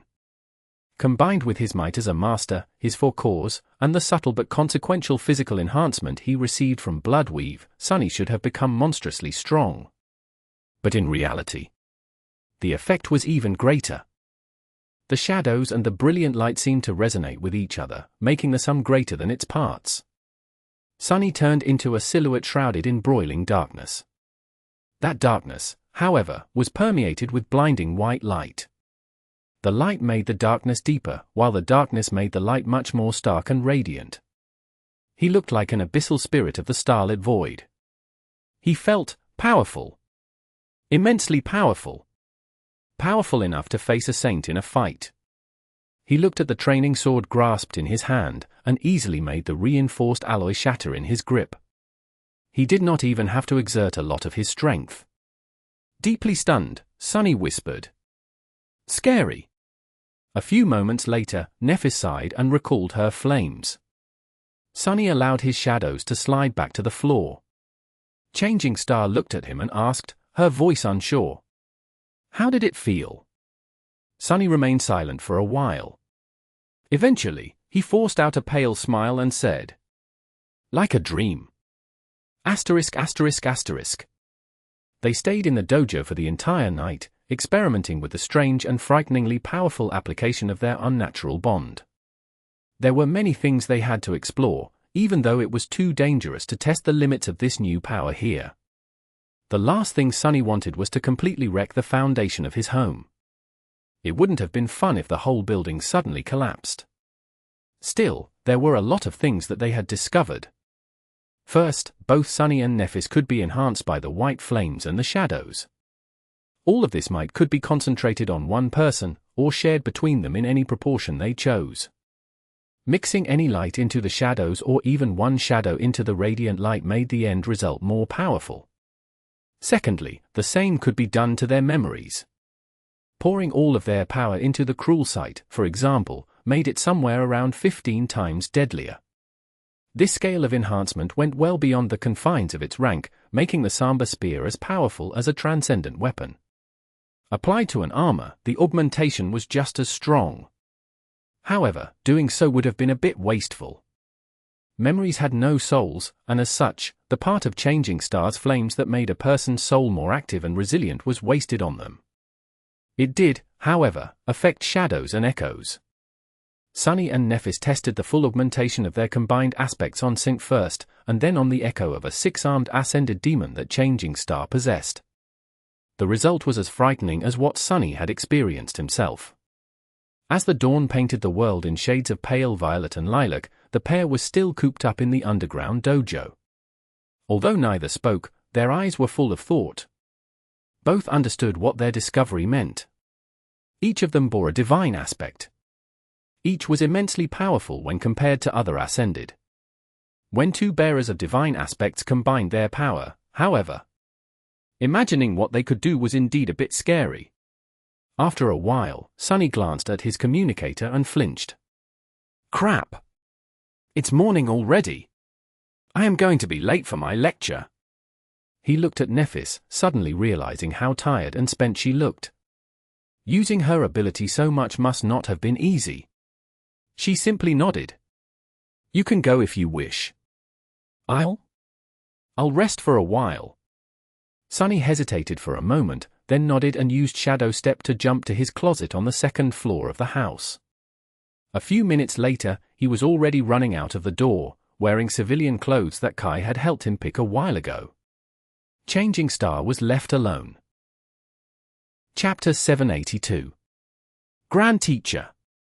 Changing Star of the Immortal Flame Clan, the lost hero of the Forgotten Shore, had ascended and returned to the real world. She was alive. Can't be. By now, the news was spreading across the network like wildfire. Rain could tell that many of the passengers riding the train with her were thinking and talking about the same thing. Everyone looked shocked and excited. She did not pay other people any attention, however. There was only one thought on her mind. She had to tell Sunny. Her friend and mentor was a member of Changing Star's cohort, after all. More than that, from the hint she had received from Effie and a short conversation she had had with Sunny, Rain knew that there was much more between the two than simple camaraderie. He had basically admitted as much. Sunny will be so happy. Despite the fact that she was not supposed to have the next lesson with her young tutor for a few days, Rain decided to bring him the news personally, and right away. She simply couldn't wait. Of course, in all her excitement, she had failed to account for the fact that if the news were indeed true, Sunny would have been one of the first people to learn of it. Full of anticipation, Rain rushed from the tram station to her mentor's house, opened the door, and walked inside. Throwing her backpack into the corner by habit, she took off her shoes and shouted. Sunny! Sunny! Are you home? You won't believe. Then, however, the teenage girl froze with her mouth wide open. As she watched in stunned silence, the curtain hanging over the entrance to the guest bedroom parted, and a tall, incredibly beautiful young woman walked into the living room. Suddenly, it seemed as if sunlight pouring through the windows became a little bit brighter. The young woman was slender and graceful, with flawless ivory skin and striking grey eyes. Her face was calm, aloof, and strangely mesmerizing. What shocked Rain much more, however, was that the beautiful stranger's skin glistened with moisture, as if she had just left the shower. She was wearing nothing but one of Sunny's black shirts, leaving her long legs mostly bare. And her wet hair, was of a strange silver-white color. The silver-haired young woman walked toward the kitchen, then stopped and looked at Rain. A hint of confusion appeared on her face. She hesitated for a moment, then said, "Hey." Rain raised a trembling hand and pointed a finger at the stranger's head. Her teeth chattered as she forced out, You. The beautiful stranger raised an eyebrow and remained silent. Rain finally managed to finish her sentence. You're Changing Star. The last daughter of the Immortal Flame Clan tilted her head a little, then shrugged. Yes, I am. Who are you? Rain swallowed, slowly realizing that she was in the presence of one of the most talented battle commanders and heroes of humanity, a person so renowned that there was hardly anyone in the entire world who did not know her name, and Sunless. Remembering the lessons he had taught her, the teenage girl forced herself to calm down, somewhat, and said weakly, I am Rain. Sunny is my teacher. Changing Star remained silent for a moment, studying the unexpected guest. Then, a small hint of a smile appeared on her beautiful face. Really? Well, I used to be your teacher's teacher. I guess that makes me your grand teacher. Rain opened her eyes wide. What? Changing Star of the Immortal Flame clan was her what? The concept simply failed to register. The supposed grand teacher, meanwhile, walked over to the kitchen counter and poured herself some water. She drank it, then looked at Rain. After a few seconds of silence, she said, I'll be staying here for a few days. You can call me Neff. Rain slowly nodded, not quite sure what she was just told. Was she sleeping? Was the famous lady of the Immortal Flame clan in front of her, wearing Sunny's shirt, telling Rain to call her by her first name? A nickname, even. If that bastard Sunny had not subjected Rain to stumbling into Song of the Fallen, Raised by Wolves, and Nightingale, she would have probably fainted by now. As it was, Rain was barely able to remain on her feet. Lady Changing Star. Neff looked at her attentively, and then suddenly asked a strange question. Rain, does your home have a big window and a lawn? Rain silently nodded. Yes? Why? Neff lingered for a moment and then turned away. Just wondering. Then, she looked toward the living room area and sipped her water. Oh. By the way, do you know how to control the entertainment system of this house? Rain nodded again. Yes, I do. Changing Star smiled with satisfaction. Great. I was told that there is a movie about me. Can you put it on the projector? Rain made a deep breath, obediently walked over to the projector, connected it to her communicator, and searched for the Song of Light and Darkness on the network. A few minutes later, she found herself sitting on the sofa next to Master Changing Star, the legendary heiress of Immortal Flame, as the samba music reverberated all around them. The movie was starting. Am I dreaming? This can't be real, can it? On the wall in front of them, the interior of a spacious and brightly lit room appeared. A handsome man with dark circles under his eyes was studying a map, while a little girl with silver hair was playing on a carpet near him. The man was speaking. We awakened, only raise arms to protect humanity. Sitting next to Rain, Nephis sighed and palmed her face. Chapter 783. Captive Audience. Are you crazy? Sitting on the sofa near the real Changing Star, Rain felt like sinking into the earth. As the movie went by, her cheeks slowly turned bright red. The daughter of the Immortal Flame clan, on the contrary, became increasingly more deadpan and devoid of emotion. By now, her face was so still that it seemed paralyzed. Rain awkwardly cleared her throat. Come to think of it, the actress they chose does not look like you at all. You are much prettier. Nephis shifted and briefly glanced down. Then, she said evenly. Thank you. After a while, she added. Why would they cast a child to play Sunny? What a strange decision. Only a complete fool could mistake him for a young boy. Rain let out a nervous laugh. Yeah, definitely. She looked away in utter embarrassment, and then forced out. And what is up with that stupid catchphrase? That does not sound like something Sunny would say at all. Changing Star moved, suddenly becoming a little more lively. Oh, no. That actually happened. A lot. The movie, meanwhile, continued. The three sleepers braved the wilderness of the Forgotten Shore and eventually reached the Dark City.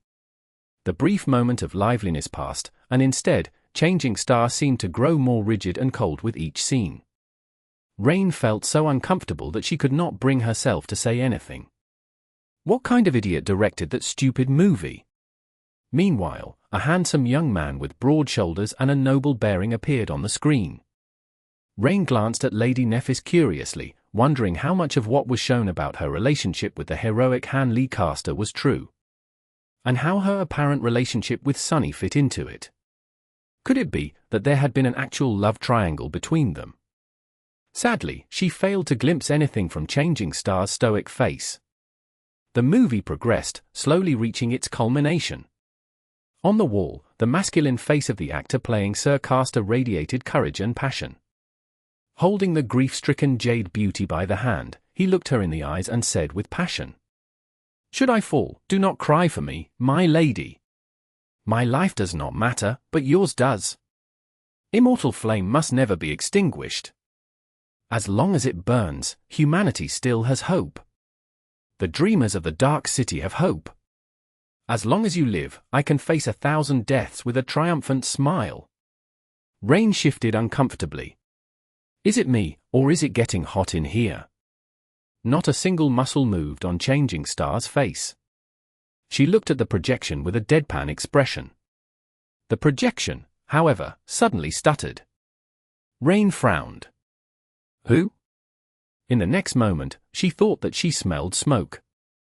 Turning around, the teenage girl noticed a thin stream of it rising from inside Sunless' expensive projector. That's strange. Rain opened her mouth to say something, but before she could, the projector suddenly exploded. Asterisk asterisk asterisk. After the movie was suddenly and violently interrupted, Rain only stayed for long enough to help Changing Star clean up the debris of the malfunctioned projector. Then, she found an excuse, grabbed her backpack, and hurriedly left. Who knew what was going to explode next? Once the teenage girl was gone, Nephis was once again left alone in the empty house. She lingered for a bit, then went back into the guest bedroom and rummaged through Effie's closet. She had no clothes apart from the tracksuit that the Academy had issued to her, which was soaked with sweat after the night she had spent with Sunny Underground. There were memories, of course, but she had worn armor for the better part of the last 3 years. Putting on something mundane was strangely comforting. Leaving Sunny's shirt on, she found a pair of gym shorts to match it. Sadly, other articles of Effie's clothing did not fit her too well. She was going to have to do some shopping soon. Considering such matters again felt very strange. Eventually, Nephis found herself back in the living room with nothing to do. She simply sat in silence for a while, trying to deal with the disturbing oddity of not being in danger. Then, she shifted uncomfortably, looked around, and took out the state-of-the-art communicator the government provided to her. She stared at it for some time, then tentatively accessed the network. After a while, Neph found herself senselessly scrolling through popular clips. A few minutes later, one video caught her attention.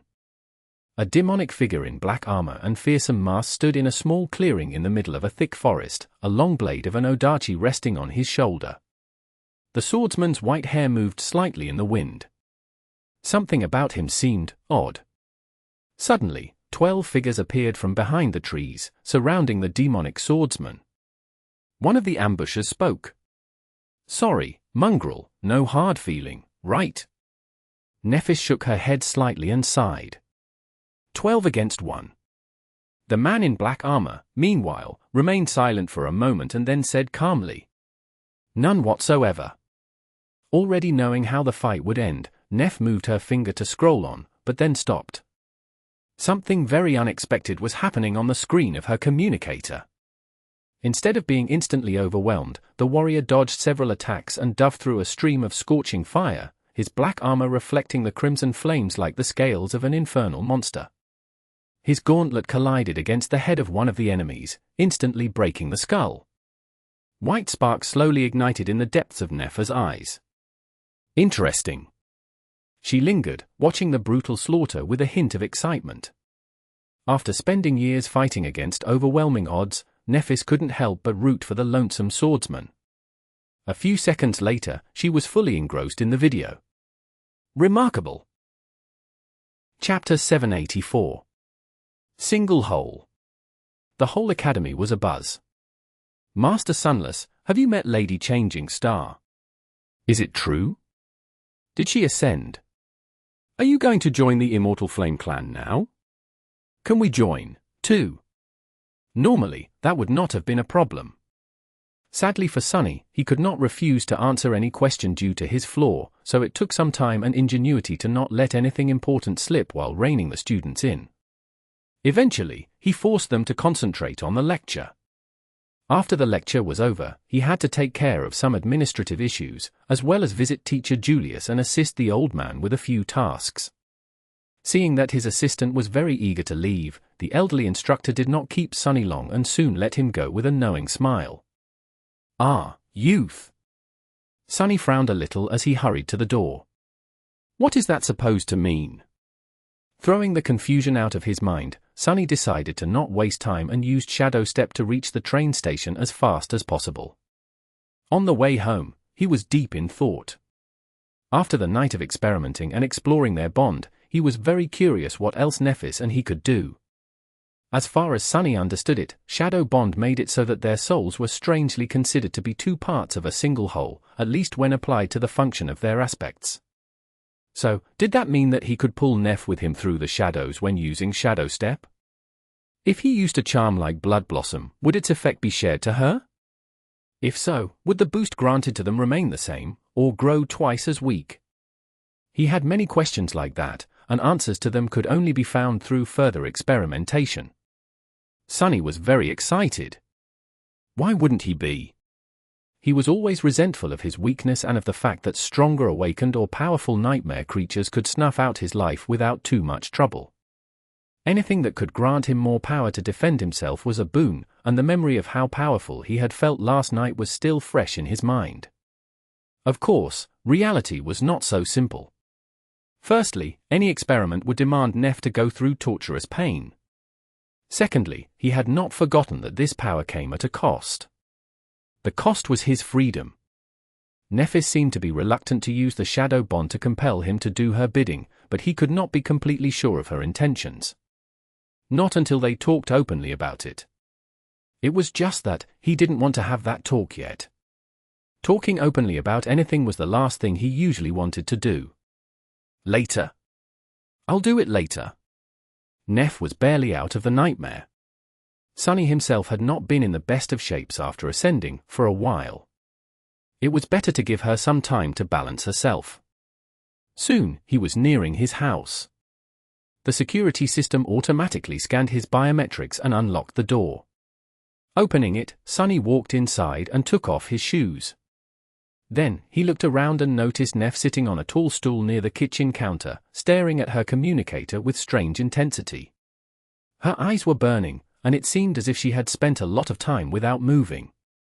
She seemed to be so engrossed with what was happening on the screen that she did not even pay attention to his return.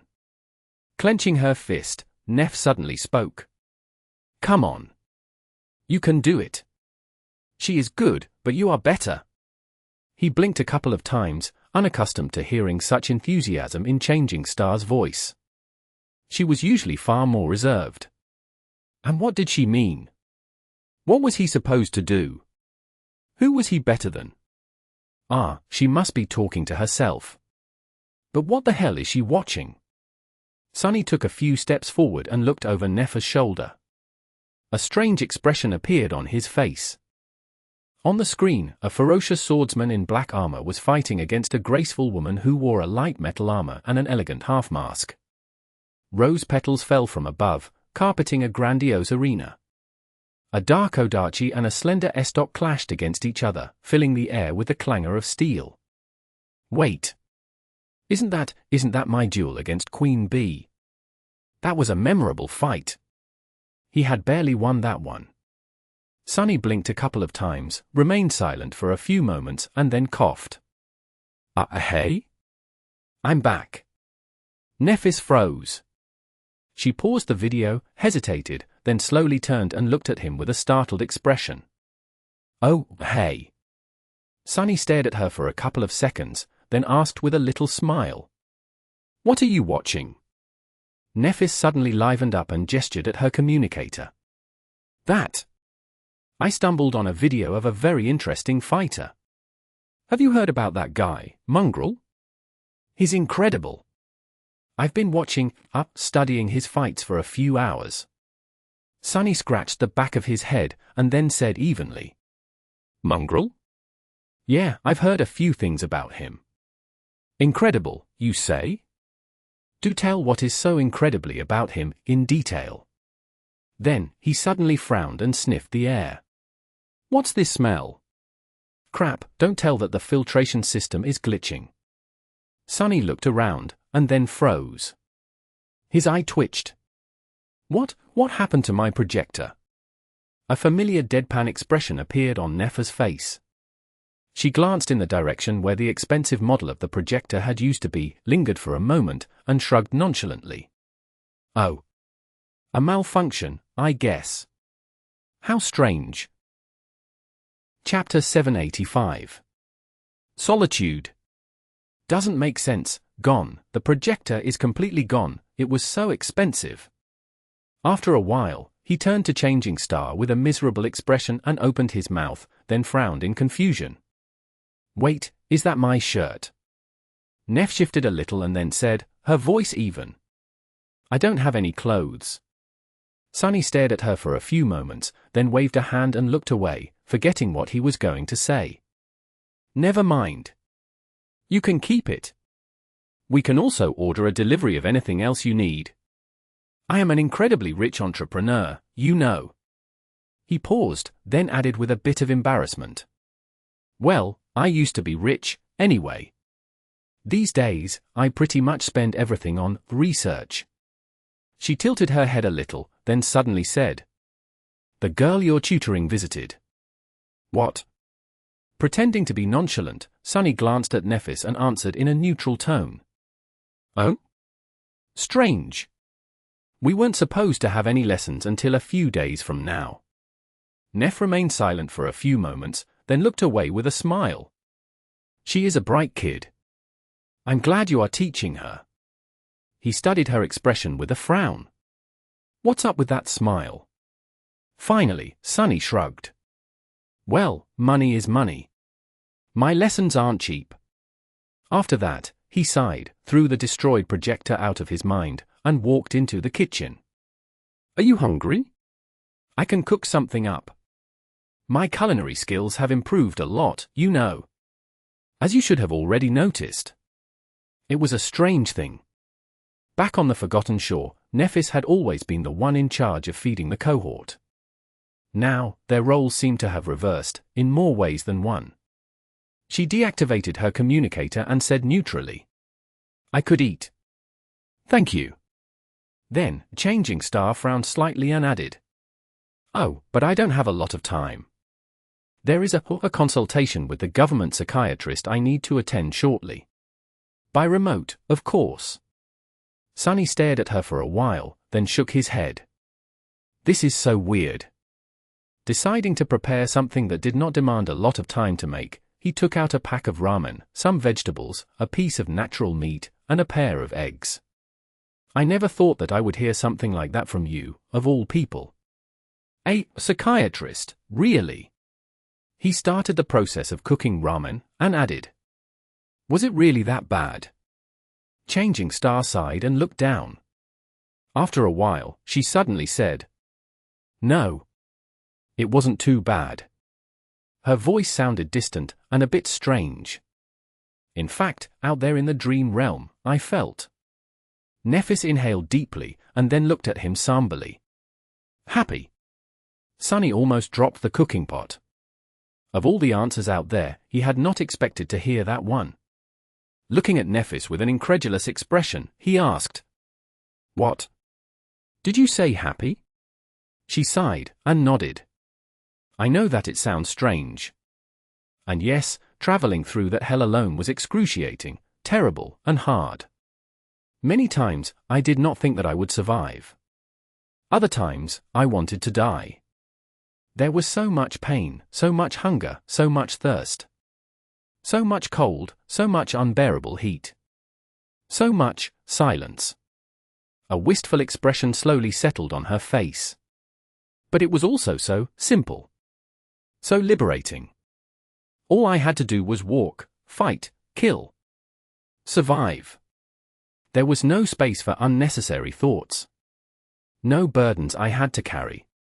No complicated feelings, no responsibility. I did not have to remember where I came from and where I was headed. I did not have to be a part of anything. It was just me against the nightmare creatures.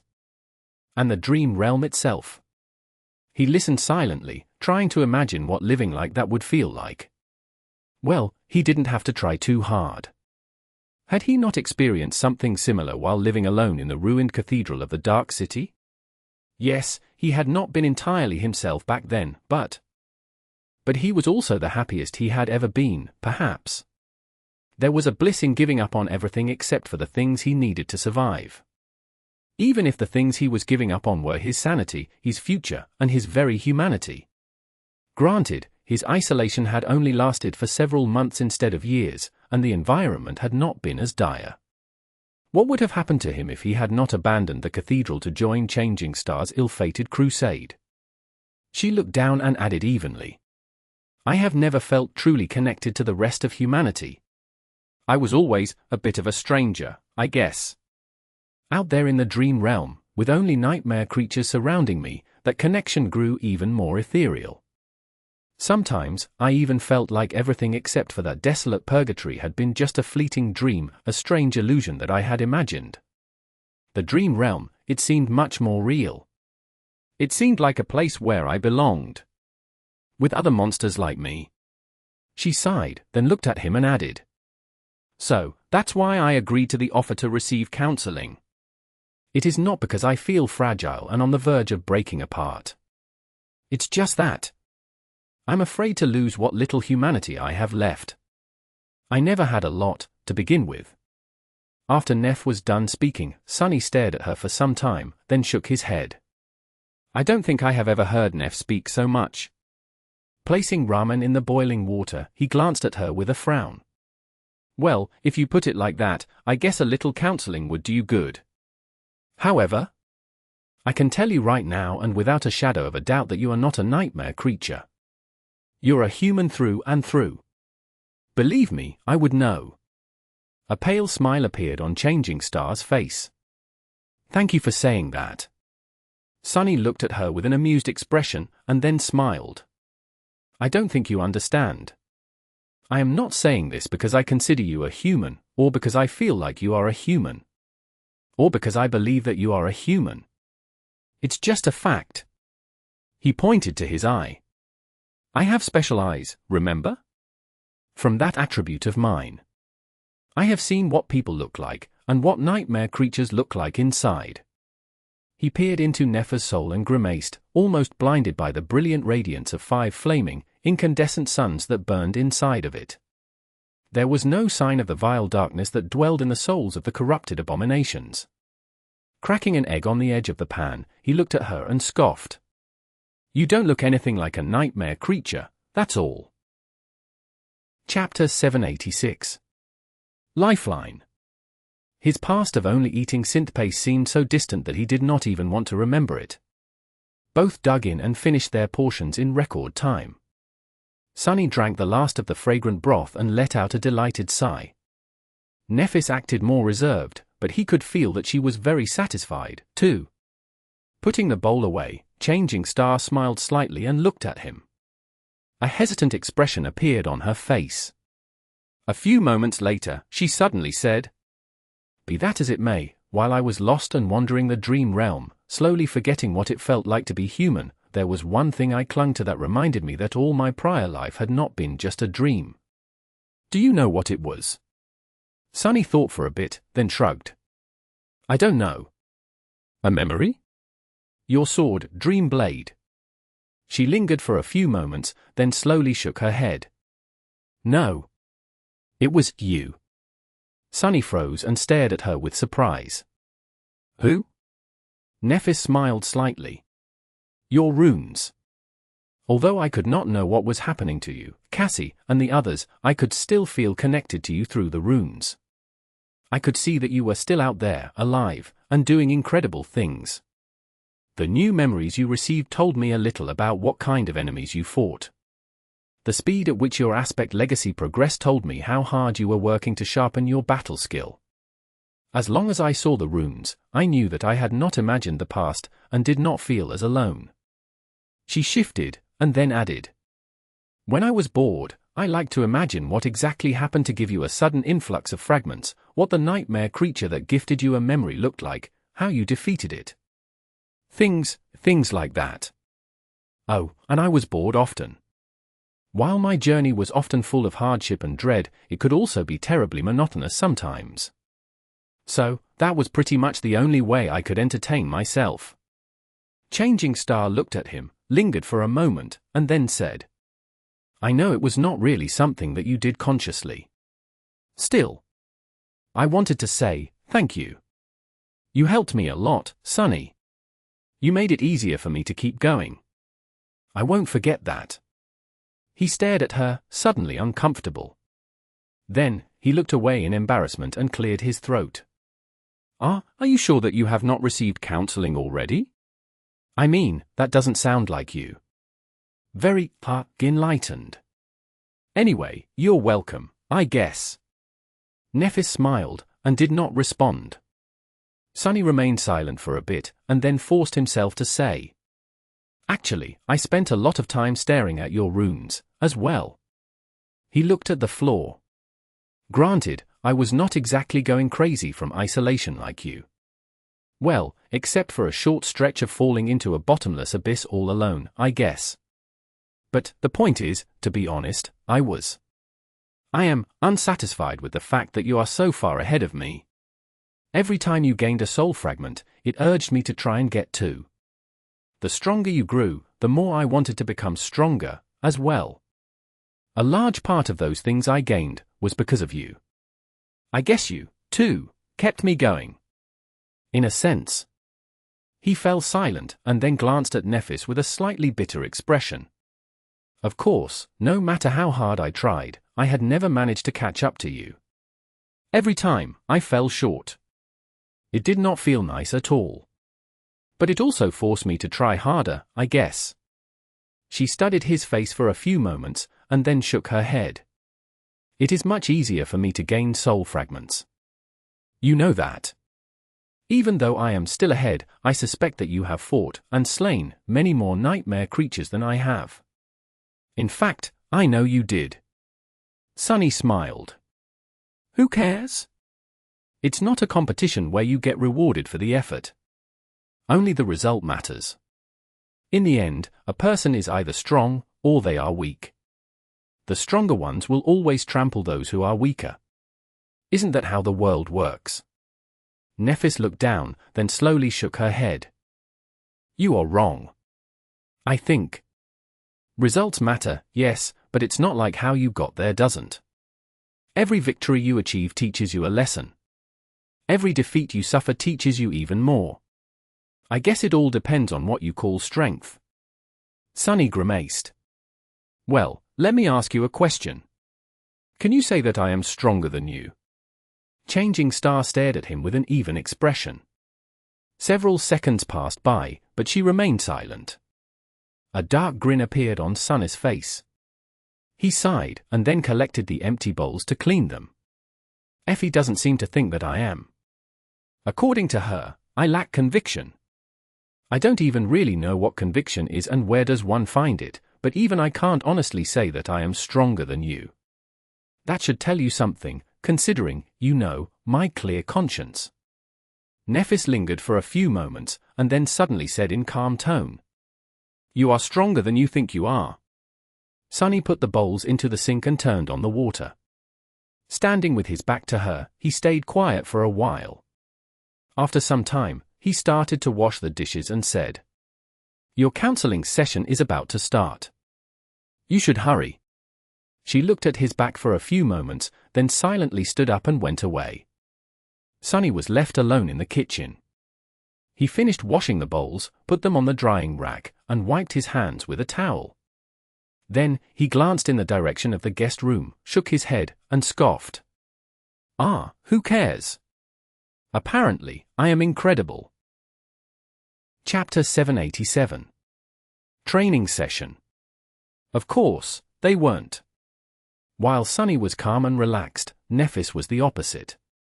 There was a furious torrent of soul energy flowing through her body, making it hard for her to remain still. Invisible to anyone except for her partner, radiant streams of ethereal essence rushed through her veins like rivers of flame. Her breathing was uneven, and there were beads of sweat on her face. Sunny observed Changing Star through his shadows. After a while, he said, "You are doing much better. While crude, your control is already stable. However, there is no precision to it. A master has to be intricate in how they apply and expend their essence. That is what truly separates us from the awakened. While the soul of an ascended is more potent, the gap is not too large. It is our ability to make better use of this potential that really separates us from the rest of them." Neff was doing well. In fact, her rapid progress in learning how to control her essence was nothing short of exceptional. However, she was facing substantial obstacles in her training. Not only was Changing Star completely new to that aspect of her power, she also simply had too much soul essence. Compared to normal master, she had at least 5 times as much of it. If most ascended contained a tranquil current of essence within their bodies, Nephis contained a furious sea. Her soul essence was also different from anything Sunny had ever faced. It was much more potent, fiery, and vibrant, probably because of the fire attribute she had inherited from her mother. What it effectively meant was that Neff would have to put much more effort into learning to control her essence. However, once she did climb over that steep obstacle, the result was going to be simply terrifying. Showing her the way put Sunny's own experiences in perspective, gifting him a few new insights of his own. Just as it had been with Rain, the role of a mentor allowed him to learn a lot himself. Teaching was truly the best way to learn. Now, Sunny felt that his own essence control was far more precise and nuanced than that of most, even without the help of Soul Serpent. Of course, he had no chance to test it in actual combat yet. He was also growing more and more sour about the fact that both Bloodweave and Boneweave were purely corporeal in nature. Although Shadow Essence was unique, it did not receive any augmentation from his attributes. In fact, the only time its strange nature played a role had been during his encounter with the vile thieving bird spawn. Even though that single instance had saved his life, Sunny really wished for more. Maybe I am not utilizing its full potential. If there was a way to do so, however, he had no idea how. Maybe if Weaver's lineage had not devoured the shadow gods, Sunny would have been in a different situation. As it stood, though, I wonder if there is a soul weave. Nephis sighed, and opened her eyes. The turbulent flow of soul essence in her body settled, returning to a calmer cycle. She rested for a moment, and then rose to her feet.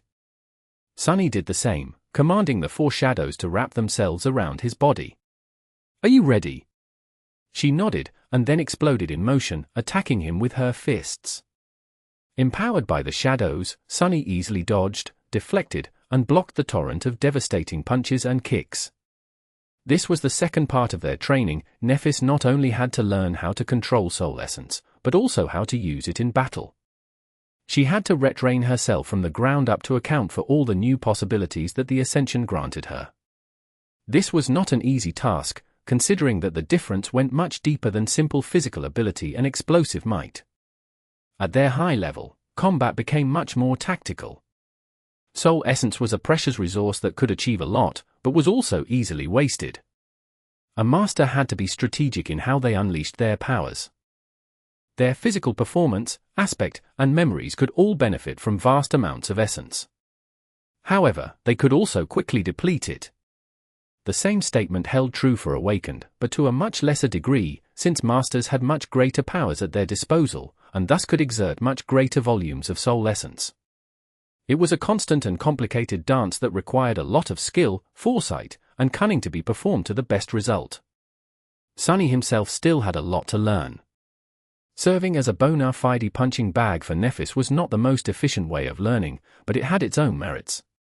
By dedicating himself to nothing but withstanding a constant barrage of attacks and rationing his essence in the most efficient way, Sunny was teaching himself how to prepare for long battles of attrition. At least she had mastered essence control enough to not ruin the dojo. For a while, the underground chamber was filled with nothing but the sounds of heavy breathing and flesh hitting flesh. Both fighters were exerting themselves to the utmost degree. Sunny had it easier since he was defending, but receiving so many crushing blows in a row was still not for the weak of heart. Each of Neph's essence-empowered strikes could have punched through an armored vehicle, after all. If not for the fact that she was not using her flames to augment herself, Sunny would have been suffering from internal bleeding by now. Having nearly indestructible bones was a big advantage, but it did not make him invincible. Their furious clash lasted until Nephis exhausted most of her essence. Determined to launch one last attack, she stepped closer. Her slender leg whipped forward, threatening to crush Sunny's ribcage. He swiftly turned and caught it in the air, then gently placed it on the ground. That's enough for today. Since this had been their routine for the entirety of the last week, neither said another word. Both fell to the floor, spent and utterly exhausted. Their breathing was hoarse, and their clothes were soaked with sweat. Damn! I need a shower? However, the idea of standing up seemed too cruel right now. Sunny turned his head to glance at Nephis and judged that she was in an even more pitiful state. So, they simply remained on the floor for a few minutes, laying side by side and trying to catch their breath.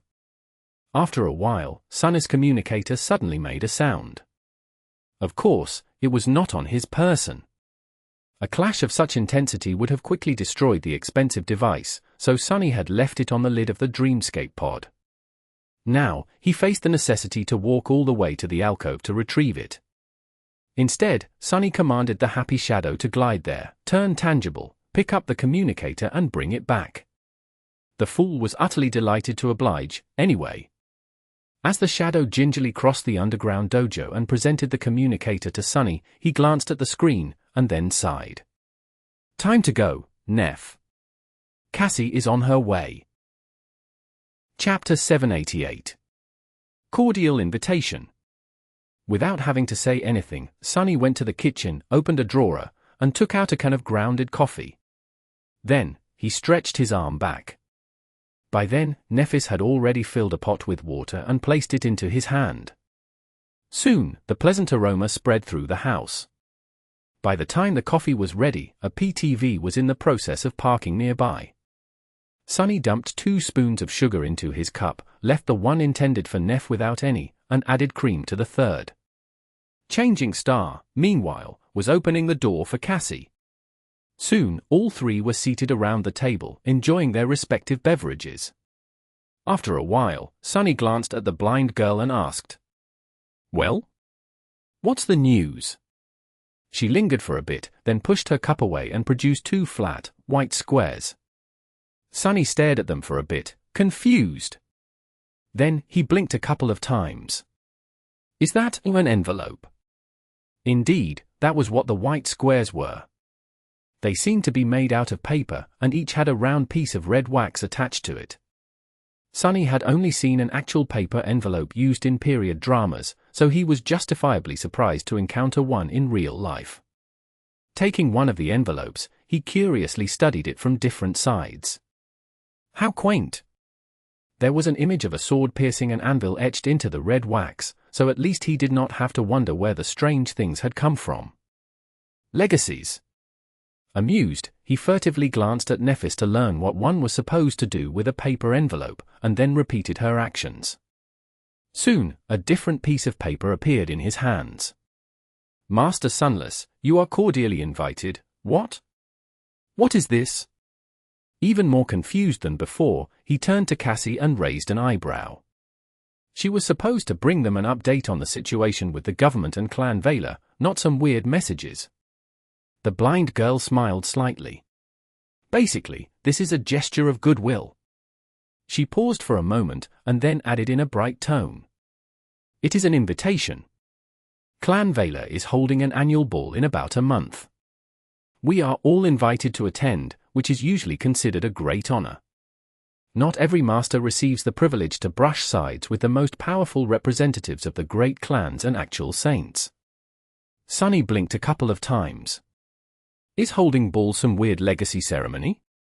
Wait, what kinds of ball are we talking about? Something like a football?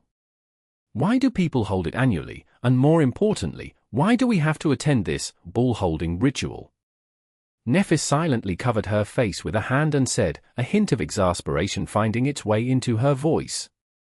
"Sunny, a ball is a social gathering, usually accompanied by a dance. It is not a literal ball." He stared at her for a moment, then glanced at the piece of paper in his hand and coughed. "Oh, that makes more sense, I guess."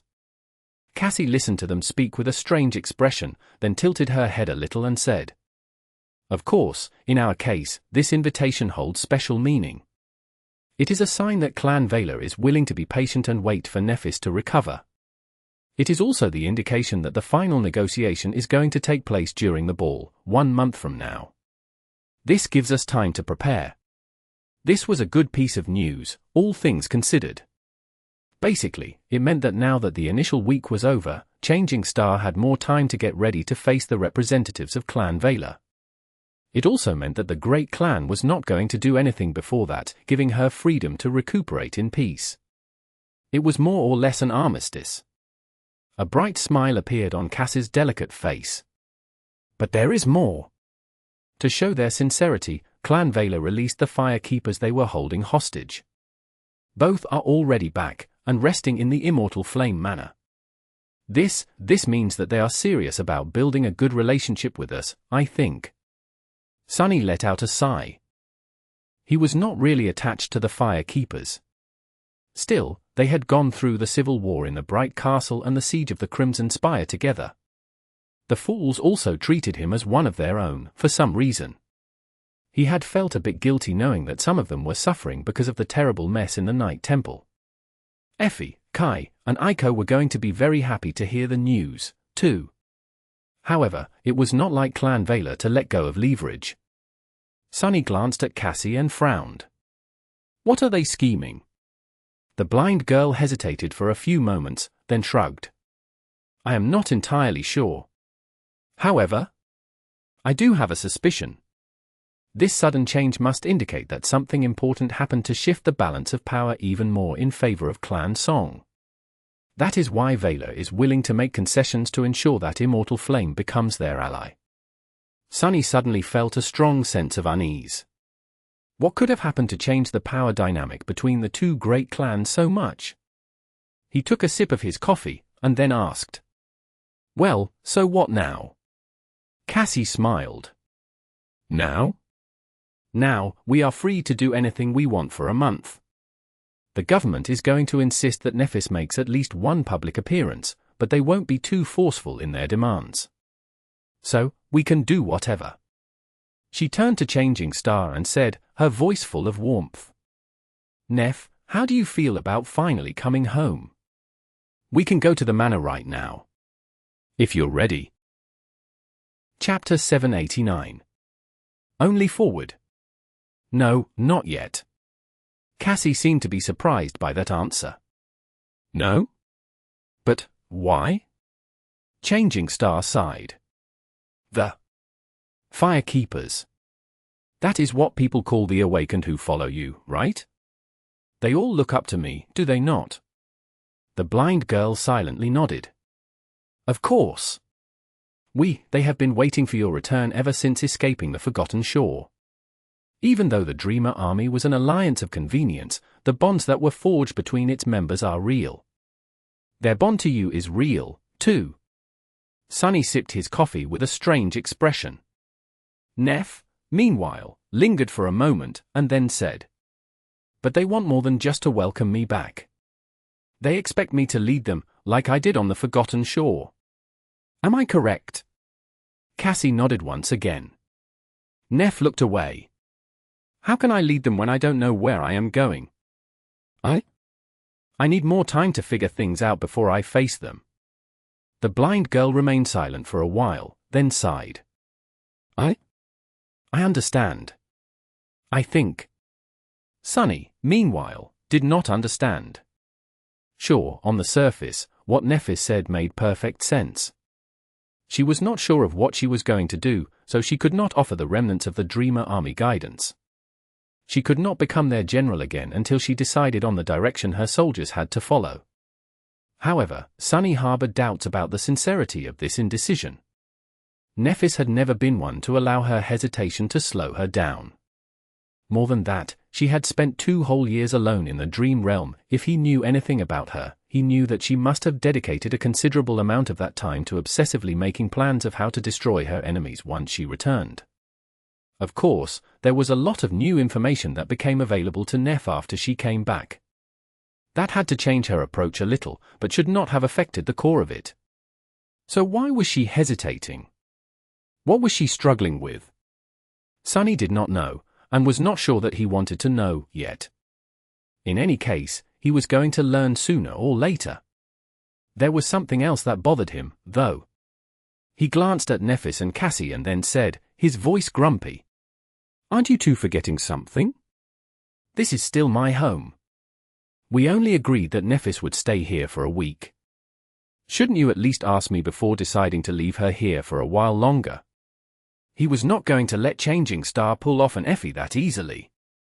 Neff turned and looked at him with an unreadable expression. After a few moments of silence, she asked, "Sunny, do you mind if I stay for a couple more weeks?" He coughed, and then glanced away in embarrassment. "Of course.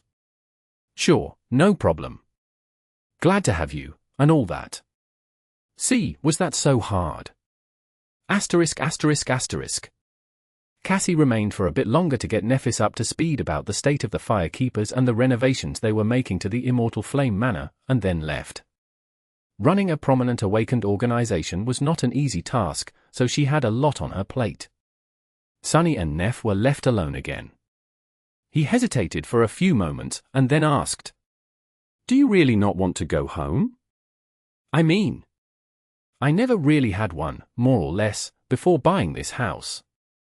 But if I did, I imagine I would have missed it a lot." Nephis glanced at him, then slowly shook her head. "That place is not really my home. We were moving a lot while I was growing up. Sometimes because our financial situation changed, sometimes due to security issues.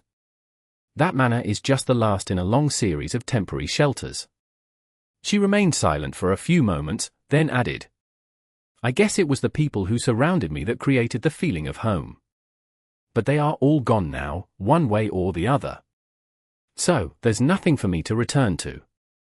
Sunny sighed, remembering the conversation he once had with Noctis. "I don't really understand what the Immortal Flame clan is, to be honest. And who those people were. You once said that you were raised by your grandmother." Changing Star nodded.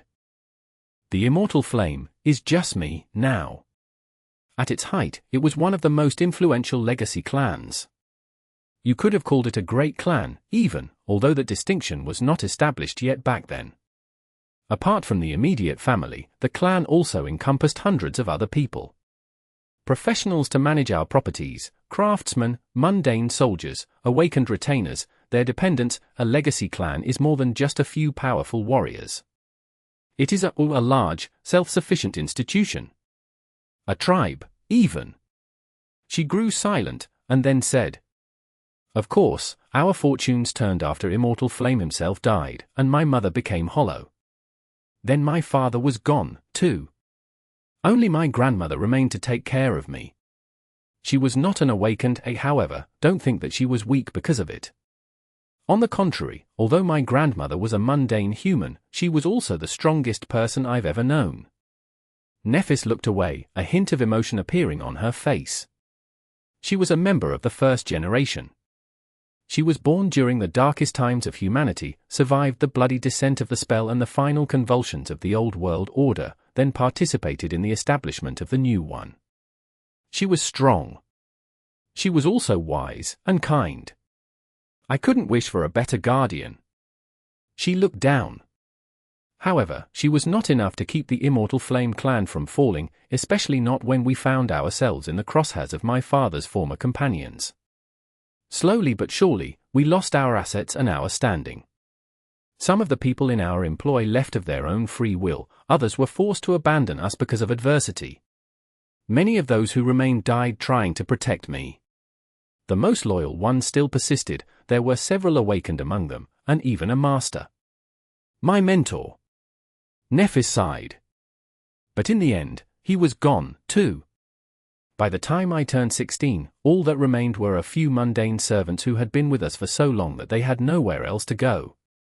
After my grandmother passed away and I felt the call of the nightmare spell, I paid them a generous stipend from what little funds the clan had left, and let them go. You know the rest. Changing Star remained silent for a while, and then added, I remember walking through the manor before leaving it to comply with the third directive and surrender myself to the police. It was so strange, seeing it completely empty. My grandmother was gone. My mother was in the care facility. The servants had left. It was just me, alone. She looked away. Suddenly, a pale smile appeared on her face. Nothing held me back. So, I wasn't sad to leave at all. There was only one direction left for me, forward. Sunny looked at her silently, a somber expression hidden in the depths of his eyes. Only forward, that was true for the both of them, still. However, was it worth it to not be held back by anything, if in return you had nothing to hold dear? Turning away, he sighed. Life was not that simple anymore. Chapter 790. Outing. On the first day after receiving the invitation to the ball, Nephis had left to visit her mother. Soon after that, she made a strange request. The counselor assigned to Neph by the government had suggested that she should not isolate herself from mundane humans and, instead, seek out opportunities to participate in collective activities people usually enjoyed. So, she asked Sunny to help her figure out what it was that people did with their free time. Sunny was glad to help. The problem was, he had no idea himself. His life experience was richer than hers, but the knowledge of how people lived their lives in the outskirts did not exactly apply to their situation. After becoming a citizen and moving to a better part of the city, Sunny had spent all his time doing more productive things than relaxing. Who had time to relax? There were so many things he needed to achieve. As the result, they had to turn to other members of the cohort for advice. When they did, Effie enthusiastically volunteered to arrange an outing. Although Sunny had a bad premonition about her proposal, he found no polite reason to refuse the giddy huntress. So, a few days later, he found himself doing something that he had never thought he would ever do. Sunny was getting ready to go to a dance club. What am I even doing? This is so stupid. Standing in front of the mirror, he somberly looked at the pale young man that stared back at him. The young man was dressed in stylishly understated clothes that mixed black with different shades of dark grey. He was undeniably attractive, although not exactly masculine in appearance. The attractive young man, of course, was him. Or his reflection, rather. Sunny studied it and frowned. Whatever, it's just a nightclub. I have fought saints and survived. I have conquered the Red Colosseum. I have faced a demon. How scary can a bunch of drunk mundanes be? Shaking his head, he let out a heavy sigh and went down to the living room. As he sat and waited with a dark expression on his face, an expensive PTV arrived and parked near the house. At that moment, Effie and Neph emerged from one of the smaller bedrooms on the second floor and started descending the stairs. Finally! What took you so? He turned and froze, unable to finish his thought. Standing on the polished steps, Neph looked different. Although she was famous across the world, most people only knew her by name. Very few had actually seen the renowned changing star of the Immortal Flame clan, mostly because she had yet to appear in public after her return from the Dream Realm. However, it was still prudent to mask some of her more recognizable features to avoid being mobbed by an excited crowd. For that reason, Sunny had lent her the autumn leaf. Using the cosmetic memory, Nephis changed the color of her distinct silver hair. Now, her hair was black and lustrous, falling to the middle of her back like a waterfall of finest silk. Contrasted against it, her calm grey eyes seemed even more striking. Her ivory skin seemed to glow despite the fact that she was not channeling the radiant white flames. What was more, Effie had been the one who chose and bought the clothes for the two of them to wear today.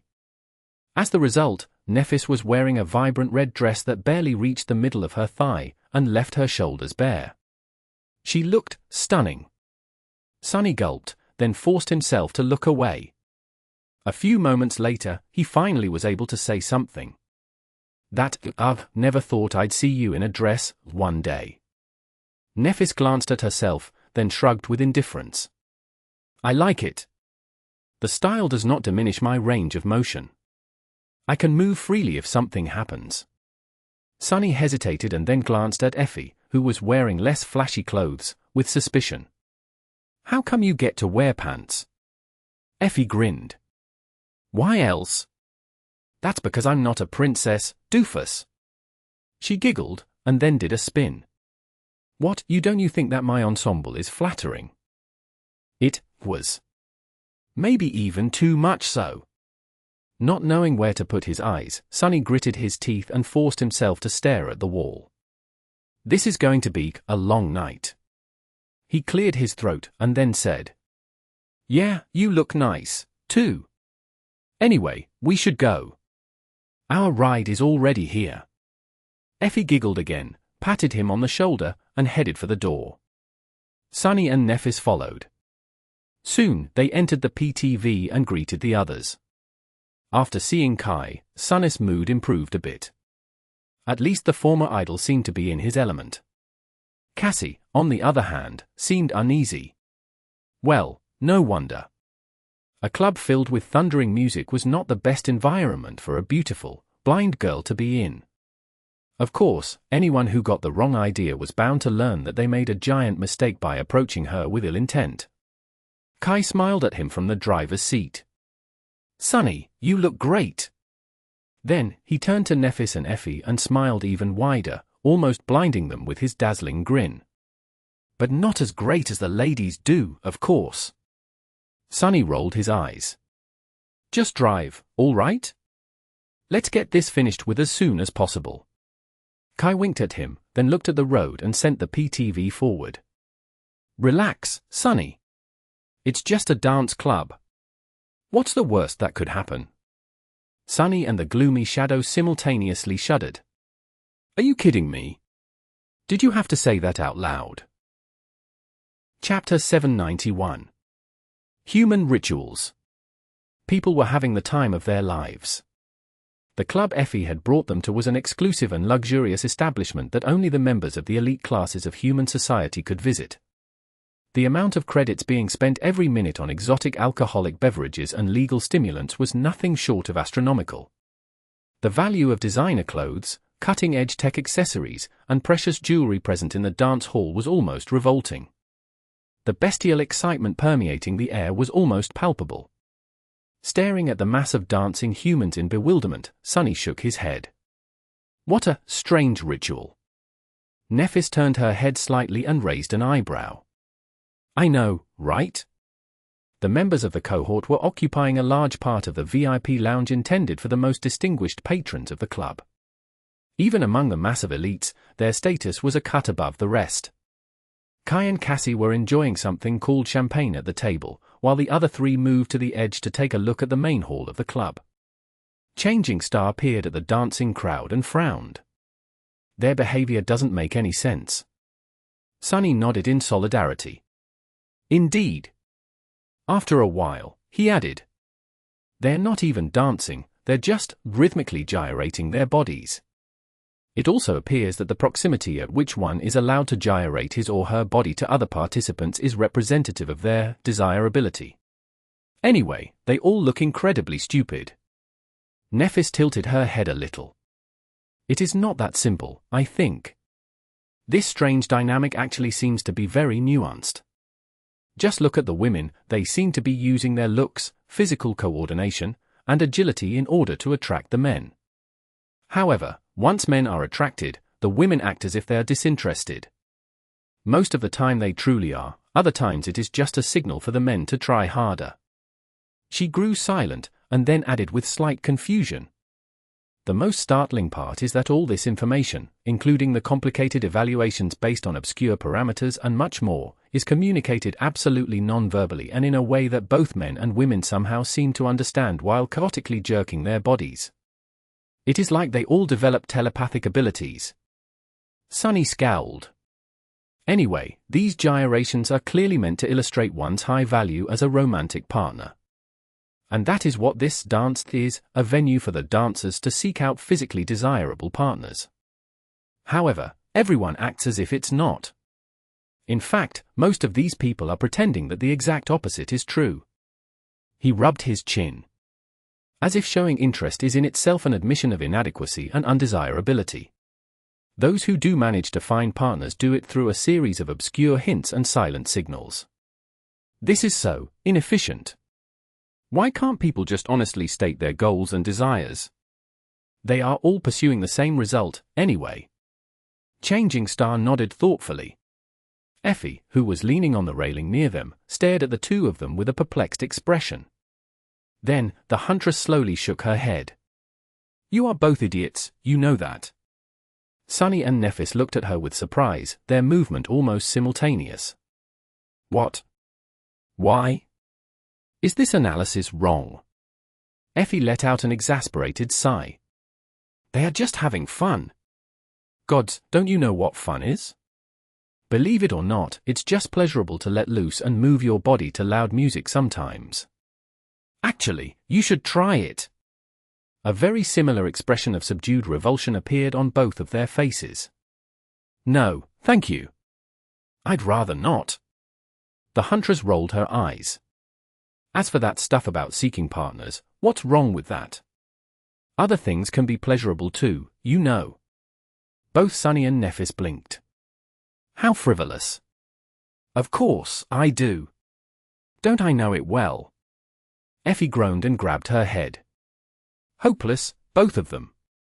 After a few moments, she sighed, then looked at Nephis and asked. Well, anyway. This is a perfect example of what humans like to do.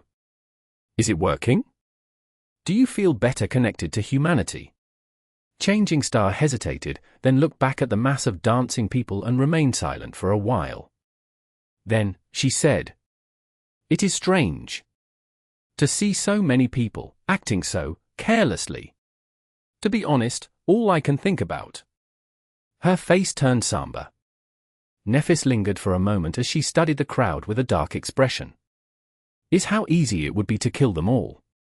They are just so unaware and unprepared.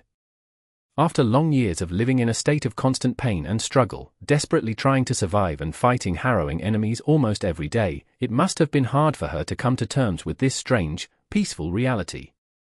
Neph might have returned to the waking world, but her mentality was slow to adjust. It was still in the dreadful grasp of the dream realm.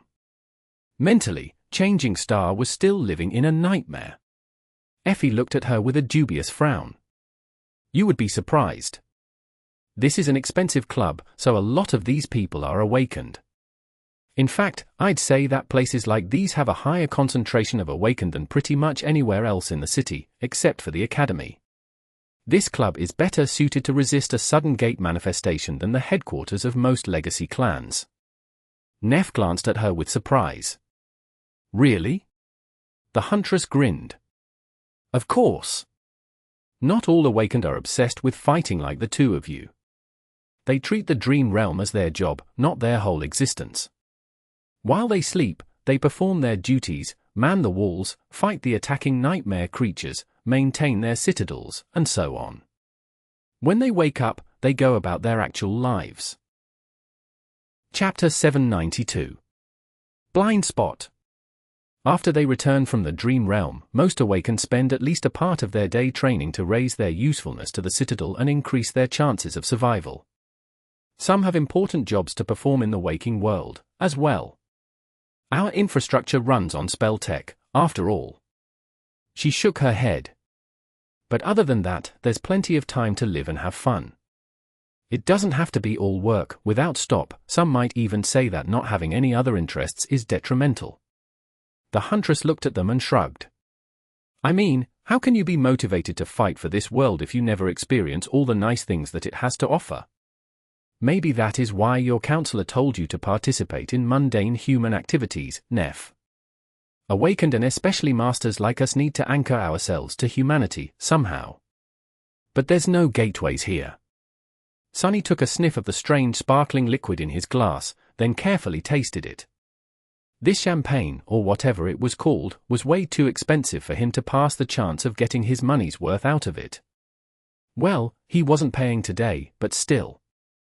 It was a matter of principle. Of course, Sunny had sworn off alcohol, but with him being a master now, there was no way for him to get drunk unless he wanted to. Not because of mundane drinks like this one, anyway. Unless he consciously willed otherwise, his body was going to treat alcohol as a weak poison and resist it. Tastes sweet, but also bitter. Very refreshing, though. How strange. Effie's words made him thoughtful. She was not entirely wrong. Sonny himself felt a bit ambivalent about the waking world, which had not been kind to him in the past. He only liked it better than the dream realm because it was safer and had nice things, like delicious food, comfortable furniture, and network dramas. Also, rain was here. But what if an awakened was indifferent to all those things? Would they even feel compelled to do anything to protect the waking world? What was going to stop them from abandoning the mundane completely after they became a master or a saint? Or a sovereign? Nephis, meanwhile, continued to study the dance hall. After a while, she said, "There might be many awakened here, but how prepared are they to fight against a flood of nightmare creatures? It takes a lot of courage to face an opening gate. Out of those who are courageous, how many are competent enough to make a difference? Not everyone is like Mongrel. Very few can stand their ground and fight." Effie gave her a strange look. "Ooh? Have you been watching a lot of videos on the network, princess? You are quoting Mongrel now." Changing Star shrugged. "I just find him admirable." The huntress suddenly grinned and said in a conspiratorial tone, "Neff, do you maybe have a crush on Lord Mongrel?" Sonny almost spat out his champagne. He turned slightly and threw a murderous glance at Effie. Nephis, however, remained nonchalant. She showed no reaction and simply said, "I just appreciate his skill and his integrity. At first, I was merely attracted by how beautiful his swordsmanship is. Flowing, unpredictable, supremely adaptable. I watched a few of his duels, as well as his performances in the Dream Tournament. His dedication, versatility, and domineering attitude left a deep impression on me." Changing Star shook her head. "But those were just games. It was only when I stumbled on a clip of Mongrel single-handedly stalling several waves of nightmare creatures in front of a gate that I truly grew to appreciate his character. In my opinion, he is what a true awakened should strive to be. Someone who is not resigned to bowing down to the spell and is determined to resist it instead. His will, mastery of combat, and wisdom are commendable. It warms my heart to know that there are warriors like him out there." Sonny gripped his glass and forced out an awkward smile. "Hey, let's not go overboard about that Mongrel guy, shall we? He's not that great. I mean, he was not really alone at that gate, there were other awakened helping him. As for all that wisdom stuff, I am willing to bet that he did not mean any of the crap he said." Nephis looked at him with surprise. "I disagree. I think that Mongrel deserves all the praise. He is truly remarkable." Effie, meanwhile, was looking at them with a grin. Sonny suddenly got a bad feeling. Before he could say something, however, the huntress leaned forward and whispered into Neph's ear. "You do know that Sonny is Mongrel, right?" Sonny choked on his champagne. The exquisite glass cracked slightly in his hand. Nephis froze. Her face remained still as ever. However, despite the dim lighting of the nightclub, he could swear there was a hint of pink slowly appearing on her cheeks. Was she blushing? Damned Effie! I'll kill her! Changing Star remained silent for a while, then said in her usual even tone. Of course. I definitely knew that. She straightened her back, and then added. I was just commenting on his perceived accomplishments. Now, if you'll excuse me, I need to visit the restroom. She glanced at Sonny and Effie with a deadpan expression, then turned around and walked away. Her pace was calm and steady. Not rushed at all. Effie waited for a few moments, then threw her head back and exploded in laughter. Oh, gods! Doesn't make any sense, so inefficient. I can't with these two.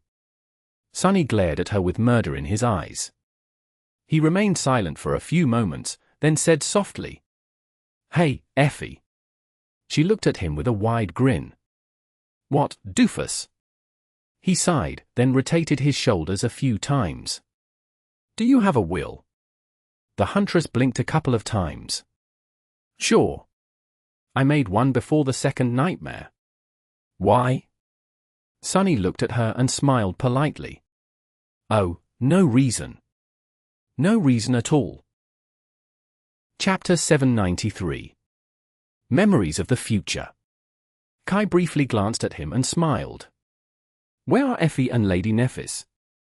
Sunny stared at him for a few moments, then looked away. Effie went to dance. Neph is in the bathroom. Also, will you cut it out with that lady stuff? The two of you spent months traversing the Forgotten Shore together, back when we were returning from the Hollow Mountains. She is also younger than you. That is more than enough to drop the formalities, don't you think? The archer coughed. Oh. Well. I'll try. He didn't sound very convincing, forcing Sunny to roll his eyes. Anyway, what do we have here? At some point, a waiter had entered the lounge and placed a tray of various foods on the table, while trying very hard not to throw reverent looks at the distinguished guests. Knowing that there would be no chance for him to taste anything once Effie returned, Sunny used the opportunity to try a few.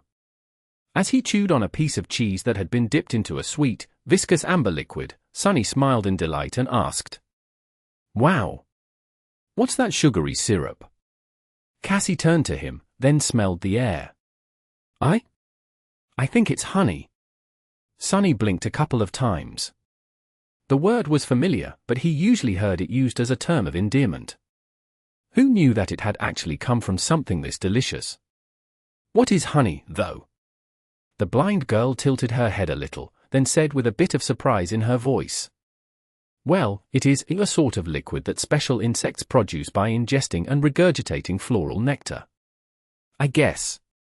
Sunny froze, grew a little pale, and slowly pushed the cheese plate away from himself. I see. Good to know. With that, he gulped a mouthful of champagne and tried to discreetly rinse his mouth. Sunny was never picky about his food. He had even sustained himself on raw, rotting mimic meat for an entire month once. But even he had his limits. Damned rich people, what are they going to come up with next? Soon, Nephis returned. She was acting as if nothing had happened, and her face was perfectly composed. However, there was a hint of confusion in her eyes. As she sat down, Kai hesitated for a moment, and then said, You seem concerned. Did anything happen, Nephis? Changing Star paid no attention to the lack of lady and simply shook her head. Nothing. I just overheard a bit of a strange conversation on my way back. Apparently, there is a little snack here in the VIP lounge that those women would want to taste. Odd. Why wouldn't they just order it themselves? Well, maybe it is not on the common menu. Sunny glanced at the small bowl of honey with disgust and sneered. If they want it, they can have it. I have no objections. They are free to gobble it up, as far as I'm concerned. Ignoring a strange glance from Kai, Sunny took a sip of champagne and relaxed a little. That was the point of today's outing, anyway. After days of serving as a punching bag for an untrained master, he deserved some rest. Soon enough, Effie returned. The huntress was practically beaming with delight. She quickly destroyed most of their food, poured herself a drink, and grinned. This is fun. We should go out more often. Sunny and Nephis looked at her in horror, while Kai nodded. Indeed. It's just a shame that they don't have live music. Effie, meanwhile, looked around with a bit of curious expression. This is strange, though. I never imagined living like this. I mean, my goal was always to become a master. But now that I did, everything seems a little surreal. The archer smiled wistfully. Yes, life is full of surprises, isn't it? Before the Forgotten Shore, I had a clear picture of what my future would look like. Then, for years, I tried not to think about the future at all. And now that I reached that future, it's not like what I thought it would be.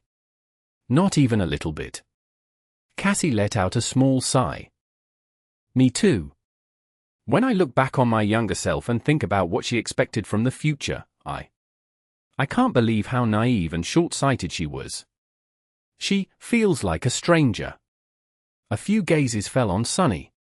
He raised his eyebrow and then said, "What? This is exactly how I imagined my life would go, actually. After I returned from the first nightmare, I thought that I would soon be a full citizen, super rich, and have unlimited access to tasty food. So I don't know what you're talking about. For me, everything went according to plan." Effie rolled her eyes and then glanced at Nephis. "What about you, princess?" Changing Star lingered for a moment, then shrugged. "I am exactly where I expected to be, too. Of course, the details are different. But the result is the same. Legacies don't really have a choice in these matters." Sunny suddenly became curious. "I heard that all children of legacy clans are inevitably infected by the nightmare spell. There is just no chance for them to remain mundane. Is this true? If so, why? What is so special about your kind?" Nephis took a sip of champagne, thought for a moment, and then said calmly, "There is nothing special about legacies, as far as one's chances of becoming infected go. We are not inherently predisposed to awaken, unlike what many people believe. There are just certain measures that a clan can undertake to make sure that its heirs do." Sunny blinked a couple of times. "Like what?" Neff looked at him evenly. "It is simple, really. The parents of a legacy child just have to implore for assistance from a saint. That is why lesser clans always seek to ally themselves with more powerful ones. The child is brought to the dream realm and then returned to the clan. This way, the seed is already planted in their soul. Once they come of age, it is inevitable for the seed to bloom and bring them to the first nightmare." Sunny frowned, feeling something strange about her phrasing. "Seed? As in, the seed of nightmare?" Changing Star calmly nodded. "Of course. The first nightmare is not different from all the rest. It is also born from a seed. It is just that this seed does not grow in the dream realm. Instead, it grows in a human soul. Have you never thought why there are no gates of the first category? Well, there are, of course. Every aspirant that fails their first nightmare becomes a miniature gate, allowing a single nightmare creature to enter the waking world. That is why their corpses turn into monsters." Chapter 794. Adulthood. He doubted that a seed of nightmare, no matter how small, could bloom in just any soul. It probably required fertile soil to take root. Of course, in this ravaged world, there were plenty of broken and traumatized people whose souls could nurture a nightmare seed. It had been even more so 50 years ago, when the spell first appeared. Had the collective anguish and torment of those lucky few who had survived the dark times summoned it from whatever hell the spell existed in, ushering the rise of the first generation of the awakened and everything that followed? He did not know, and doubted that he would find out anytime soon, if ever.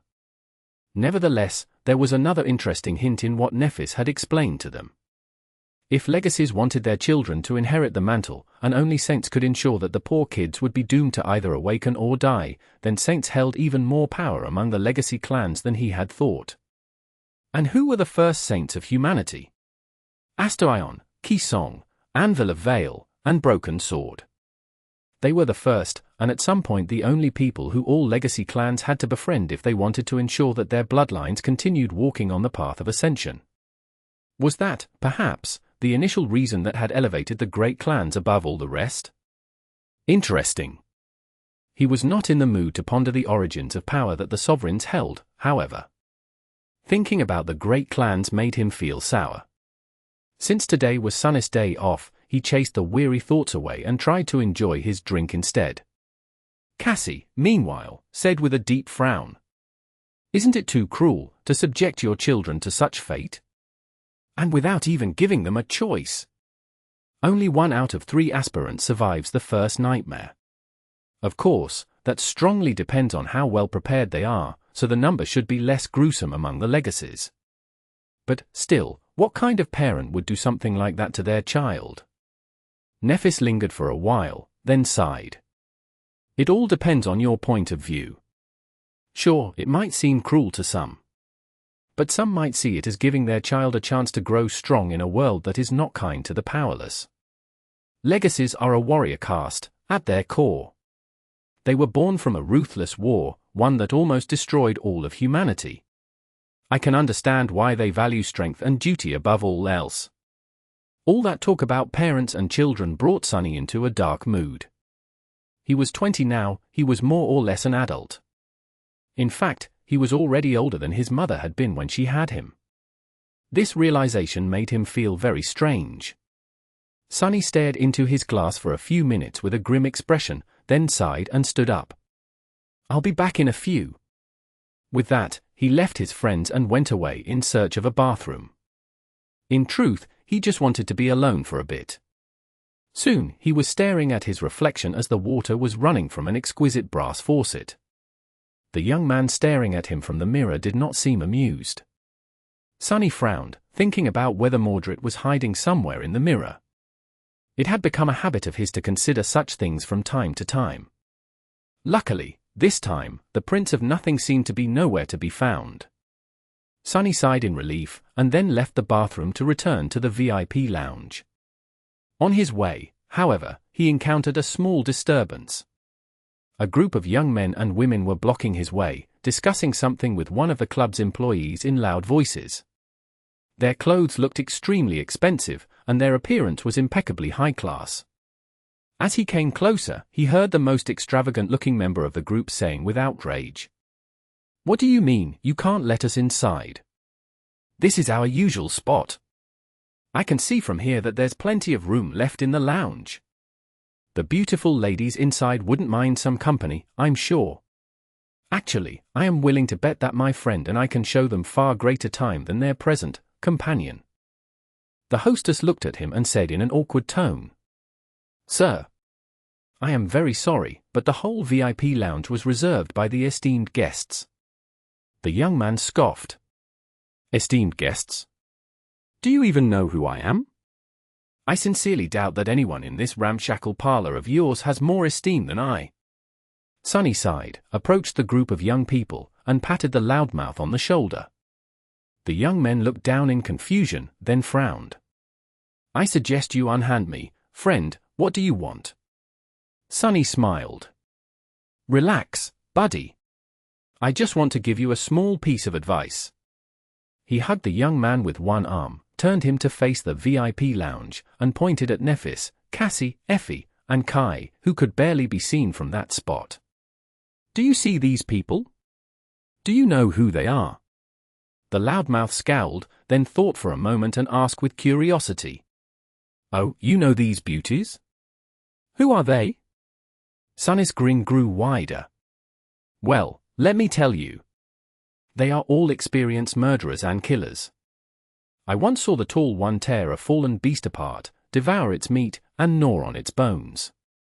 The pretty guy next to her used to be nice, but after being burned alive and having his skin replaced with primitive grafts by an unlicensed medical practitioner, he developed some strange ideas. That delicate blonde girl is actually the most terrifying. There are 50 powerful awakened that follow her around like lost puppies and eat from the palm of her hand, all willing to obey her commands. Every one of them is a maniac. That stunning, incredible beauty next to her, boy, I don't even know where to start. She was contemplating killing everyone in this club just half an hour ago. Luckily, we managed to distract her." With each word, the young man grew paler and paler. His friends were suddenly silent, too. When Sunny was done speaking, the loudmouth nervously looked at the pale hand that was resting on his shoulder, and asked in a small voice, and who might you be?" Sunny smiled brilliantly. "Me? Oh, I live with 2 of these girls. I have a nice house, you know, with very special facilities of the underground kind, if you know what I mean. The third, I had to spend almost a month locked in a cage with that one. Gods, that was rough. As for the skin graft guy, he drives me around." The young man turned slightly green, then gently moved Sunny's hand off his shoulder and backed away. "ISC. Thank you very much for the advice, sir. On second thought, we should be going. My, oh my, look at the time. His group suddenly disappeared, as if they had never been there in the first place. Sunny looked at the hostess and shrugged. Well, whatever. By the way, we're out of snacks. Could you bring us some more? Just, no honey, please. Chapter 795. Moment of Peace. How odd. The five masters simply had a good time listening to loud music, being served delicious drinks and food, and enjoying each other's company. Sunny did not know if this outing was helping Nephis in a way that she had hoped it would, but he found it unexpectedly relaxing. Spending quality time with good friends was what normal humans were supposed to enjoy, after all. However, he had never had such an opportunity as a mundane. Sunny had never really fit into any of the groups he had tried to become a part of in the outskirts. He had always existed on their periphery before being expelled from them, as if something about him caused a subconscious rejection. He did not really know what had changed. Maybe it was the people he was with, or maybe it was the circumstances that had brought them together. Most likely, it was Sunny himself that had become different. In any case, for the first time in his life, he felt safe and secure about his place. He felt as if he truly belonged with these people. That did not mean that they were connected at the hip, of course. In fact, the members of the cohort had plenty of differences and underlying conflicts that had the potential to push them away from each other. Even the phrase itself was not exactly accurate. At this point, they were not really members of a distinct cohort anymore. Even if all five chose to pursue the same goal together, which was rather improbable, our masters rarely operated in groups. They were too rare and powerful for such an arrangement. Most ascended acted independently, only gathering together to face especially terrible threats. But that was all right. This was how mature relationships were supposed to work. Sunny and his friends did not have to spend every waking minute together to preserve their bond. It was deep and tempered enough to remain strong even if each of them walked their separate path from now on.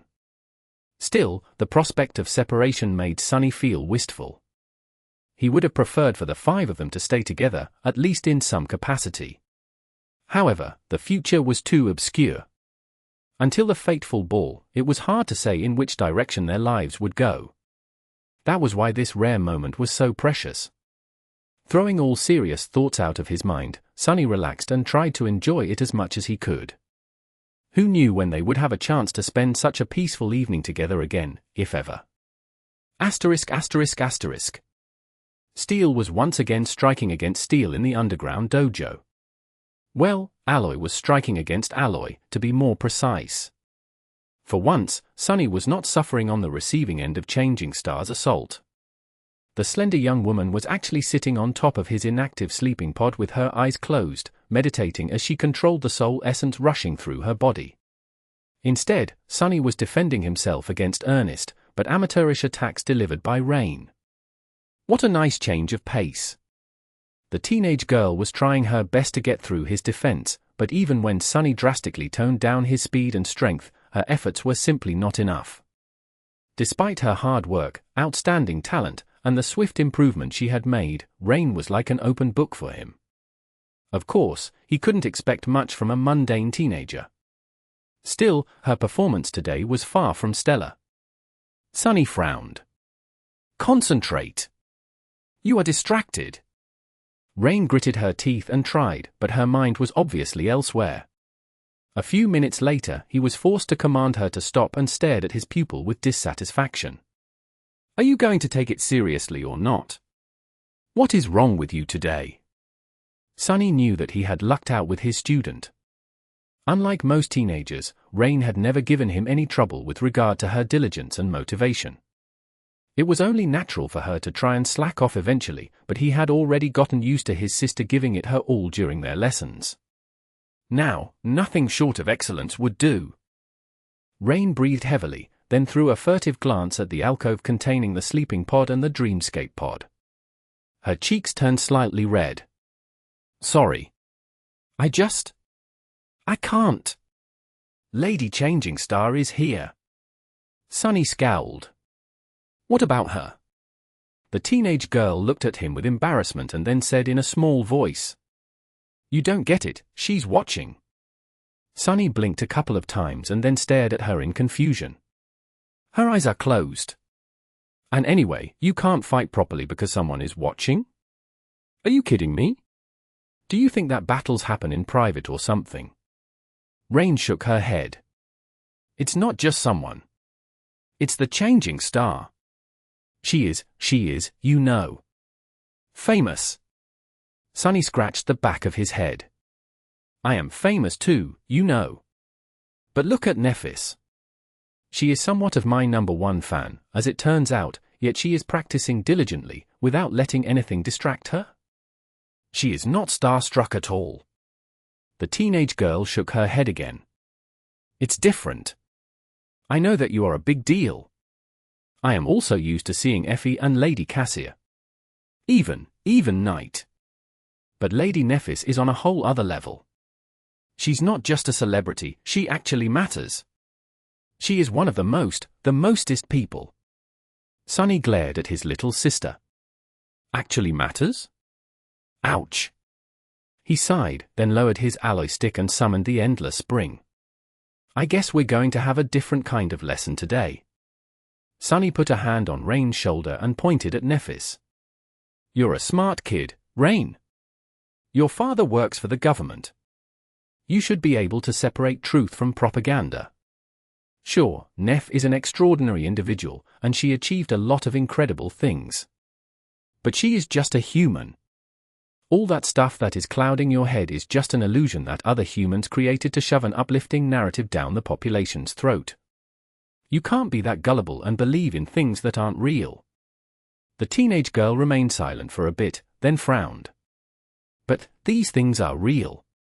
Whether they are true or not, people believe in them. So they're real. Chapter 796. Real deal. What do you mean? Rain glanced at him and shrugged. It is because my father works for the government that I know this stuff. Well, let's say that millions of people believe that Lady Nephis is the hero that is going to lead humanity to conquer the fourth nightmare. It doesn't matter if she truly is. As long as people believe it, she has influence over them. Her image might be an illusion, but that influence is real. Which means that her power is also real. Do you understand? He stared at her in bewilderment.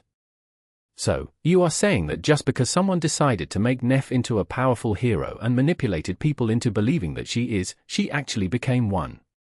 Rain nodded. Think about it.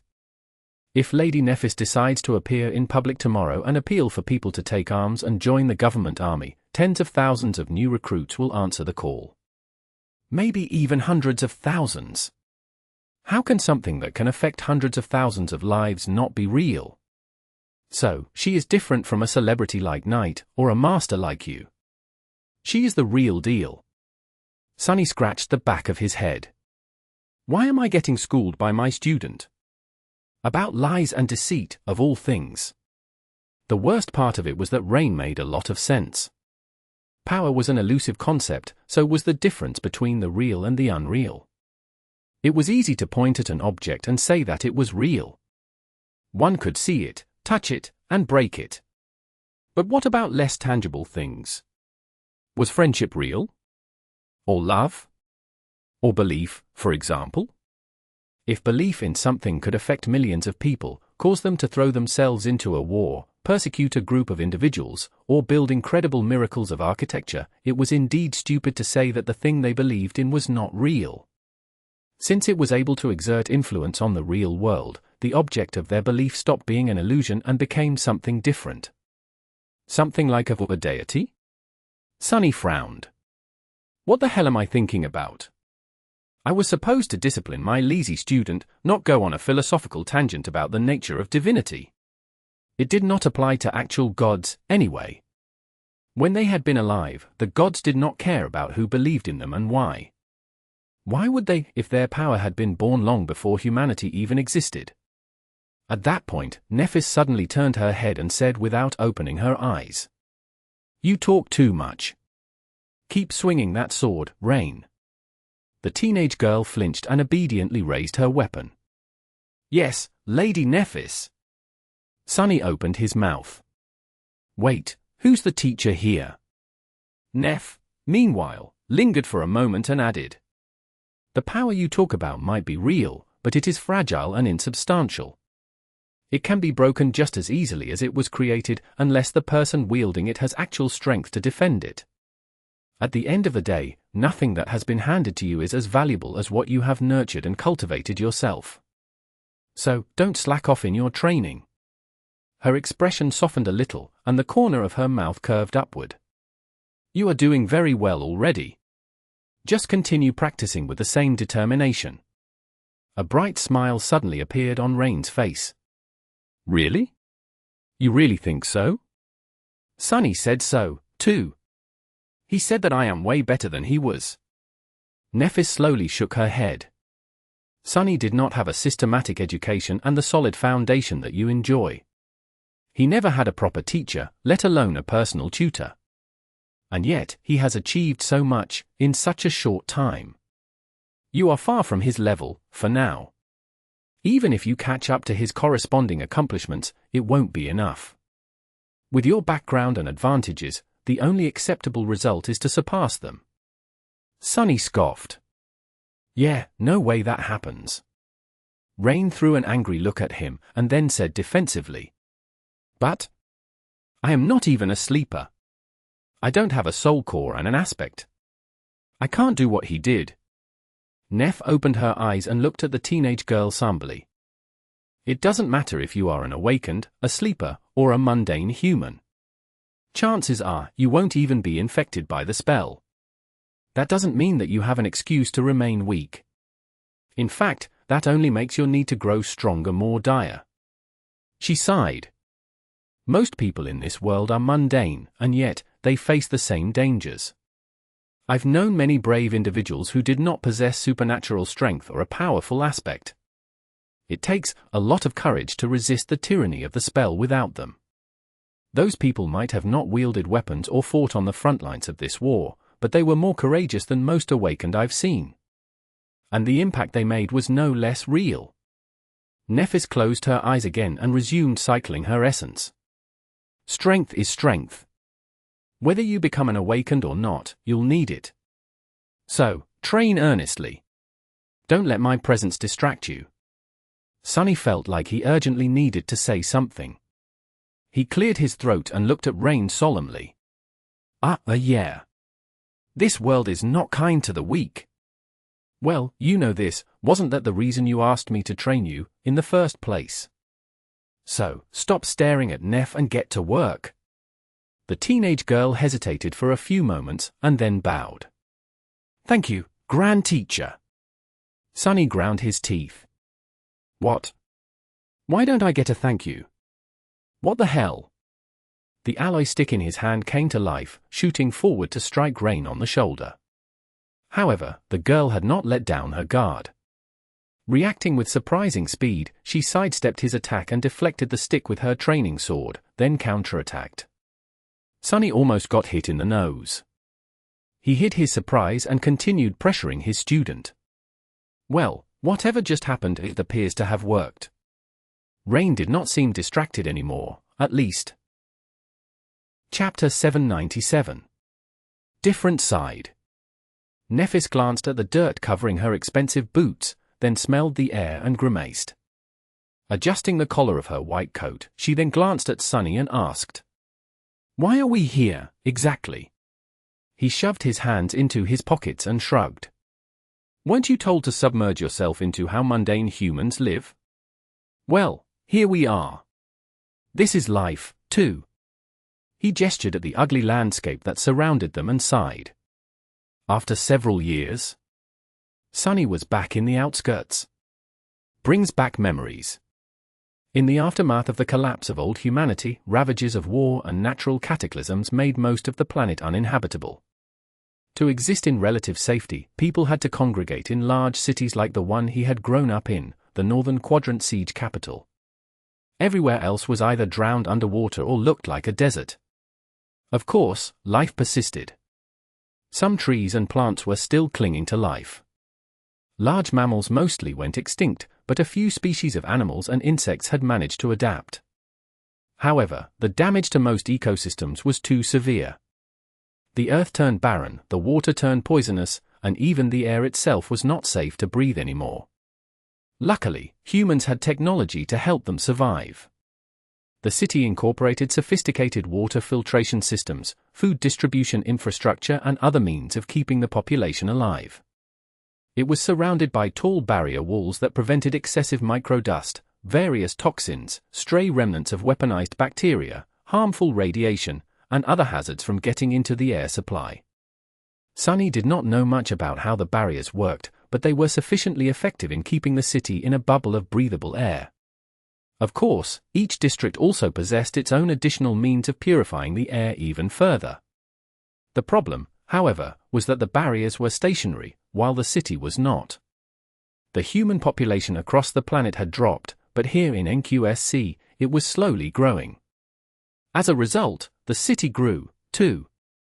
It stretched further and further, both into the sky and underground. Of course, it also sprawled horizontally. Eventually, the city had outgrown the circle of barriers. Hence, the outskirts appeared. Although there were new barrier walls in construction, their completion required vast amounts of funding, human resources, and even more time. The colossal, skeletal frames of the barriers had loomed above the outskirts for as long as Sunny could remember, unfinished. With what he knew now, he doubted that they would ever be completed at all. In any case, whole generations of people like him had already lived and died outside their protection. The air in the outskirts might not have been as bad as in the desolate wilderness beyond, but it was far from safe. Those who breathed it every day did not tend to enjoy good health or long lives. It reeked. Breathing in the familiar stench, Sunny struggled not to follow Nefer's example and grimace. He had been accustomed to the smell for most of his life and never paid it much attention, but just a few years of sweet life in the dream realm and in the better parts of the city made it seem rather intense. What's the big deal? It's not that bad in winter, anyway. Just like the air, all other facets of life in the outskirts were barely suited for human life, as well. The buildings were straining to keep themselves together, clean water was scarce, most food came in the form of synth-based rations provided by the government. Everything was dirty, worn out, and on the verge of collapse. The infrastructure barely functioned. Theoretically, there was supposed to be a working transportation system with connections to the rest of the city, but in practice, it broke down and malfunctioned so often that getting anywhere with its help was hard. That was the reason why Sunny and Nephis were currently on foot. He did not regret this turn of events, however, because that gave them the chance to get a good look at people who lived in the outskirts. Just like the slums themselves, the inhabitants looked decrepit.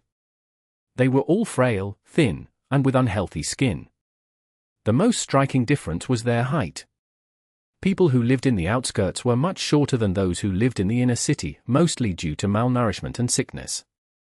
In short, they all looked similar to how Sunny had been before the first nightmare. Looking at them now, he couldn't help but think of his past. Only 3 years and a few months ago, he had left this place, thinking that he would never return. But Sunny was already a very different person. He saw the familiar sights differently, too. This is so strange. Sunny had always thought of himself as someone from the outskirts, but now, after traveling through several regions of the dream realm and building a life for himself in the city, Sunny suddenly understood that the outskirts were not a monolithic place. They were actually vast and encompassed numerous different areas.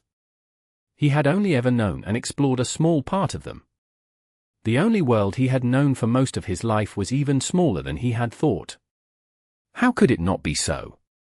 Sunny had never considered such things, but after his last conversation with Master Jet, he realized the true scope of it all. From what she had told him, there were somewhere between 60 and 70 million people living in the outskirts. 20% of the total population of the city existed in these unpleasant conditions, barely surviving as they were slowly ground to dust. If the mass evacuation from Antarctica succeeded, that number was going to grow even further. The outskirts were much greater than Sunny had ever thought. More than that, every city that remained on Earth had its own version of them, even if the excess population of NQSC was by far the largest. Thinking about all the struggle, misery, and desperate hope that surrounded him, Sunny sighed. People were people. Even in this pit, they found ways to adapt and find moments of happiness. They never lost their motivation to live and seek purpose. It's just that those moments were rare, and their lives were usually on the shorter side. His family had not been unhappy until it was destroyed. People more lucky than him could have a semblance of a decent life even in the outskirts, although their chances were slim. Nephis grew silent, observing the inhabitants of the outskirts with her usual distant expression. However, there was a hint of emotion hiding deep in her eyes. After a while, she turned to Sunny and asked, "Are we here to just walk around?" He looked forward, then shook his head. "No. We came here for a reason." Chapter 798. Lonely Tree. As a result, there were plenty of random gaps like this one around. What made the empty lot special, however, was that it had somehow turned into a small park. Greenery was exceedingly rare in the outskirts, which made the park especially precious. The modest space in front of them was currently covered by dirty snow, but come spring, patches of real grass were going to appear from beneath it. There were a few bushes, a frozen pond, and a lonely tree that somehow clung to life despite all reason. Currently, it stood bare and dark, devoid of the bright crown of its leaves. The park was surrounded by tall buildings, making it seem as if it was situated on the bottom of a deep well. Sparse sunlight fell on the tree from far above, illuminating its thin branches and the grey snowflakes that swirled in the air around them. There were several clean pathways through the snow, as well as a few damaged and vandalized benches here and there. Several people were sitting on the benches, enjoying a quiet moment of respite. They gave the young woman dressed in white and the young man dressed in black uneasy looks. Nephis studied the park for a few moments, then glanced at Sunny. "Aren't you wary that something can happen?" He took a look at her, then at himself. Both were obviously out of place, considering their physical appearance and expensive clothes. Everything about them screamed of wealth, status, and citizenship. Sunny doubted that the inhabitants of the outskirts would recognize them as ascended, but they would inevitably come to the conclusion that the strangers were rich. He shrugged. "What can happen? Even if some idiots decide to try and rob us, the worst they can do is shoot at us with cheap firearms. I doubt that their bullets can bruise our skin, let alone penetrate it.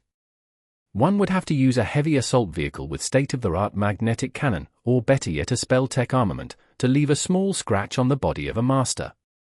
Even then, landing a shot would not be easy." Nephis shook her head. "I'm not worried about us.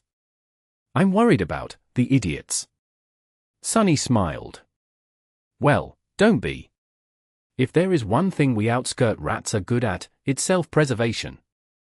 Anyone can see that both of us are killers. They'll stay away." Changing Star gave him a hesitant nod. A few moments later, she asked, "So what is the reason?" He lingered for a moment, then shrugged. "I met your mother already. So I thought I would bring you to meet mine." Nephis raised an eyebrow. "I thought your mother was dead." Sunny nodded. "She is. Come." He headed toward the tree, knowing that Neph would follow.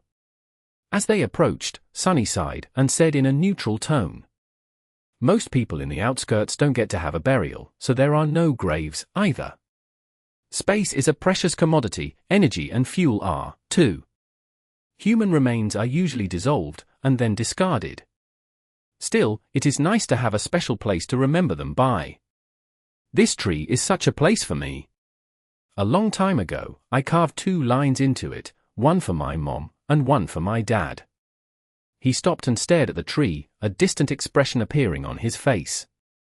In truth, Sunny had been thinking about his mother a lot recently, and that prompted him to visit the small park. Taking Nephis along was just an afterthought. He had decided that showing her the hidden side of the city would do her some good. It could give her perspective, at least. As they stood silently under the tree, Nephis studied it for a while, and then suddenly said, "There are 3 lines." Sunny looked at her in confusion. "What?" Neph pointed to the bottom of the trunk. There is a third line. He stared at her for a moment, then turned away. Oh. The third line is for me. I added it before going away to face the first nightmare. Changing Star glanced at him, then asked in her usual even tone. Were you not confident of conquering it? Sunny laughed. Gods, no. I was pretty sure that I would die. I was ready to, actually. Back then? I was sort of ambivalent about life, I guess. Very few people from the outskirts survive their nightmares. We are physically weak and less educated than proper citizens. Local schools are not exactly known for training skilled fighters. He remained silent for a moment and then added. It's weird, actually. A large part of why I survived the first nightmare was exactly because I did not really care to survive. Since I already accepted that I would die, I did not worry too much about anything. No matter what happened, I was able to calmly react instead of panicking. I acted with unrestrained coldness and calculation. Sunny sighed. Of course, such an attitude is of limited utility. It helped me at the start, but one can't get far by acting like a walking corpse. It was only halfway through the nightmare that I suddenly decided that I wanted to live. And once I did, I really, really wanted to live. That was what pushed me to go on despite all reason, and eventually escape. He looked at the lonely tree, lingered, and said, I haven't been back here since. When I was carving the third line for myself, I had no idea that I would return one day as a master, let alone one with the special strategic asset designation and enough value to make both the government and the great clans fight over me. Sunny shook his head and grinned. What a strange turn of events, ho. Chapter 799. Outskirt Rat. You did well. Sunny glanced at her with a pale smile, then nodded. I guess I did, didn't I? My mom would have been very happy. If she was alive, that is. I am healthy, well-fed, and have a house in a good part of the city. I even found the student. These things might not sound like much to you, but to her, they would have been like a dream. He turned to the tree and added after a short pause. I don't really remember my dad too well, because I was too little when he passed away. But my mom, I remember her perfectly. She was like a ray of sunshine. The strangest thing, though, is that when I was a kid, she was the whole world to me. I thought that she knew everything, could do anything. But now, I realize that she was barely older than we are. She was more or less a kid herself. Nephis looked at him and said, But we aren't kids. Sunny tilted his head, then shrugged. That is true, I guess. We are adults, which is a strange thought. I don't really feel very different from how I was before, at least not in terms of being confident and knowing what the hell I am doing. Changing Star sighed, then shook her head a little. That is because you have been an adult for a long time. People like us have to grow up early. Sunny thought about it for a moment. I don't know. I have a suspicion that when I look back on today in a decade or so, I will be dismayed by how big of an idiot I was. Nephis smiled with the corner of her mouth. That has nothing to do with adulthood. He spared her a short glance and scoffed. That was the point where you were supposed to say that I am not an idiot, you know. She stared at him with a deadpan expression, then said in her usual tone. I know. Sunny couldn't help but laugh. Anyway, I don't really understand why I wanted to come here. I guess I expected to feel something, and I do. It's just not what I thought I would feel. Nephis lingered for a few moments. Eventually, she said with a hint of hesitation in her voice. Do you maybe want to say something to your mother? Sunny lingered for a while, then shook his head. What is the point? She is dead, and the dead can't hear anything. They are simply gone. They only exist in the memories of the past. I would rather concentrate on the future. Despite the fact that he had achieved many things that his mother would have wanted for him, it had not been without a cost. His house, his wealth, and the fridge full of food he had back home were only one side of his life. The other side was full of dire things like the sovereigns, the Obel scale. And Nephis. His bond with her was a dire thing, too. His future was not cloudless at all. The past few weeks had been some of the calmest and most enjoyable in Sunny's life. He had mostly been in Nephis' company, doing nothing but training and spending time with her. He had hidden his head in the sand and refused to think about all the troubles that loomed on the horizon. That pleasant time was coming to an end. In a few days, Nephis was going to finally leave to face the Fire Keepers.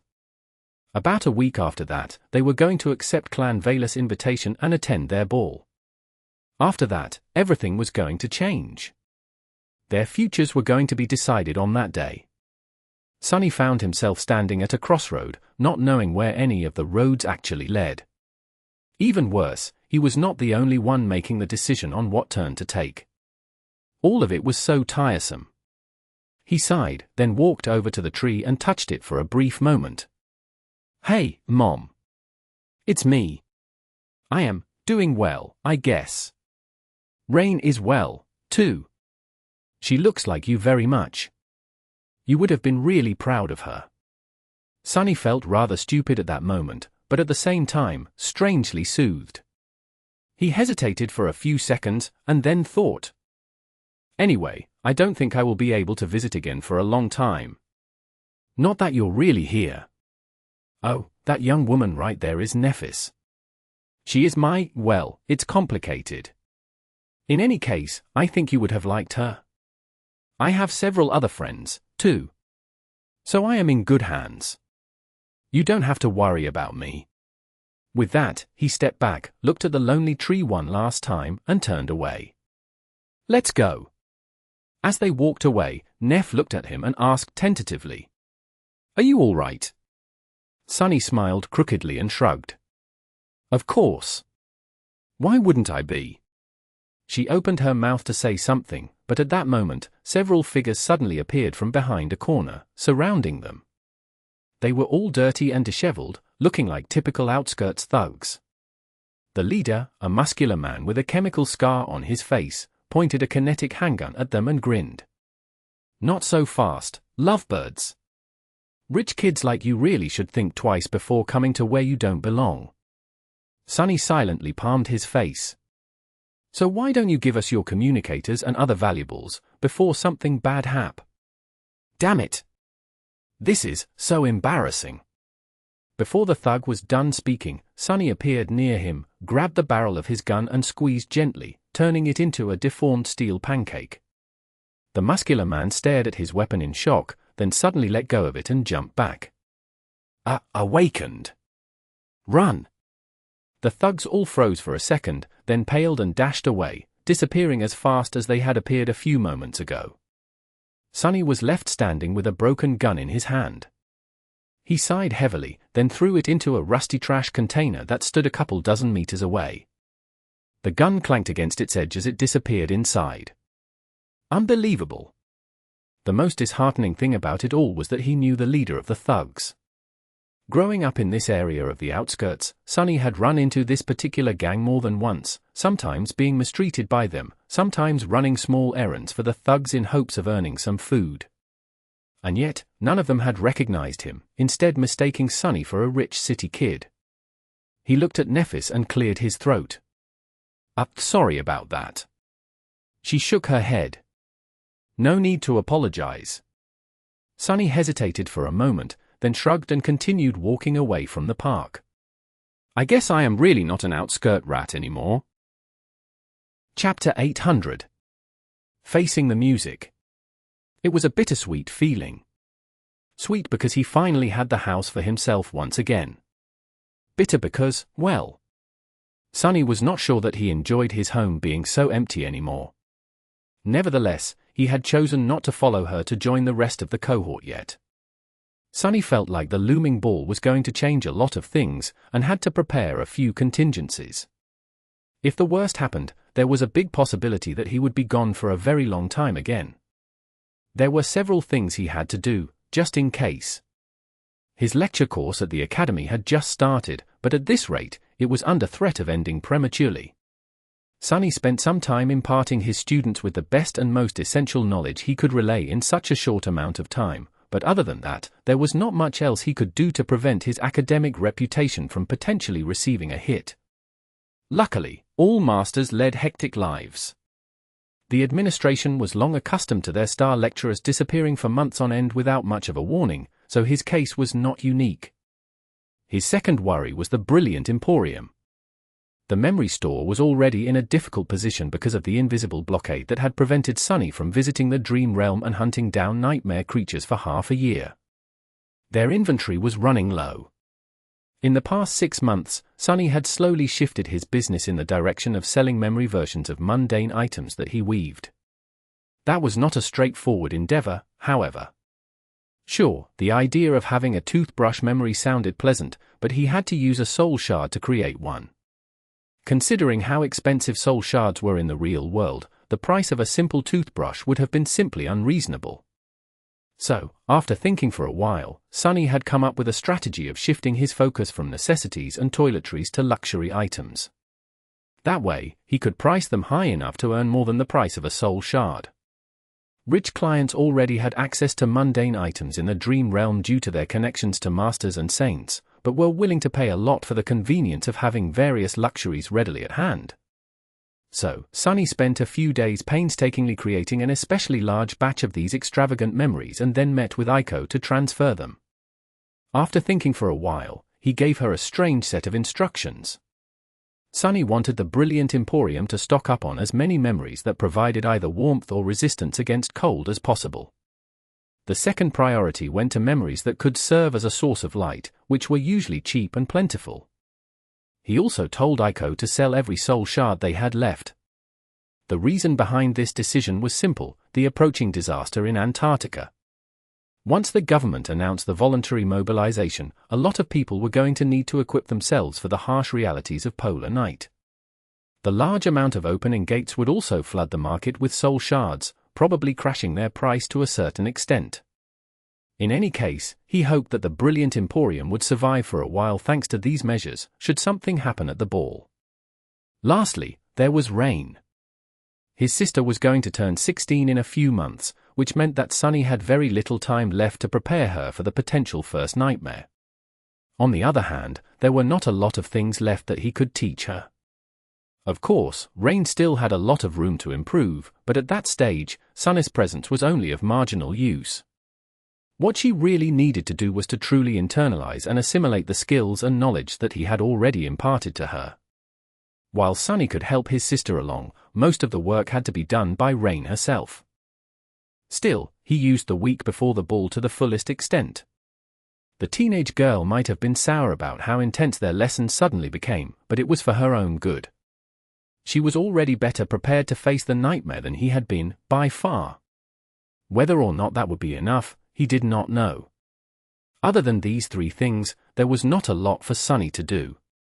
He prepared his home to go into conservation mode in case he did not return from the ball. He restocked the coveter's coffer with various supplies for a long expedition. He fought against Saint to clean the rust off his battle instincts.